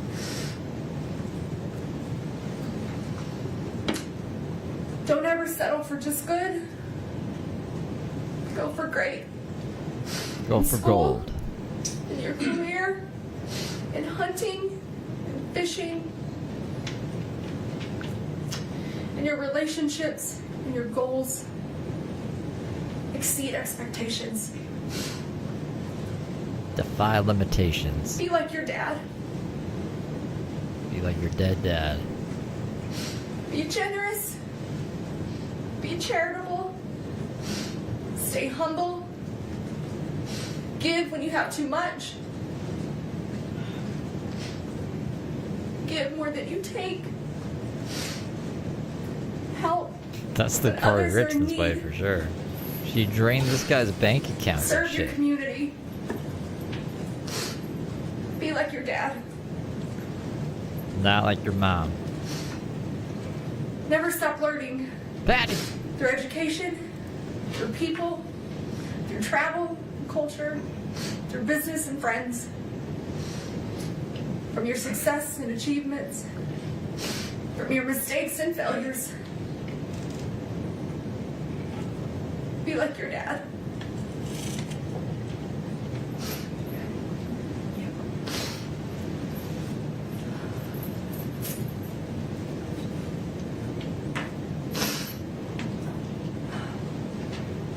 Love the outdoors. Find your peace, your therapy. Are they all surrounding Your her so heart we and can't soul. see how long this fucking statement is? Are they just, it's just On the gonna top keep of the going until they tell her to mountain stop? Where it's quiet, where it's calm, where you will be able to feel the spirits of those that you love and miss the most. Be like your dad.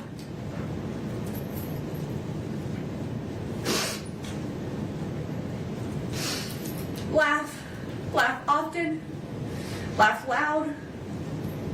Laugh when you want to cry. Laugh when you're mad. Have that laugh that everyone recognizes and no one will ever forget. Even when you're gone. Be like your dad.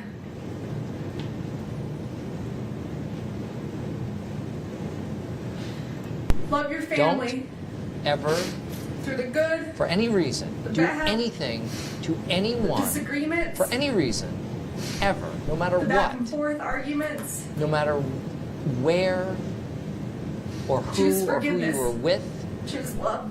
or where Choose you were going, happiness. or where Be you've a been, loyal brother. Be a noble Ever. son. for any reason Be like your whatsoever. dad.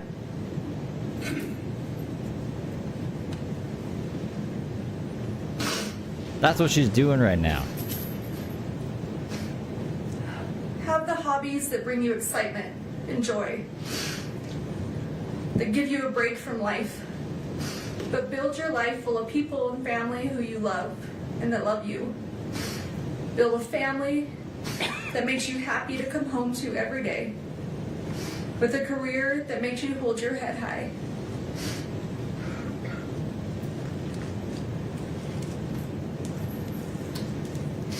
Be the friend everyone wants to be friends with. The dad that everyone wishes they had. Be like your dad.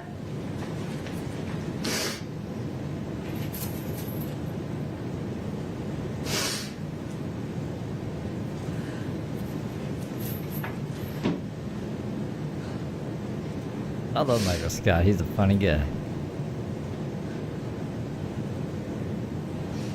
As your parents, your dad and I wanted to give you every opportunity or choice that we didn't have.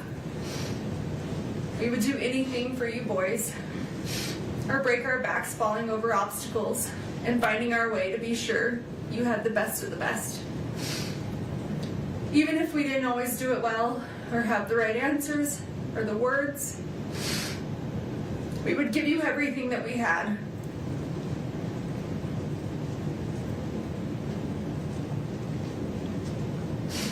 But the one thing I can't give you boys are the answers that you want the most. Because I can't give you something that I don't have. An explanation that I just don't know.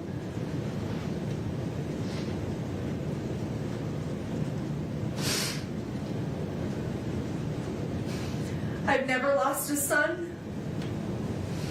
I've never lost one of my brothers, a nephew, or a best friend. You lost your husband. Supposedly, no way But to I kill did grow them. up with a single mother, and I have lost my father. I do know what it's like to wonder, what if Dad could have watched me graduate college, walk me down the aisle, be there for the birth of one of you boys? If only Dad were here. I do know what that's like. Don't pee into the wind. The lifetime of pain that brings. The sadness and the anger. I would never wish that upon anyone. Especially you boys. My own sweet babies. The judge is David Wallace right now. It's a lifetime of what ifs and if onlys. An empty hole in your heart where your dad's supposed to be. He's supposed to fill. He's supposed to walk through life with you, with us, with our family. I do know what that's like. So murder, an attempted murder, 4 years later, and it's still hard for me to say those words out loud. They get caught in my throat. I turn my stomach, and I try to avoid them as much as possible. Because it makes me physically sick to think about. But still to this day, I can't believe this is real sometimes. That this is our life. That this is my life. Convicted of taking one of the people out of my life who filled it the most. My husband,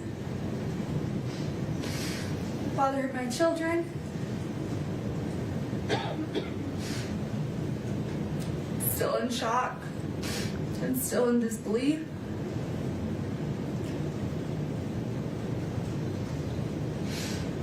Accused and now convicted of such a heinous crime. Potentially costing me to never see you boys again. I just lost both of their parents. Even if they and did there's no textbook answer want to check this out, they would have tapped out by now. on how or what we're supposed to do. How I'm supposed to react or move forward.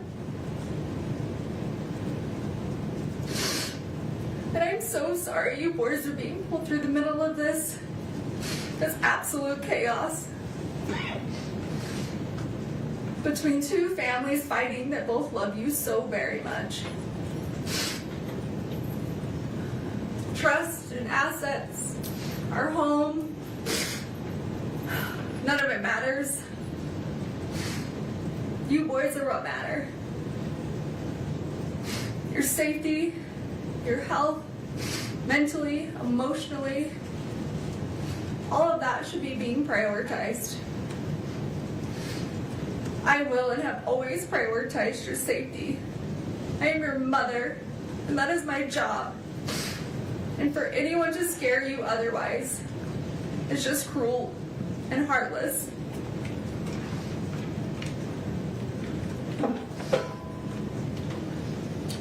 I'm sorry that 8 people from a jury who have never met you or me or our family Yeah, that's the point, so they're not biased. had the right to determine our future. And they did that in less than 3 hours. They didn't.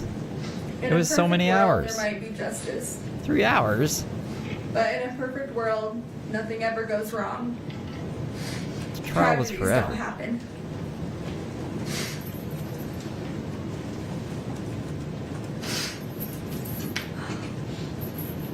Some think a verdict or this sentencing will be the answer that they seek or that they need. Oh, but well, it it won't. took them 2 hours to decide, It will yeah. only give them That's something true. I else thought to you think meant like, about for a while. they It only may help showed to 3 disperse some hours of and their then they hurt decided.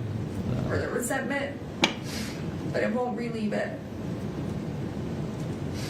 This grief will outlive us all. The hundreds of lives that this has affected.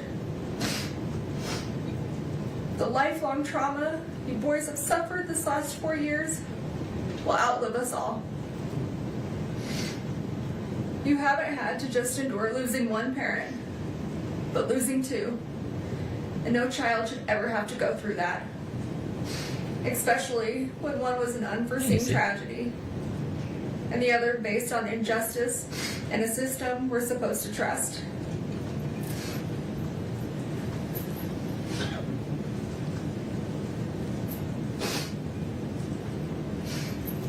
It was quick.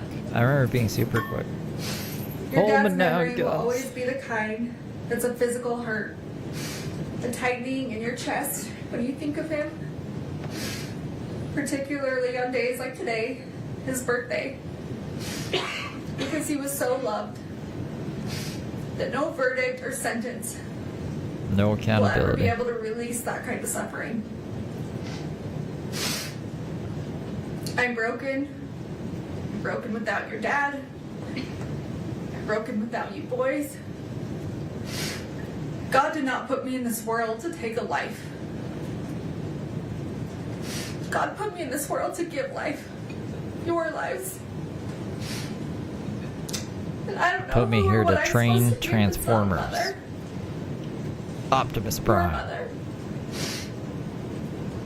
And as much as you've been influenced into thinking that Dad was murdered, that I took your dad from you, that is completely wrong and an absolute lie. And the thought of that is still as absurd today as it was 4 years ago. And just because someone may not be perfect, that's a far reach Think for them about to it. be capable of murder. To kill someone. Our someone. Your dad was in physical pain. A lot of physical pain. Oh, come on. And just because some people didn't know or didn't want to see certain things doesn't mean they weren't happening. And he or was they gay weren't too, true. right? He would have never left us intentionally. And I would have never He taken him didn't. from He was you. killed. From us. He was the glue that held us all together. That made us, us.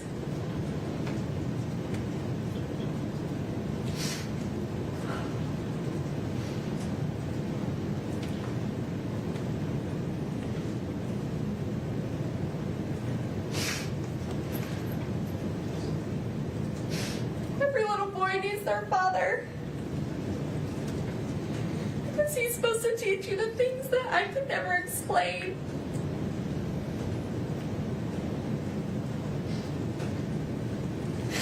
He's supposed to teach you and do things with you that only a dad can do.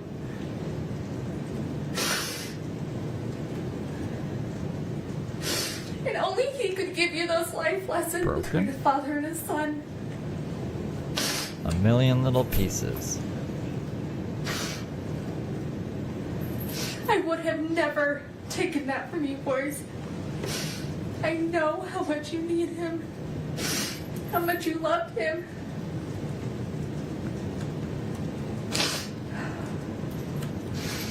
How much you aspire to be just like him.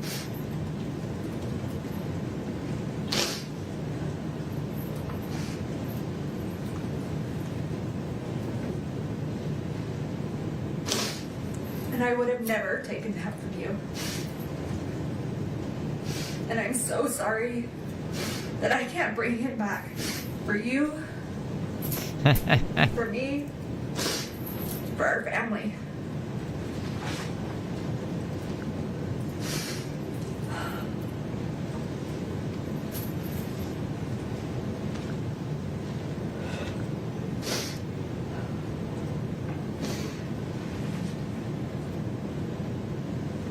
Ew. Ew. That's gross, Kouri. Kouri!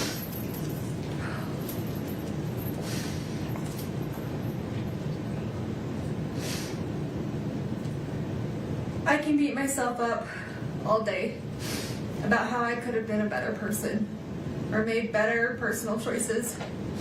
And I can understand and accept you boys being upset about those things. But murder? No, absolutely not. I will not accept that. And I will not be blamed for something I did not do. I will appeal and fight these charges, no matter how long it takes. Not because I have anything to prove to this court, to the state, to the Richins family, or to the world. But I do have something to prove to you three. I do care what you boys think, and I need you boys to know the truth.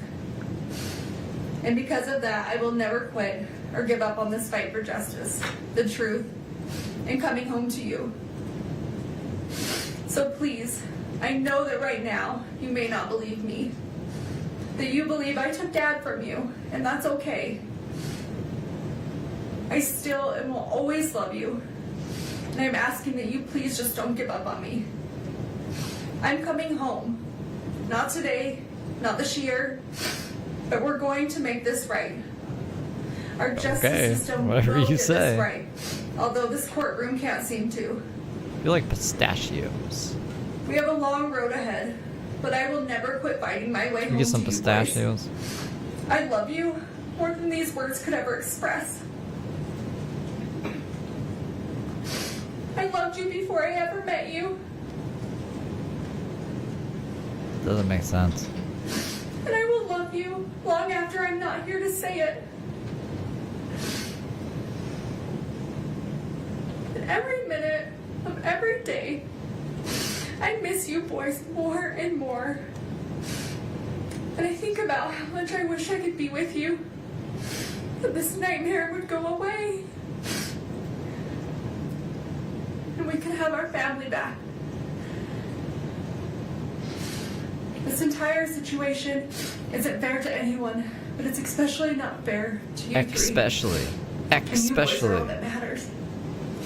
I want to remind you just how strong you are. That you are loved by so many. And I am beyond proud of you. Of everything you have overcome, everything you have achieved, and how much you bring into this world. Same.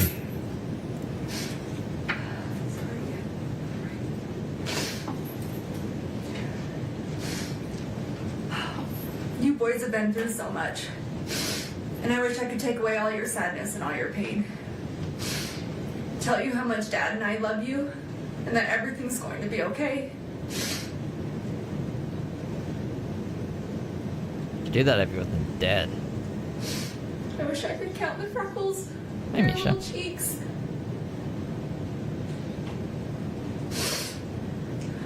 Read you books before bed. Make up for the seal.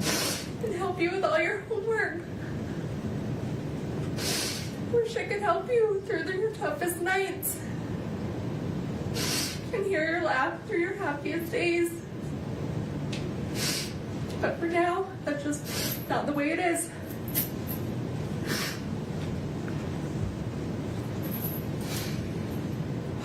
The We have to be strong.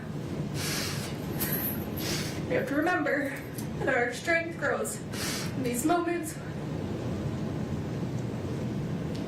when we don't think we can go on. But we keep going on anyway, because we have to push through these hard days. Because in the end, at the end of this war, it will be so worth it. But I need you boys to always... Judge reminds me of Banjo and Kazooie as well. Banjo and Kazooie Judge. I just need you to hang in there. Listen to your little hearts. Listen to your little bellies for the truth. Before you were told who to be and what to believe, remember who you are. Remember who we are. Remember our family. I will continue to call you every day, even if my calls are blocked. Oh God. Just no, so you don't know do that that. I'm here. I've always been here. And I will always be here. Like the My devil. cards, my letters, they will never stop. I will never stop. I love you forever, Mom. Mom. You talk to your mom whenever. You guys are in cahoots. That's all right. Oh, that's it? Oh, she signed it, Mom.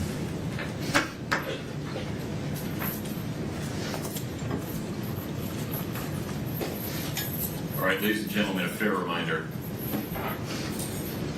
While inside the courtroom, everyone involved in this process must be treated with respect.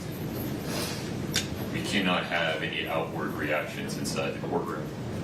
If any of you feel overcome with emotion, frustration, anger, whatever, of any kind, Judge is over this. please remember just to look down. Keep your hands folded in your lap. The court has considered the following information. The evidence, information, arguments, and recommendations provided by counsel on the record today. The victim impact statements and other statements made on the record today regarding the appropriate sentence. And a pre-sentence investigation report as corrected on the record today, including the numerous statements attached to it. Let's go. In addition, the court has considered each of the factors set forth in Utah Code 76-3-201 subsection 2B and has prioritized those factors as required by section 201-2C. Having considered the gravity and circumstances of the offenses for which Ms. Richins has been convicted, the number of victims, and available information regarding the history, character, and rehabilitative needs of the defendant, the court hereby orders that the sentences on counts 2 through 5 shall run consecutively to each other and to the sentence imposed on count 1. Moreover, the court exercises its discretion and chooses to impose no fines related to any sentence in this case. The court addresses the 5 counts on which Ms. Richins was convicted in reverse order. Reverse order. Ms. Richins, based on your conviction on count 5, third-degree felony forgery, the court hereby sentences you to an indeterminate prison term not to exceed 5 years. Based on your conviction on count 4, second-degree felony insurance fraud, the court hereby sentences you to an indeterminate prison term of not less than 1 and not more than 15 years. Based on your conviction on count 3, second-degree felony insurance fraud, the court hereby sentences you to an indeterminate prison term of not less than 1 and not more than 15 years. Based on your conviction on count 2, first-degree felony attempted aggravated murder, the court hereby sentences you to an indeterminate prison term of not less than 5 years, and that may be for life. Which brings us to the final issue, the appropriate sentence for count 1. Under Utah Code 76-3-207.7, there are only 2 options. an indeterminate prison term of not less than 25 years, and that may be for life, or life in prison without parole. And the law requires that the court consider each option. Under a sentence of 25 to life, and considering the effect of the 4 consecutive sentences, the time that Ms. Richins has spent in custody, and the current practices of the Board of Pardons and Parole, Ms. Richins would likely serve approximately 30 years in the Utah State Prison before receiving her first parole hearing. By that time, she would be 66 years old. Under a sentence of life in prison without parole, Ms. Richins would be in prison for the rest of her natural life, unless the Board of Pardons and Parole determines by clear and convincing evidence at some future point that she is permanently incapable of being a threat to the safety of society, at which time the board would have the authority to release her. Under either scenario, Ms. Richins will be incapacitated, meaning structurally prevented from harming anyone outside the Utah State prison system for at least the next 3 decades, and perhaps much longer. But the potential impact on the survivors of the tragedy created by Kouri Richins, most importantly, Eric Richins' 3 sons, is more difficult to predict. On one hand, if the court sentences Ms. Richins to life without parole, one or more of those young men may come to resent that the court eliminated any opportunity they might have in the future, decades into the future, to express an opinion as adults with substantial life experience about whether their mother should, for example, be allowed to die with dignity. On the other hand, if the court sentences Ms. Richins to 25 to life, one or more of those young men may spend the next 30 years questioning why the court failed to protect them from the prospect of the person who murdered their father being released from prison at some time in the distant future, perhaps when they have families and children of their own. Choices. The court's contemplation of how those young men may come to feel about today's decision some 30 years from now comes from a place of genuine concern for them and humility regarding the court's inability to predict the future. Sitting here today, it is simply not possible for anyone, not even those young men, to know how their view of this case may evolve over the next several decades. My hope is that every person affected by Eric Richins' death will, over time, find their way to a state of peace. As for today, the court's duty is to make a decision, a weighty, long-lasting decision based on the best information available today. And the bottom line is this: Kouri Richins was convicted unanimously and beyond a reasonable doubt of attempting to murder Eric Richins, her husband, and the father of their 3 children. And then, having failed in her first effort of spending the next 17 days not changing course, but doubling down, preparing to try again, and ultimately completing the act through the administration of poison. And for what? Money. All for pecuniary gain. A person if convicted of committing that sequence of acts in that way and for that reason, and who causes the absolute tragedy that has befallen Eric Richins' sons and family. A person convicted of those things is simply too dangerous to ever be free. Accordingly, Ms. Richins, based on your conviction on count 1, first-degree felony aggravated murder, the court hereby sentences you to life without parole. You have the right to an appeal, You must file a notice of appeal within 30 Hey. days. You have the right to be represented by counsel on appeal. Mr. Bloodworth, anything further? No, Your Honor. Ms. Lewis, Ms. Nestor. Brian, thank you for the high five. We anticipate filing a motion for new trial and Fuck would like yeah. a date set. We have a substantial record in this case. We will file Whoa, a whoa, notice we of will. appeal of the conviction and the sentence. And ask Hey, that Dave's we asking for that state five. in the motion for new trial as we're entitled to do under Rule 4B. Excuse me, but we think we need sufficient time to file a motion for new trial based on the substantial record that exists in this case, longer than the typical 14 days, because this is not only the trial put this itself, on. but the years of litigation and motion practice that preceded the trial. We were hoping that we could get an agreed deadline. Shut up, of Ursula. 90 days to file Trying to a motion ruin the for new moment. trial, mainly because for half of June I'm out of the country, and for half of July Ms. Lewis is out of the country. Normally we would ask for 60, but there's going to be a month in there where both of us aren't available. They did it, you so we're asking guys. for 90 days. Mr. Bloodsworth. Right, Mr. Bloodworth. Your Honor, the state objects. The rule provides for 14 days. You can't imagine this is a decision that was made today. I think counsel's had the last 53 days to prepare the motion, 14 days pursuant to the rule. I appreciate that it's a lengthy record in this case, but the issues available for a new trial are fairly narrow. The state recommends the 14-day. Yeah, I was expecting to get this point.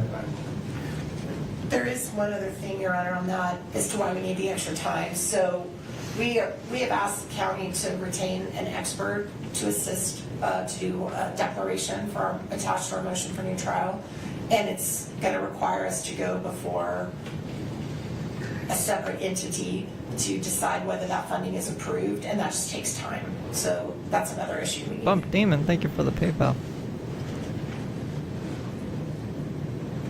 I feel like there's more that I need to know in order to make this decision. And so I can also appreciate why defendant is concerned about the 14-day deadline so they do not lose that opportunity. Sitting here today with very little information and the state having very little opportunity to respond to this idea, I'll extend your deadline to 28 days. But within that time, if you want to file a motion to extend it, Ms. Nestor, with more detail, you have 14 days to file that motion. Get your shit in order.